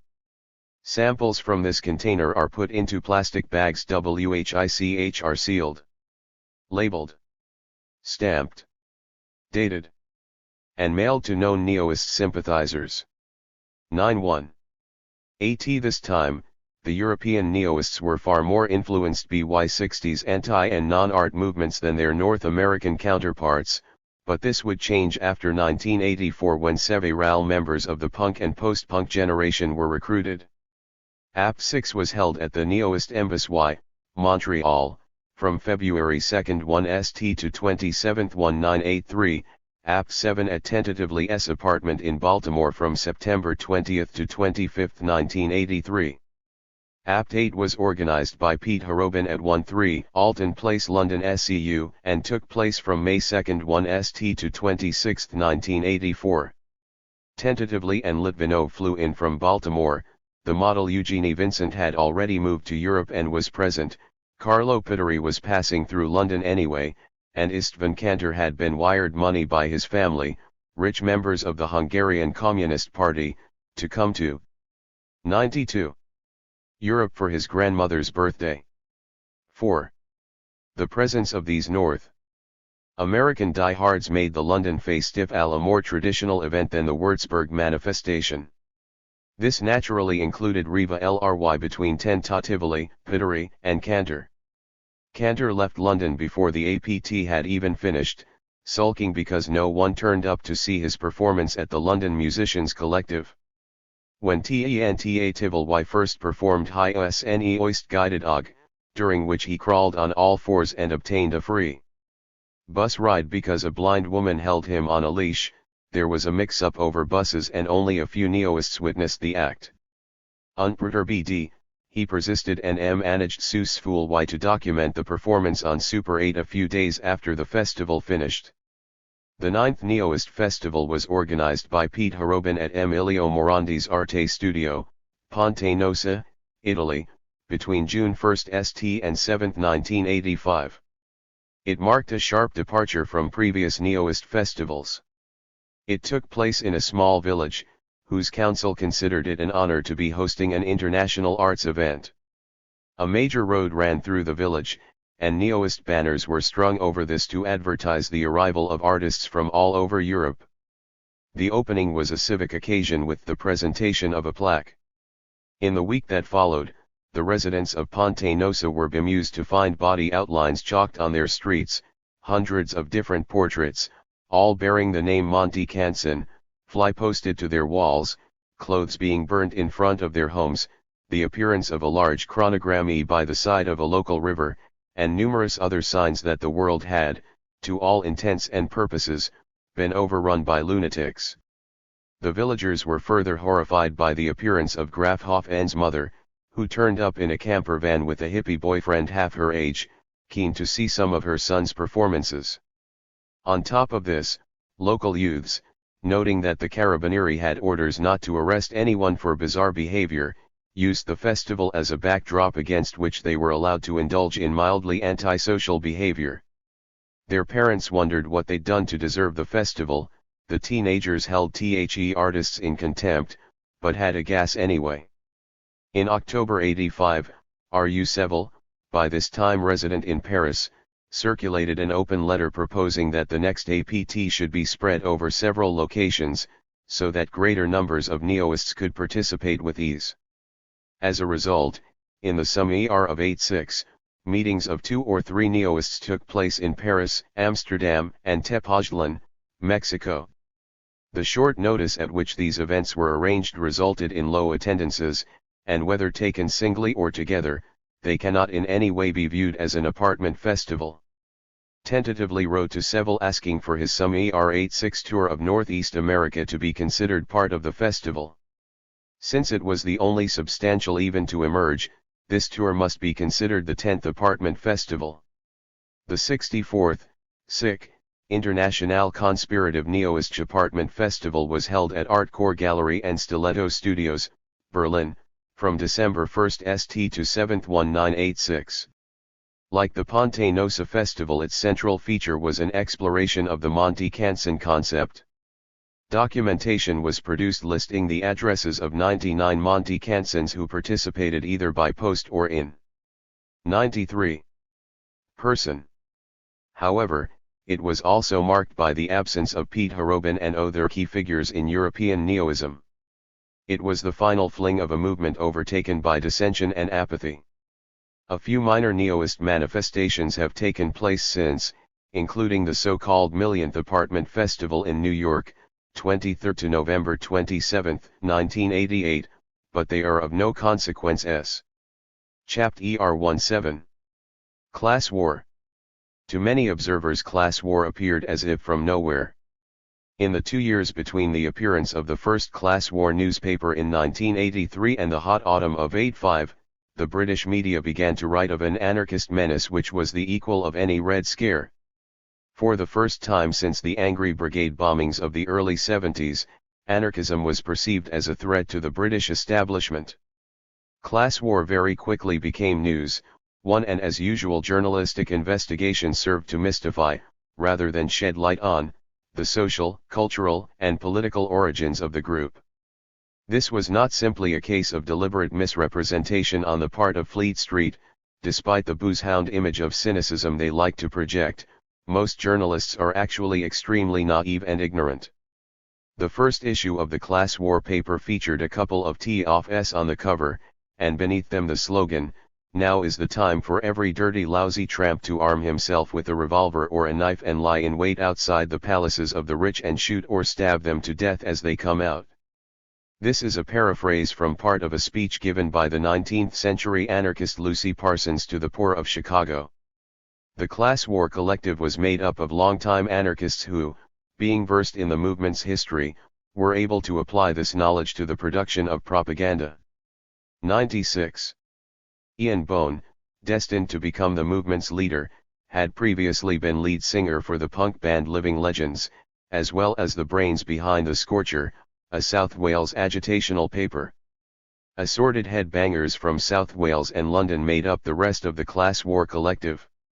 They were later joined by a group of nutters who lived together in a large house in Islington, North London. The latter faction's involvement in the anarchist movement stretched back more than a decade and spanned numerous projects. A number of them had been involved with the satirical magazine Authority, 2 issues of which had appeared in the late '70s. The back cover of the first issue featured a picture of a fascist rally and the words "The National Front love Britain," almost as much as the anarchists love Spain. With class war, this brand of black humor would reach new heights.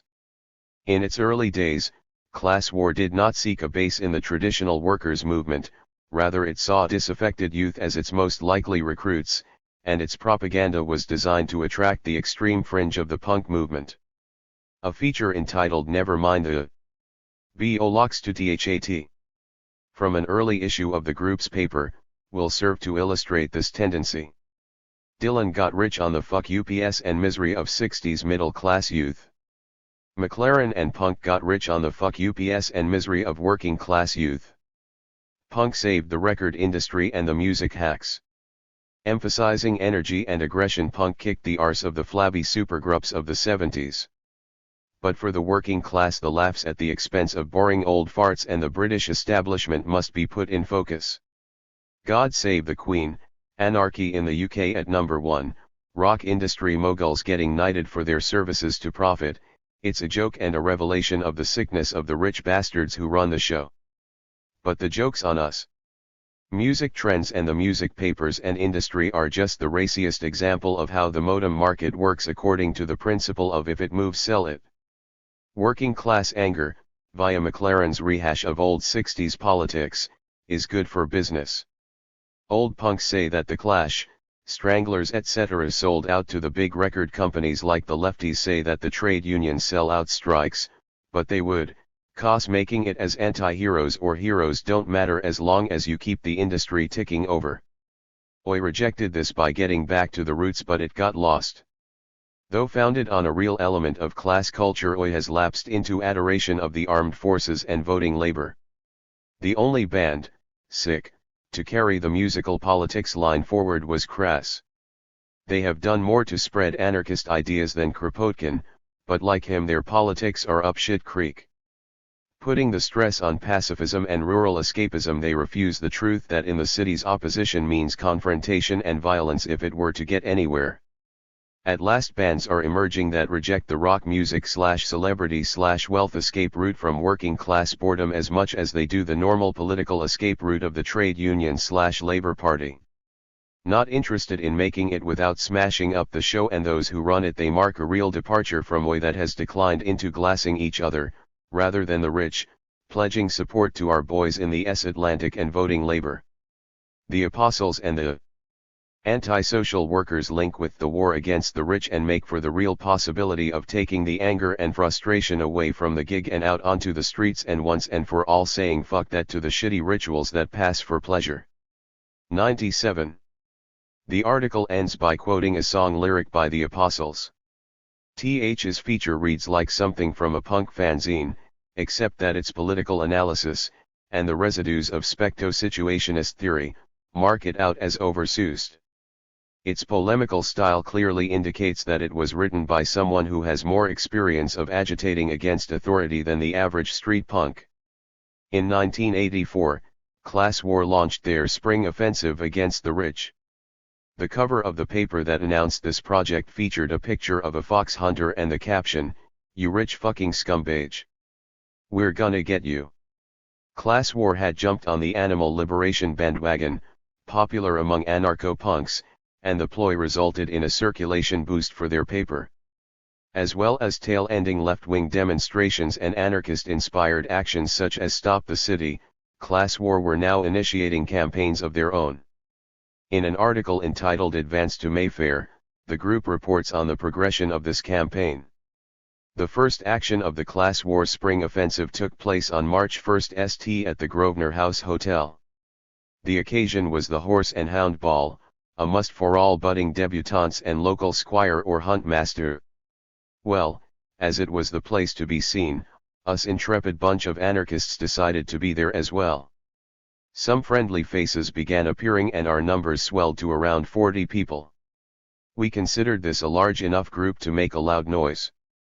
This was only intended as a demonstration and not a fight, so it was on with the balaclavas and outside the main entrance. As the scum stepped from their limos they realized the antis had turned up in force.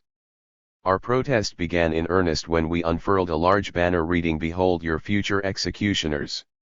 We're not people who play about with words." Soon the rich filth began arriving in droves with their top hats and their pinks with their high society Cinderellas on their arms. Jostling, well-placed kicks, spitting, and an outstandingly well-placed smack in the gob contrived to ruin many an evening. The Class War Spring Offensive had got off to a flying start. Despite the sloganeering, inciting readers to join the anarchist mob, the actions of 8-4 were all low-key events. Nevertheless, sales of the Class War paper climbed as high as 10,000 on some issues, and the group's reputation grew out of all proportion to this. The back cover of Angry L, a magazine produced by a school-aged Class War supporter in Scotland, reproduced some of the media coverage. A group of political nutters who preach a dangerous new creed of anarchist violence. And they are trying to spread their evil message among striking miners, peace marchers, even school kids. They can be seen on picket lines, at CND demos and at animal rights rallies peddling a foul-mouthed propaganda sheet called Class War. 98. It is a publication whose symbol is a skull and crossbones and whose message is murderous. It boasts we've blocked motorways, smashed up scabs' houses and beaten up press reporters. Class War's favorite hate targets are the meeting places of rich scumbags. It urges supporters to attend events like Henley Regatta and polo matches dressed in balaclavas and Doc Marten bobber boots and make the bastards choke on their picnic hampers. The group has already alarmed Labour supporters at a meeting addressed by Tony Benn. Last week the Labour Journal Tribune appealed for information about Class War. From the Sunday People, cutting not dated. And Class War. Under a headline "Rich Bastards Beware," it advised readers, next time they saw a rich bastard to jostle them, gob at them, spray paint on their walls, and hang around in large enough numbers to make them feel uneasy. Fuck getting 250,000 people to tramp like sheep through London to listen to middle-class CND wonkers like Joan Ruddock and Bruce Kent telling them to go home and do nothing. Let's just get 5,000 to tum up at Ascot, and tum our class anger loose on them. Make them afraid to go out on the streets alone, too scared to show off any signs of their wealth, make them live under siege conditions behind locked doors in their own areas and homes. And so on. 4 pages of it a clever parody. I have no idea. From The Guardian, cutting not dated. In 1985, Class War launched its Bash the Rich campaign. The backpage feature they devoted to promoting the first march in London also informed readers of where the idea had come from. The idea of Bash the Rich marches is nothing new. Exactly 100 years ago on April 28, 1885 they were doing exactly the same thing in Chicago. The anarchist Lucy Parsons told people who were on the verge of killing themselves to take a few rich people with you, let their eyes be open to what was going on by the red glare of destruction. Anarchists would hold huge meetings attended by up to 20,000 people.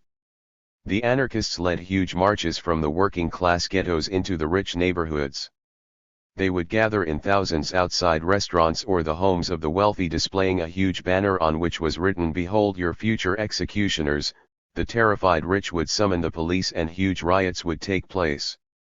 The working class of Chicago were determined to take their struggle into the heart of the enemy's territory. So are we, 100 years later. The Bash the Rich March of May 1, 1885 was guerrilla theater worthy of the Berlin Dadaists. It received a full report in the Class War paper. The police threatened to arrest us all under the Public Order Act for marching in paramilitary uniform, balaclavas and DMS. The police and Westminster Council got meanwhile Gardens Community Association to take out a court injunction against us to stop us having the rally. The police did everything possible to stop the march taking place at all. But despite all this intimidation, we had the biggest anarchist march for years. Over 500 of us marched to swanky Kensington chanting "Rich scum and we'll be back" as they peered bewildered at us from behind drawn curtains. We were at last bringing the reality of rising class anger into their cozy, protected lives. It was fucking great to be on an anarchist march for once instead of tail-ending along on a lefty demonstration listening to Labour Party speakers. As we turned into Holland Parle Avenue, all you could see down Ladbroke Grove were black flags. The police were gutted that they had to escort us into one of the plushest parts of London, hurling abuse at its rich inhabitants, and there was fuck all that they could do about it.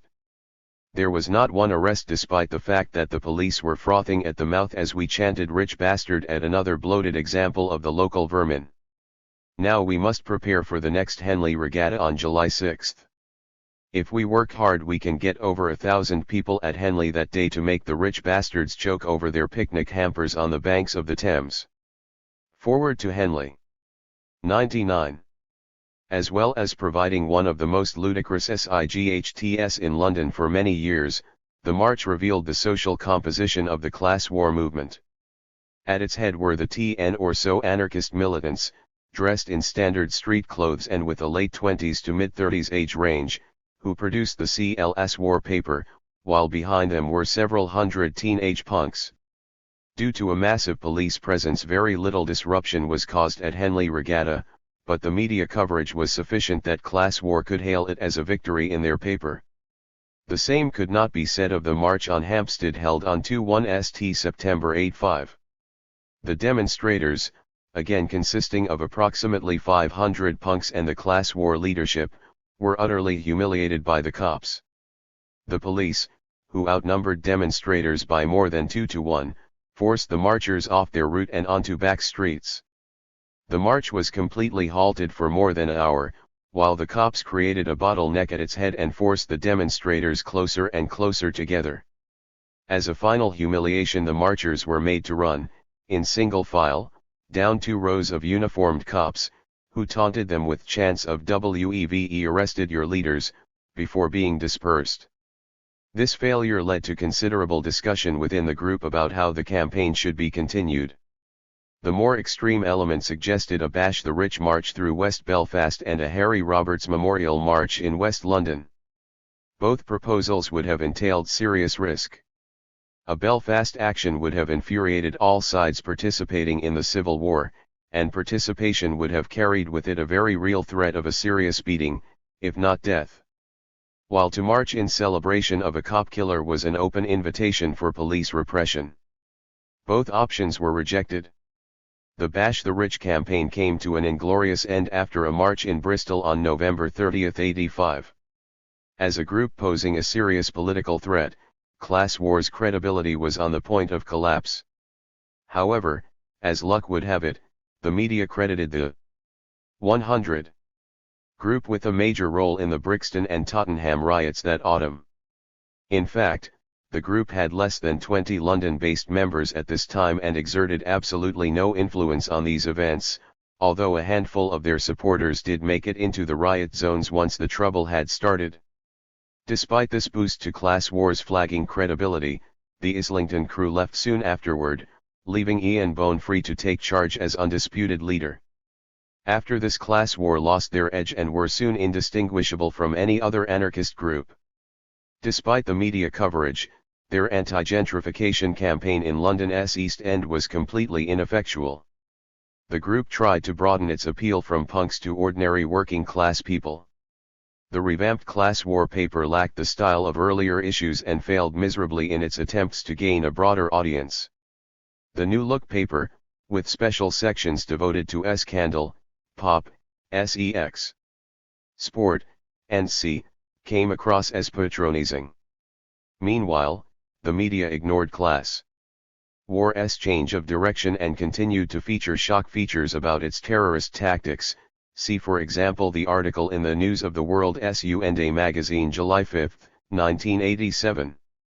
After the first flush of success with its agitational campaign, Class War lapsed into all the traditional errors of the anarchist milieu. Those who remained in the group had beaten themselves at their own game.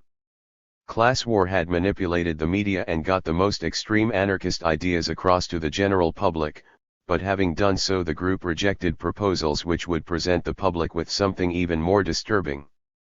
Having found itself unwilling to organize marches in Belfast and in celebration of a cop killer, the group should have disbanded. Instead, it unsuccessfully attempted to broaden its appeal, something the media was bound to inhibit, even if the group had been capable of carrying out such a project.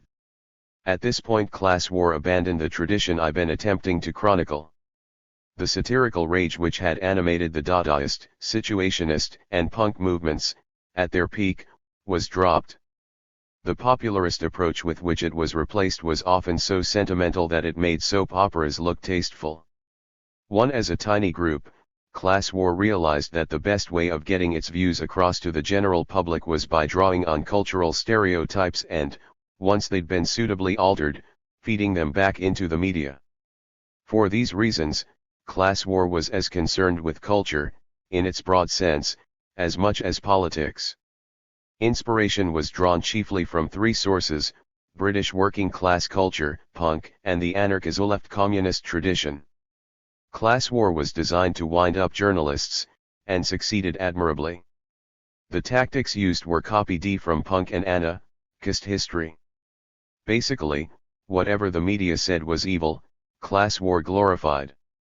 The media portrayed the working class as violent, and so Class War, following in the footsteps of punk, exaggerated this image, albeit with the qualification that this violence was always directed against the cops or the rich.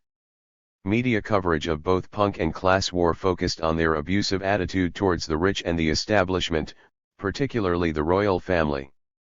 When Class War issued their Better Dead Than Wed EP, Mortar Hate Records, London 1986, to mark the wedding of Prince Andrew, it was like the Sex Pistols' anti-Jubilee record all over again, except of course that Class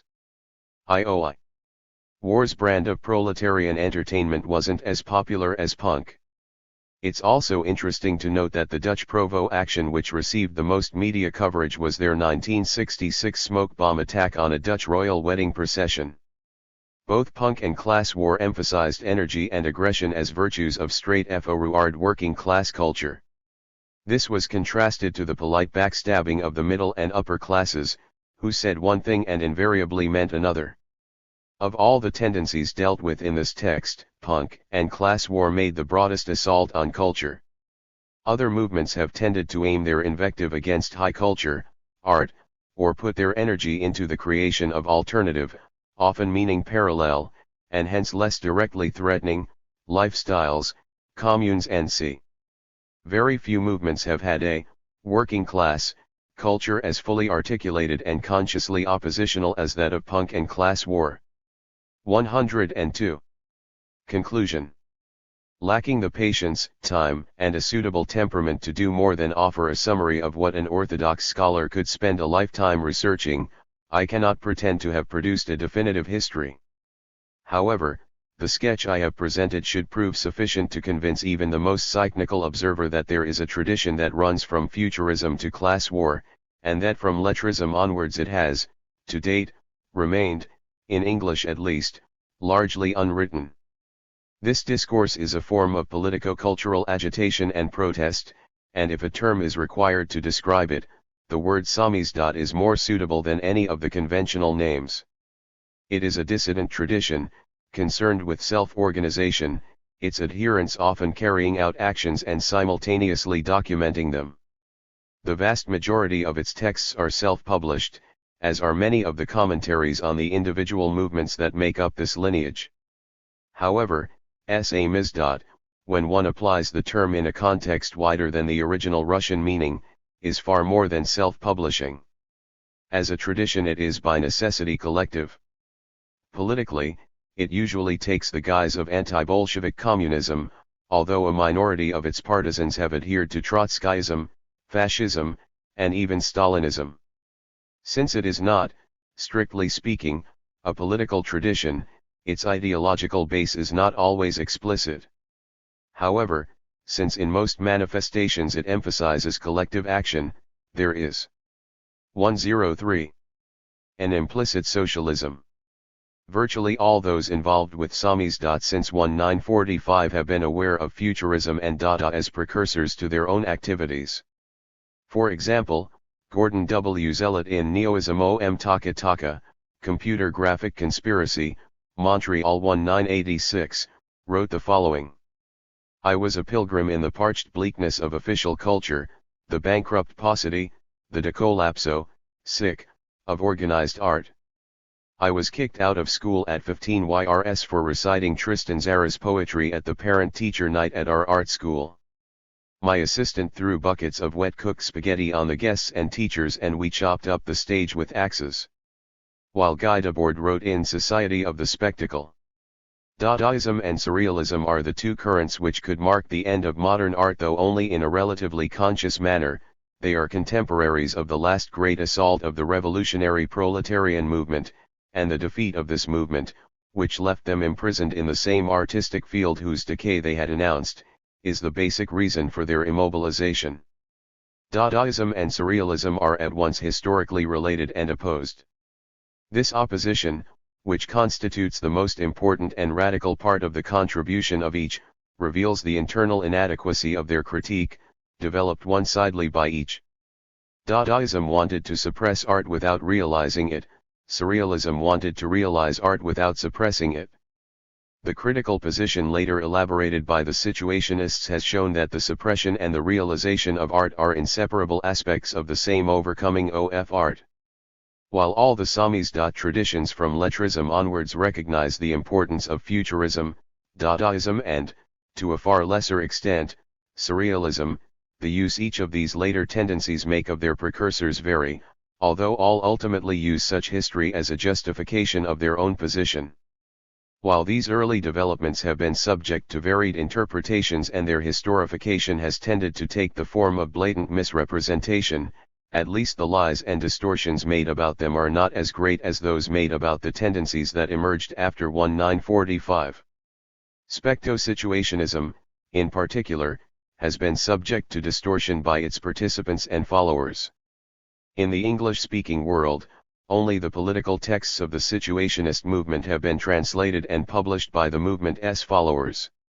Thus it is possible for a pro-situ such as Larry Law to make the following claims in his pamphlet Buffo. Spectacular Times, London 1984. In 1958 in Italy, Situationist International member Giuseppe Pino Galizio exhibited the first examples of industrial painting. A machine spoiled paint as the canvas was fed through from a large roll. A leaflet by Michel Bernstein read, among the advantages, no more problems with format, the canvas being cut under the eyes of the satisfied customer, no more uncreative periods, the inspiration behind industrial painting, thanks to a well-contrived balance of chance and machinery, never drying up, no more metaphysical themes, machines aren't up to them, no more dubious reproductions of the masters, no. 104. More vernissage. And naturally, very soon, no more painters, not even in Italy. Despite their great difficulty in keeping a straight face, the perpetrators exhibited and sold industrial painting in Turin, Milan, and Venice. As we have seen, Galizio and the SI were serious about industrial painting, IP, as a subversive force, and the term was used to describe the volume in which it was produced rather than the method of production. IP was created using traditional craft methods, and there were never any machines that splodged paint onto canvas, despite Law's fantasies. S aim is. Movements, being utopian, seek to intervene in all areas of life. However, the anti-professionalism of SAMIS. Biases it in favor of cultural and political activities and away from serious scientific investigation. Since Western society encourages specialization, once any given SAMIS. Movement loses its dynamism, it tends to be pushed into a single arena of contestation. Thus when the Situationist International split into two rival factions in 1962, one faction became known as artists and the other as political theorists. Although in most cases SAMIS. Movements tend to be most dynamic in their early period, this is not always the case. Neoism, for example, consisted of little more than juvenile pranks until the Montreal group was augmented by groups and individuals in other parts of North America, and later Europe.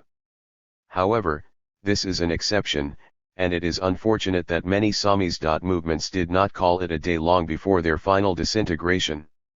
SAMIS. Adherents find a sense of identity in their opposition to what is considered conventional by Western society. Shock tactics are often employed to help maintain a sense of differentiation. If similar tactics are repeated too often, they soon lose their impact. Iconoclasm has, by its very nature, a limited lifespan. A movement such as Fluxus would be far more satisfactory if it had disbanded in 1966. SAMIS. Is riddled with contradictions. However, this does not prevent the listing, as has been done in the introduction, of certain key characteristics. Despite being a sensibility, it is possible to give a meaningful description of SAMIS. To sympathetic observers who have had no personal involvement with the tradition. Even those who place themselves in opposition to the SAMIS. Tradition are made aware, usually to their distaste, of certain cognitive and physical possibilities, upon coming into contact, either first-hand or through media reports, with the actions of those who adhere to this brand of madness. To make the task of documenting a part of its history easier, I have not dealt with the relationship of terrorist groups, such as the Angry Brigade, to the SAMIS. Tradition. 1. I have also failed to deal with certain seminal contributions, such as Valerie Solana's SSCUM Manifesto. 2. Or to resolve all the contradictions regarding the treatment of art and politics as discourses that SAMIS. Opposes. These omissions can be dealt with at a later date. SAMIS. Is a living tradition. As long as the present society persists there. 105. Will be opposition to it. Any individual movement that attempts to locate itself a priori at the beginning or end of this tradition is not worthy of a place within it. The construction of this particular history does not mark the end of SAMIS. As a tradition. New movements will emerge, and obviously I am, as yet, in no position to document them. I hope the successes of SAMIS. Are more than sufficient proof that cultural, as well as political, agitation is required if radical ideas are to have any impact on the repulsive society in which we live. This cultural agitation does not attempt to hide its propagandist purposes behind a charade of universal meanings. As a result, I don't expect single strands of it to speak to even a majority of the population at any given time. Everyone likes entertainment that panders to their own particular ideological beliefs. SAMIS. Speaks to those who want it, and negatively to those who don't. Considering that the mental sets of the ruling class are imposed on the general population through the education system and the mass media, SAMIS. Is remarkably successful. 106. AFFERWORD. Although this text has been an attempt to take an objective view of a dissident tradition, the author has not entirely shed his subjective biases. He has failed to make any proper distinction between an ISM, a movement, a sensibility and a tradition. In this afterword, he will attempt to define these terms. He has chosen not to apply the resulting definitions back onto the main body of the text, preferring to view it as a record of a specific stage in the development of his thought, rather than something which can be definitively completed. Movement has military connotations and implies a mass of adherents. For something to merit the title a movement, it would seem to require several thousand participants at the very least. The majority of the dissident clusters described in this text can more accurately be labeled groups than movements. Among the tendencies described, only the 60s underground taken as a whole, male art and punk, can objectively be viewed as constituting movements in their own right. The appellation of the term movement to what, in reality, are only groups, serves to lend them an appearance of importance which they do not actually possess. An ISM is an indistinct body of beliefs which are consciously ascribed as belonging to a particular group of individuals, by persons who may or may not belong to the group in question. Whether or not the individuals identified as being clustered around an ism like their belief systems being categorized in such a manner is irrelevant. Isms are emotional categorizations and close. 107. Examination often reveals them to be intellectually incoherent. A sensibility is the conscious attribution of an open and indefinable set of beliefs to an individual or group of individuals. It is an emotional categorization, in some ways similar to an ISM, but with far more positive connotations. A tradition is a set of beliefs or customs handed down from generation to generation, usually in the form of specific practices and/or an oral discourse. The set of beliefs dealt with in this text are on the borderline between being a contemporary practice and emerging as a newly founded tradition. The practices labeled as samis. In this text are no more than 100 years old, and so to describe them as a tradition is to fall prey to romanticism, if not inaccuracy. 1.